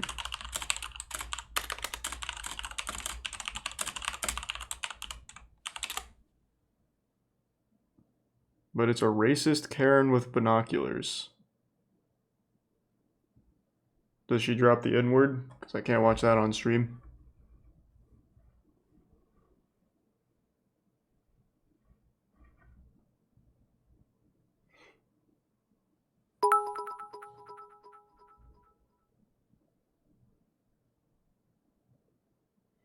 Some people say yes, most people say no.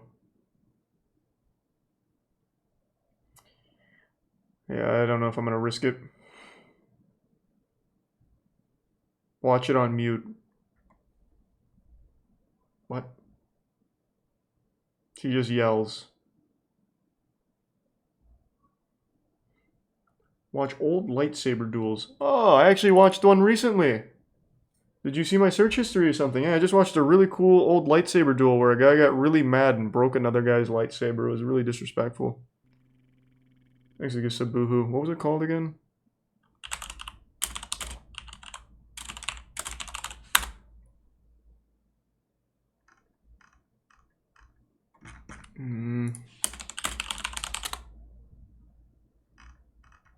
God damn it.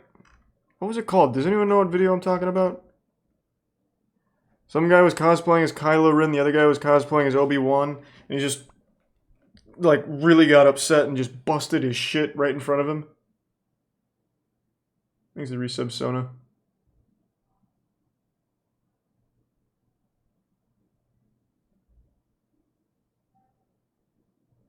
Star Wars premiere lightsaber fight? That might be it.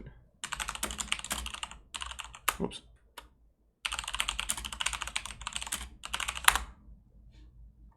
No, not that one. I should be able to find it here somewhere though, right? This one?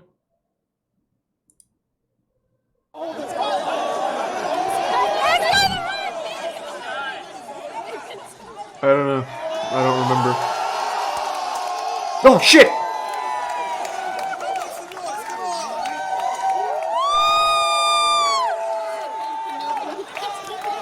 Oh! Man's actually trying to execute him out here. He is going full force. This might be the one. I haven't seen the whole video. I just saw when he like busts that other dude's shit.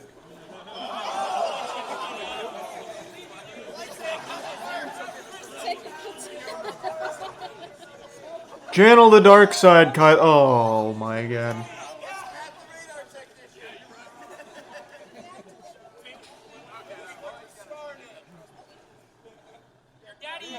Can we please fix the plasma in his saber? Thank you.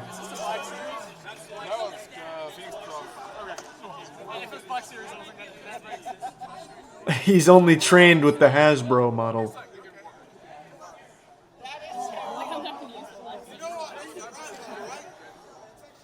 Don't taunt him. Oh, God! Ooh. Get embarrassed, idiot.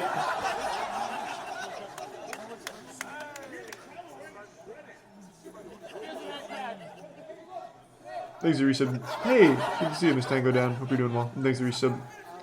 Rintizuka and the Prime Flora.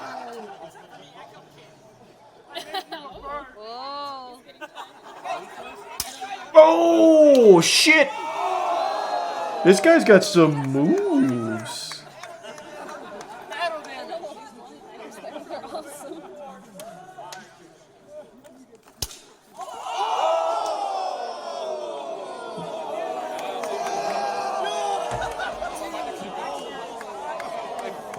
Yep. And that's what happens. That's what happens. Ruined all the fun.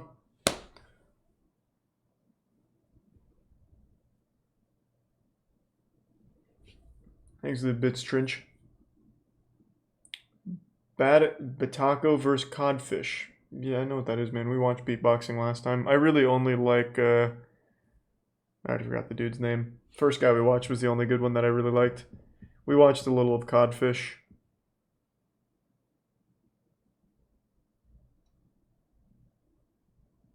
Inertia, that's the one. Inertia was great.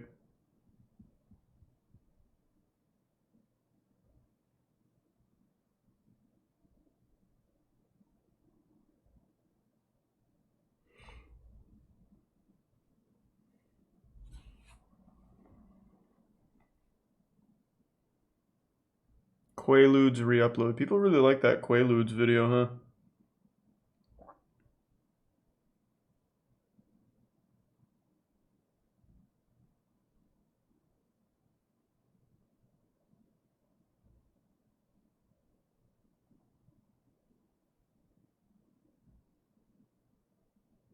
Give me just 1 sec. Oh, be right back.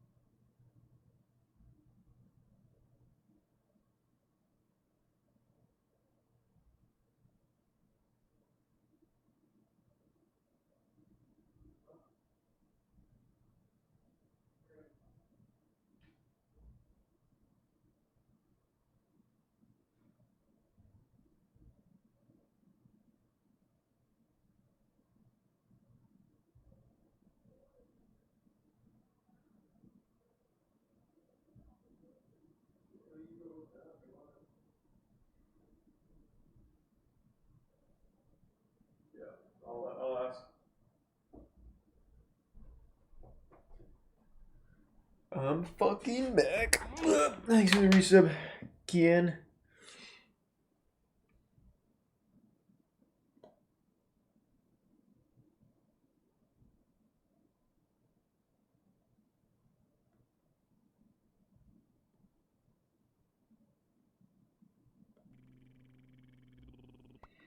Thanks for the resub, Smegma.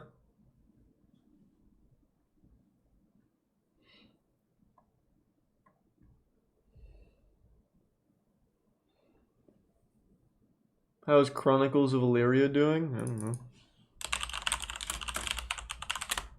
Probably about the same. Yep. No new updates. Well, I guess this.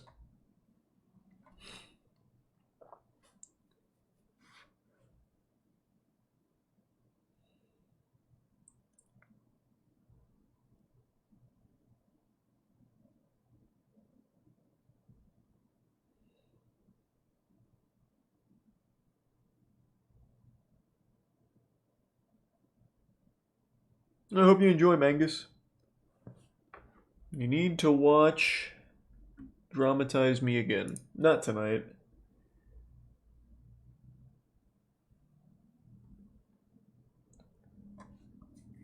You like Incubus? Eh, fine.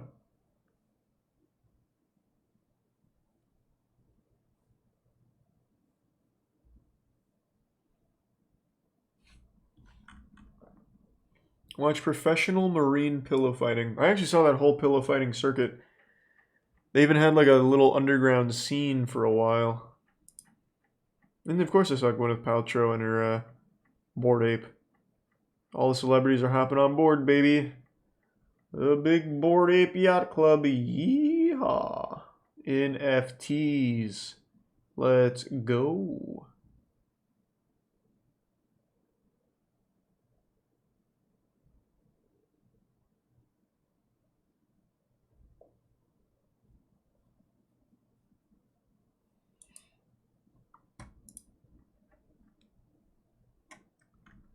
Danny Daycare.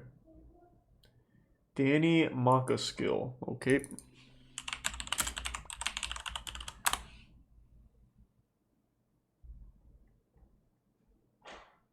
What am I looking for?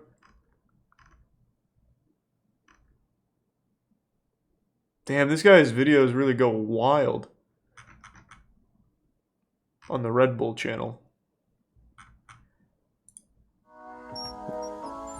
Thanks for Prime, David.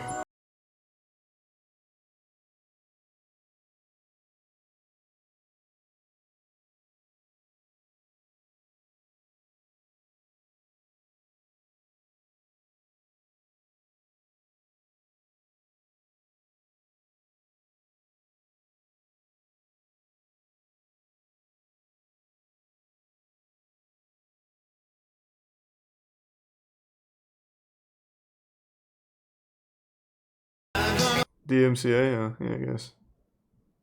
Cool stunts, though.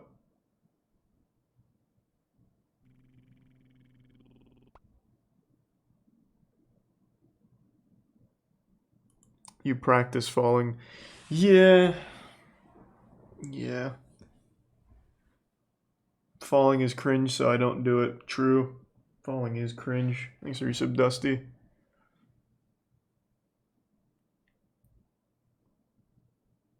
The fear of it is much worse than actually falling. You're definitely not over 25. The actual falling is probably the worst part. I fucking hurt myself when I go too low. Like if I bend down too far, it hurts. I can only imagine falling.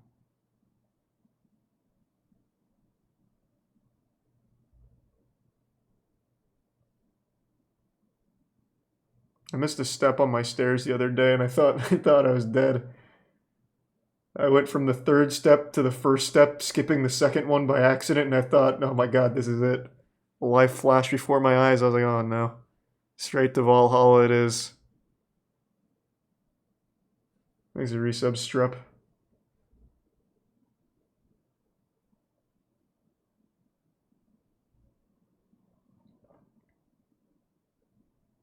Work out more? It has nothing to do with working out. I lift daily. You know what I don't do when lifting? Fall.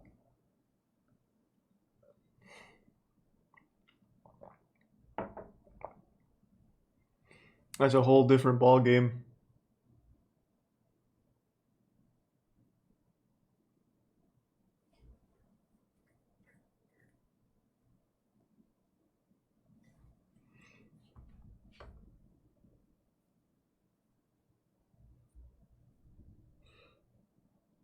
Can't you see the gains? Why are you saying that sarcastically? I'm fucking big.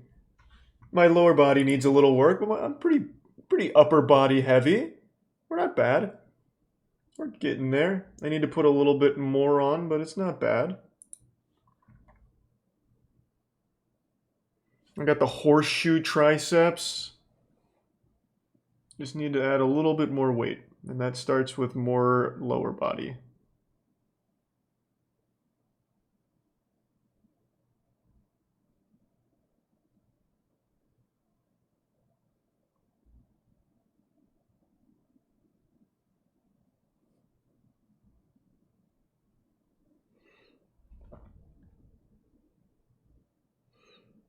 Watch Tomorrow's the Future of... Oh, All Tomorrow. Yeah, I already know it. Watch some Nuke's Top 5. He hasn't posted anything new. Apparently people really wanted me to watch Mr. Nightmare. They all say Nuke Top 5 is baby shit. Mr. Nightmare is the real scary stuff. So you know what? Let's prove that I'm not a little milk-drinking, diaper-pissing baby. We'll watch Mr. Nightmare. Let's do 3 creepy emails.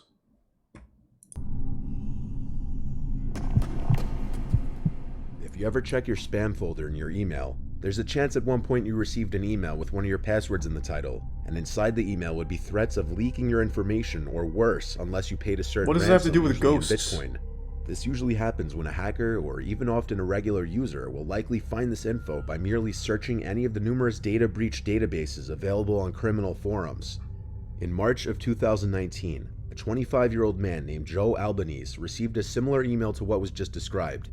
It was titled his password that he used for every account that he had. A This ghost was obviously hacker. a cause for alarm, so he opened it immediately to read the contents of the email.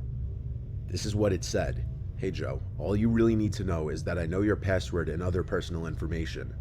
I won't come after you, I won't harm you, as long as you send me a small amount of money, $5,000 in the form of Bitcoin. Aww. We're gonna refer to it as a donation for a good cause, not as any kind of blackmail. That's a good way of My looking Bitcoin at it. address is, if you don't send me the money, bad things may happen. Don't even bother going to the police. This email is untraceable. This has the same energy as a call I got when I was like 22.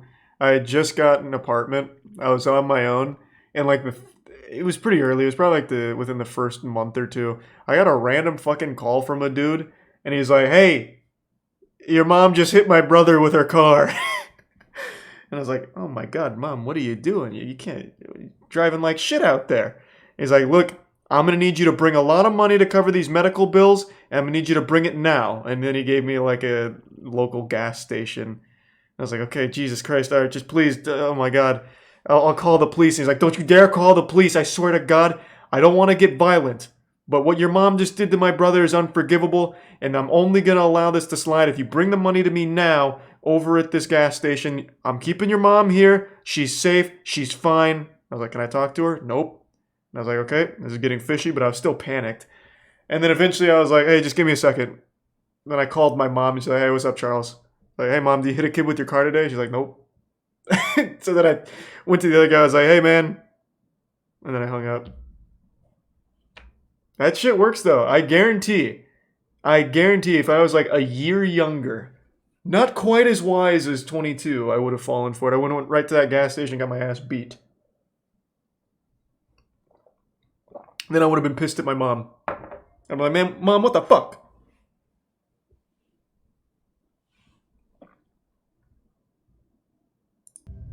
Joe did some research and learned that these kinds of threatening emails are common scams, and usually nothing will come of them. Still, Joe replied to the How old are you email now? asking 27. what other personal information of mine do you currently He's a tier possess. 1 I'd Vega love to boy. know. And the He resub sent this as Auntie a and sort Magnus. of challenge to the email, not even really expecting a response or for it to even go through. But it did, and he promptly received a response back saying, I know your home address is F. If you go to the police, I will know about it and you will be sorry. This is when worry would really set in with just about anyone, as having a password leaked in a data breach is one thing, but some unknown person having your home address threatening you with it is completely next level. Joe didn't reply to the email for several days, but he also didn't go to the police. He decided to wait it out and see what would happen next, and after 3 days, there was a follow-up email saying, "I'm still waiting for the payment. I won't wait much longer."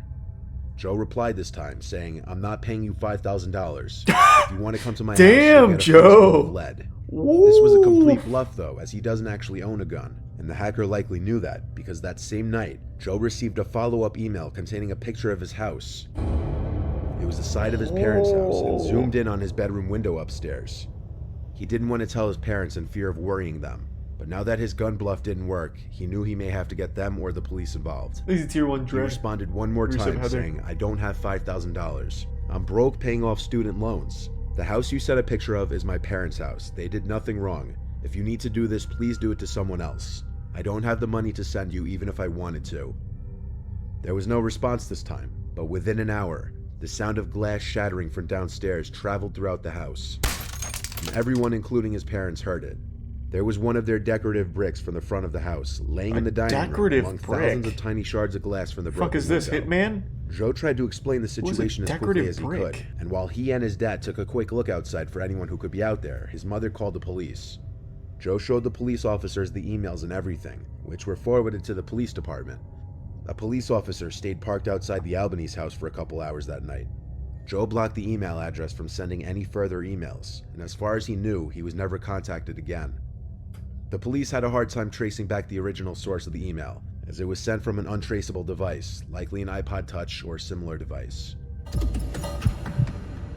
Very specific. Why an At some iPod point, Touch? everyone imagines being famous in their lives. A Thanks lot to of the people Prime create Impala. this image in their head that being in the public eye creates for nothing but a fairy tale life. But that's far from the truth. Being under the spotlight Thanks to in any Elite. capacity comes with a lot of drawbacks, one of which being stalkers and overly obsessed fans. One extreme case of this, an ex-radio host and DJ who was centered in Los Angeles, had a long, seemingly never-ending chain of emails from an obsessed fan. It started around 2005 or 2006 when the DJ started noticing a regular listener, someone who listened to the show every day and would call in on the request line from time to time. At one point, the listener won a prize from the show, and in order to deliver the prize, the DJ requested her email, and that's where things began. In order to be polite and cordial with the girl, he would answer all of her emails, and when Facebook started to become popular, he added her back where she commonly liked and commented on his posts. This went This is a on for wholesome while, story. Now they're until married. one day the fan professed her love for him. Oh. The DJ rejected this advance in the most Aw. polite way he could. She seemingly accepted the rejection, and the DJ thought it would be the end of it. But it wasn't. In 2011, she emailed him a link to a blog that she was writing, where she would post Things about probably him glitched. and their quote-unquote love multiple times per day. She followed him over to a new radio station and was religiously listening to his shows, assigning meaning to the musical playlist. For example, the song Marry Me by Train was popular at the time, and whenever that song would play on his show, she would blog about it actually being a marriage proposal from the DJ. She began saving all his photos from his social media and photos of other women in his life, like friends and girlfriends, and posting them to her blog with extremely hateful words. She'd make posts raging about him being a man whore, followed by another Aw. post not even 10 minutes later in a completely different tone, apologetic and soft, implying she may have bipolar tendencies. He's a recent The smoker. DJ did his best to ignore it, even though by User. this point he was extremely creeped out. But as she again began emailing him, he tried more forcefully this time to get her to stop, but she wouldn't stop. The DJ started sending DMCA requests to her blog host from the photos of his that she had posted. The repeated violations got her blog shut down, but then she started emailing him instead of posting blogs. He made a filter folder so he never would have to see them aside from occasionally peeking at the insanity in the folder from time to time, just out of curiosity. Years went by and he hadn't answered any of her emails after 2 of them when he very adamantly told her to stop all communications and leave him alone. This continued for years, and in total she has sent him over 4,000 emails, all of which he's archived. This is a picture of just a select few of them. The more recent emails had gotten very dark and violent in tone. Whoa, hold on a minute.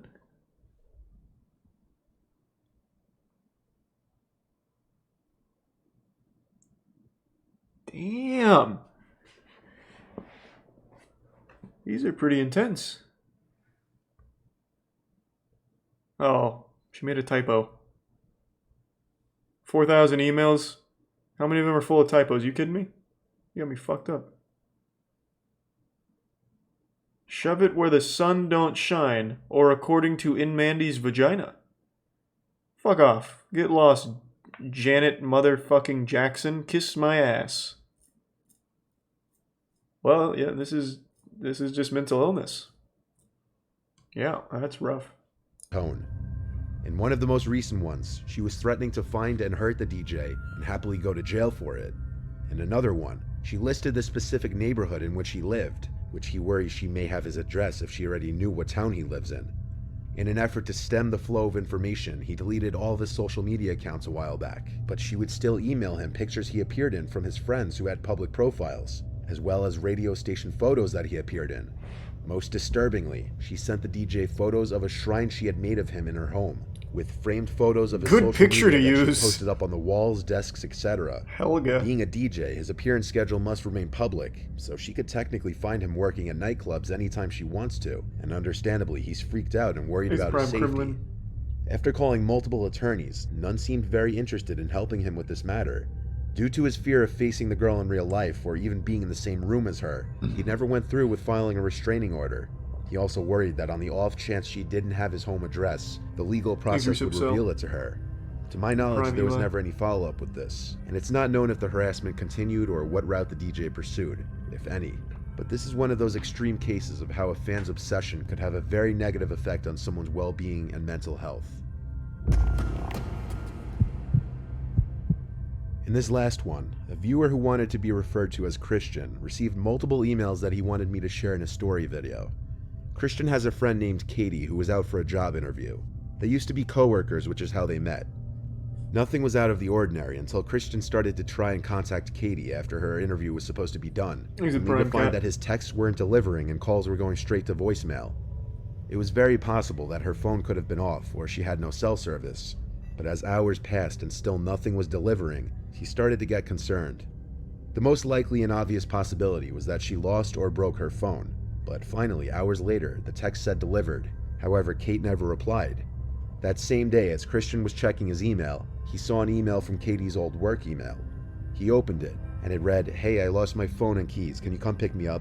I'm by some old warehouse construction-looking building in the parking lot across from a Hyatt place." It's a trap. Christian asked when she last had her phone and if she had any idea how she lost it.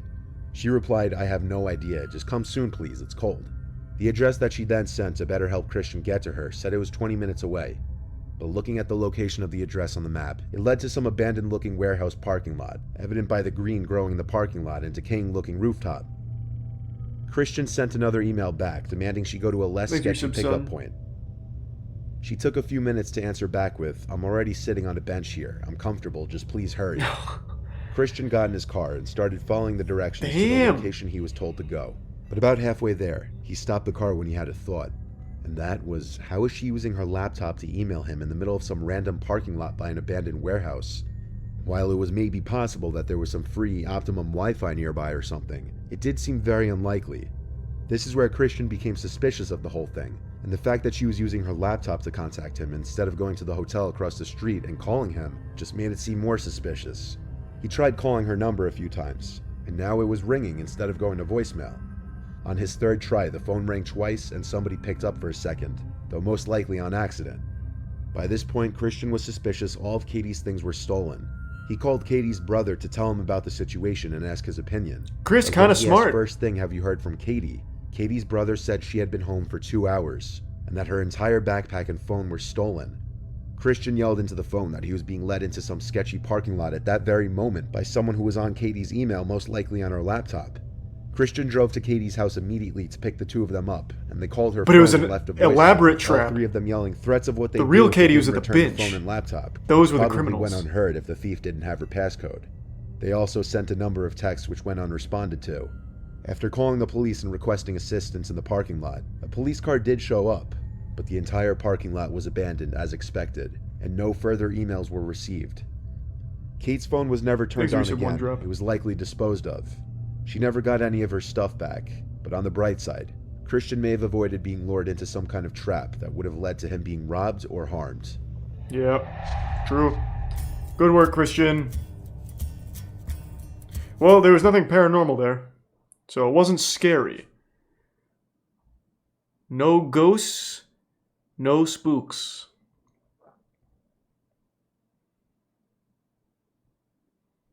Three scary field trip horror stories. Unsolved mysteries that happen to be creepy. I already said that.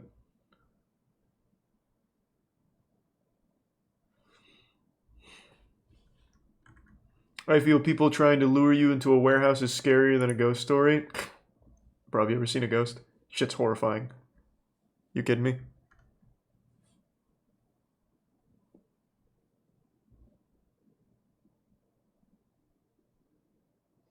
Where's some what? Maybe this channel's a little different than Nuke. Maybe they do like real stories, or at least potentially real stories, as opposed to paranormal ones.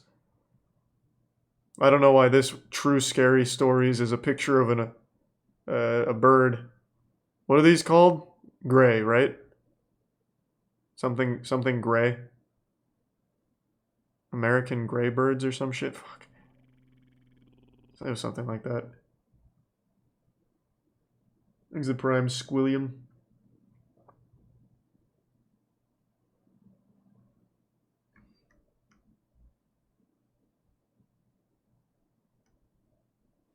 Yeah, this isn't goofy. True. Let's see what the most viewed video here is. Creepy true school lockdown stories. Well, that's probably not goofy.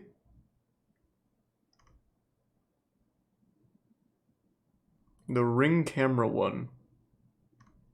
Where's that? Freaky videos recorded by Ring. Home security technology has come a long way. Doorbell cameras such as Ring have become extremely popular in recent years, Tier 1 acting as an effective fence deterrent from potential in the big robbers or spores. any other kind of unwelcomed guests. Their ability to record video whenever someone comes within range to the front of a house or any other section of the house that they're installed in creates an added level of security to a person's home. With the millions of Ring doorbell cameras installed throughout America has come a lot of creepy footage, including the following. Thanks for 5 gift subs, fans. Appreciate it, man.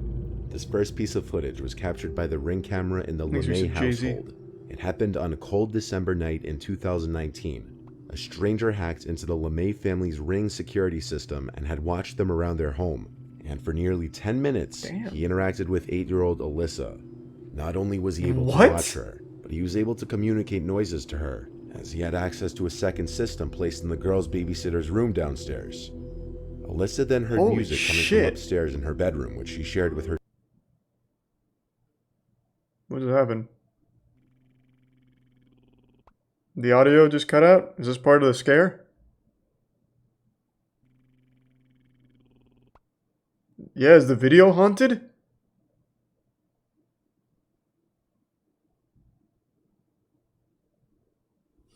Oh my god! He's in the mainframe!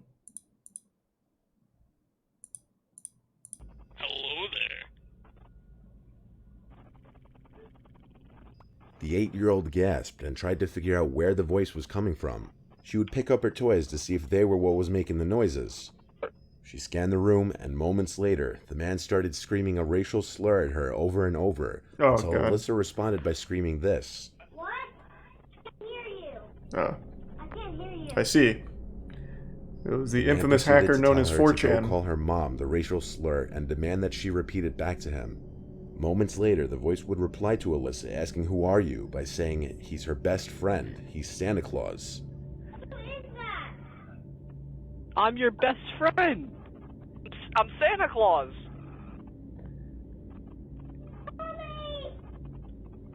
He's a I'm bit Santa sweeper Claus. in the prime birth. Don't you want to be my best friend? I'm Santa Claus. After all of this, the man tries to tell the girl she can do whatever she wants, including break things in her room. I'm your best friend. You can do whatever you want right now. Yeah, this is so You can fucking mess up weird. Your room, Jesus you can Christ. break your TV. You can do whatever you want. The LeMay family, who resides in Memphis, Tennessee, hoped to use the device to keep an eye on their daughters while they played. The scary thing is that it took only a few days for the camera to be hacked. Perhaps the scariest thing is that no one knows how long he had access to the device. This could have gone on even longer if the hacker decided not to produce any sounds through the device.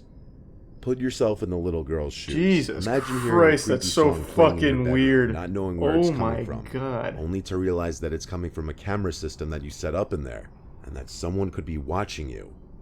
Now imagine waking up to that in the middle of the night. In another similar scenario, here's the footage from a Ring camera that was also taken over by a hacker who attempted to speak to a young girl while she was watching television. Jesus, how common is that?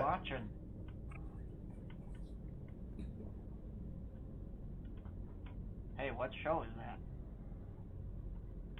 The father and homeowner, Adam Kerselik, had set up the Ring camera in his kitchen. In the footage, a voice can be heard speaking to his daughter after he momentarily leaves the room. Anthony. I've seen that show before. And weakest. What season, Jan?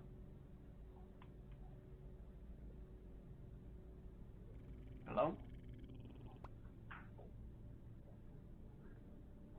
When Adam re-enters the room and opens the fridge, the voice says, "What are..." Look at the size of this guy. Bro, the hacker better hope this man doesn't find him. Holy shit. Fucking Chad Thundercock came in out of nowhere. What are you eating? Hello? What are you eating?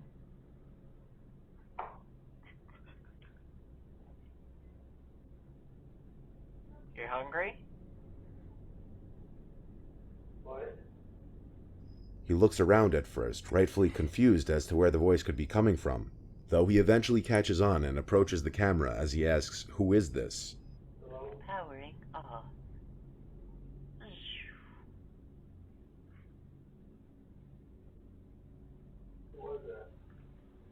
Hello. This is Ring.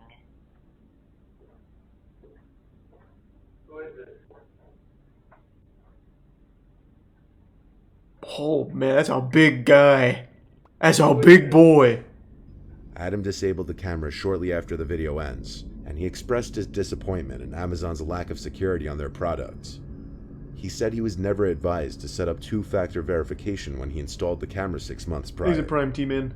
Because of the lack of security on the Ring devices, he has since taken down all his interior cameras. This and the Lemoy family's horror stories aren't the only ones of their kind though, as since 2019, over 10 other families in different states had reported that hackers have spoken to them through the devices. On November 12, 2019, the disturbing footage of a woman screaming for help was captured from a Ring doorbell's camera in a small neighborhood of Los Angeles around 11 p.m. The screaming is followed by a white vehicle speeding down the street with the trunk open, from which the screaming is coming from. Well, this just sounds terrible. This is not goofy at all. I'm gonna skip that one, I think. Not much more information than that was shared. However, multiple conclusions can be drawn from what's seen. It starts with a masked woman seemingly trying to enter the man's house, until she notices the doorbell camera, at which point she stares into the camera for almost 40 seconds. Halfway into her disturbing gaze into the camera, she puts on a pair of goggle-type glasses and pulls the mask covering her mouth and nose up higher onto her face, clearly trying to mask her identity as much as possible. The goggles Before are pretty she walks effective. away, she makes several hand gestures into the camera, I then can't even turns see and her. appears to grab something from behind one of the walls of the house.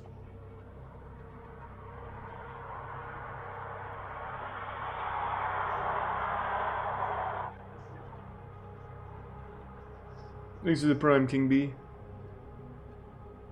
As she slowly walks away from the house, you might assume she's leaving for good. However, you can see she continues to pace back and forth in front of the house until the video hits the 2-minute mark, at which point the doorbell camera is set to stop recording. After the video ends, however, according to neighbors, the woman was seen standing outside the house for at least another 20 to 30 minutes before finally disappearing. She was It's not a known security who this detail. woman was, whether it be a crazy stalker ex-girlfriend or someone completely random. This begs the question, what could she have wanted with the owner of the house? But given everything the woman was wearing from head to toe, it's obvious she came to that house with intentions of masking her identity. Why is a question that may never be answered. Well, now we just have And to with this ask last her. one, We see a scene that seems like it was taken straight from one of the hundreds of stories I've read on the channel. Oh my Once god, I again, thought that was a some off hour in the mask. night, a woman approached the front door of a Reddit user's. Holy fuck. I thought for sure that was like some kind of like Halloween mask. What the fuck? Yeah, that's full blown like meth face. She's tweaking. Bro, that looks like the that like ghost Karen. That looks like an ethereal, vengeful spirit.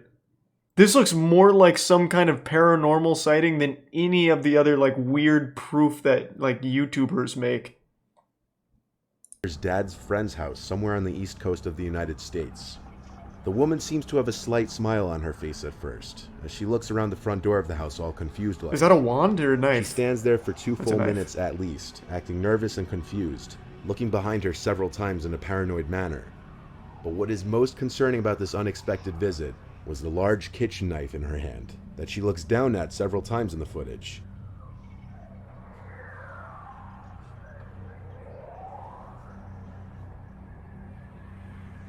She looks like that goblin in Gringotts from Harry Potter. Like if he While grew the out his generally hair. accepted theory on this was that the woman has some form of dementia, and while this may be a realistic explanation, this cannot be 100% confirmed simply based on the video. While it is unfortunate if she does in fact have dementia or any other sort of illness that caused her to do this, it would still be hard to imagine just how scary this would be for the owner of the house waking up in the middle of the night to this footage from his doorbell camera. I don't know, man. That looks more like drug Surveillance related cameras to in me, general but have come a I'm long no way in expert. providing security to people's properties. While Ring doorbell cameras continue to prove to be useful in adding a layer of defense or serving as a mental deterrent to uninvited guests, you clearly have to be cautious about setting up these cameras on the inside of your house because of the potential for hackers to gain access to them, as seen in the first two examples in this video. Damn, those were kind of wild. Man, Mr. Nightmare doesn't fuck around. Haven't seen a single ghost.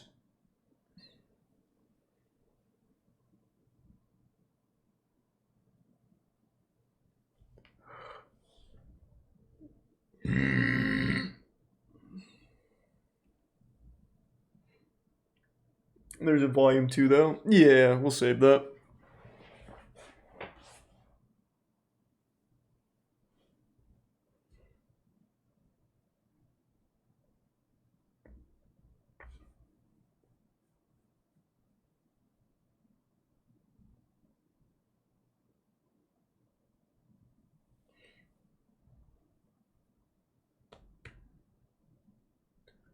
Sinister internet ads, yeah.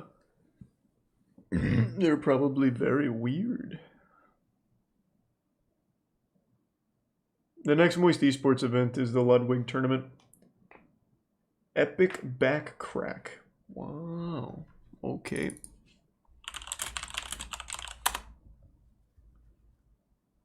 Crack addicts. Cool. You said Y strap?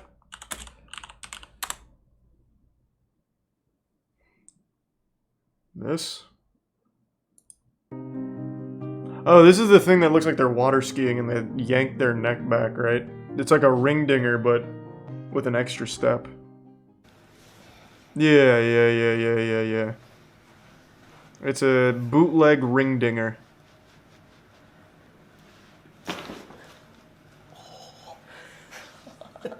Oh my god. Relax and breathe from it. Yeah. Keep your knees bent off. Good. I got you. Relax right there.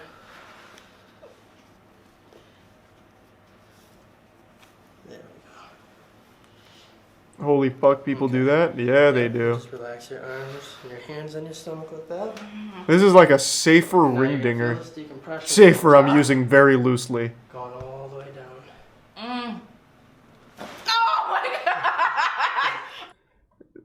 Is based off of the timeless styles of advanced chiropractics.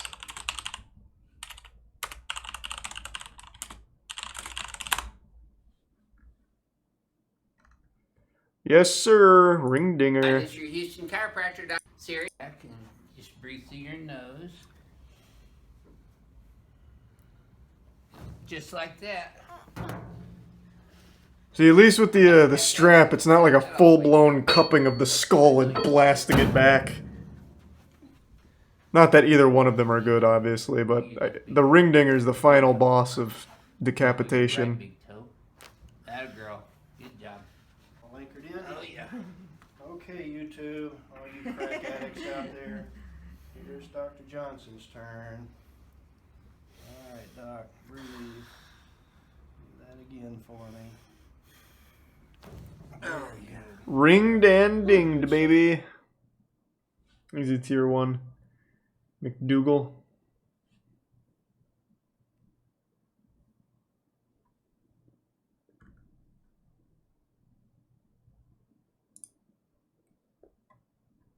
We watched some of the Disney Fast Pass history. I don't think we finished it, though.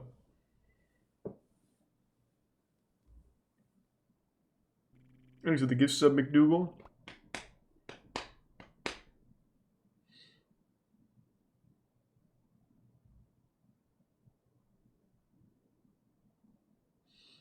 Alright, actually I'm going to call it a night. I'm getting tired. It's already like 2:30. Alright, everyone. Thanks for tuning in. To everyone who donated, big thank you. New subs, welcome aboard. Sub means a lot. Thank you for the generosity. I really appreciate it, and I hope you all have a wonderful rest of your evening. I'll throw you to... I'll throw it to Caleb. He's doing more Master Duel tonight, and he's still playing his Exodia deck. It actually looks like he's about to get an Exodia win right now. I'll toss you to Caleb. Thanks again, everyone. We're going to be playing Pokemon Arceus tomorrow. But at 4 o'clock, I have a pretty fun event planned. So 4 o'clock, a little fun event for stream, and then later that night, we'll do the Arceus. See you then. Bye, everyone.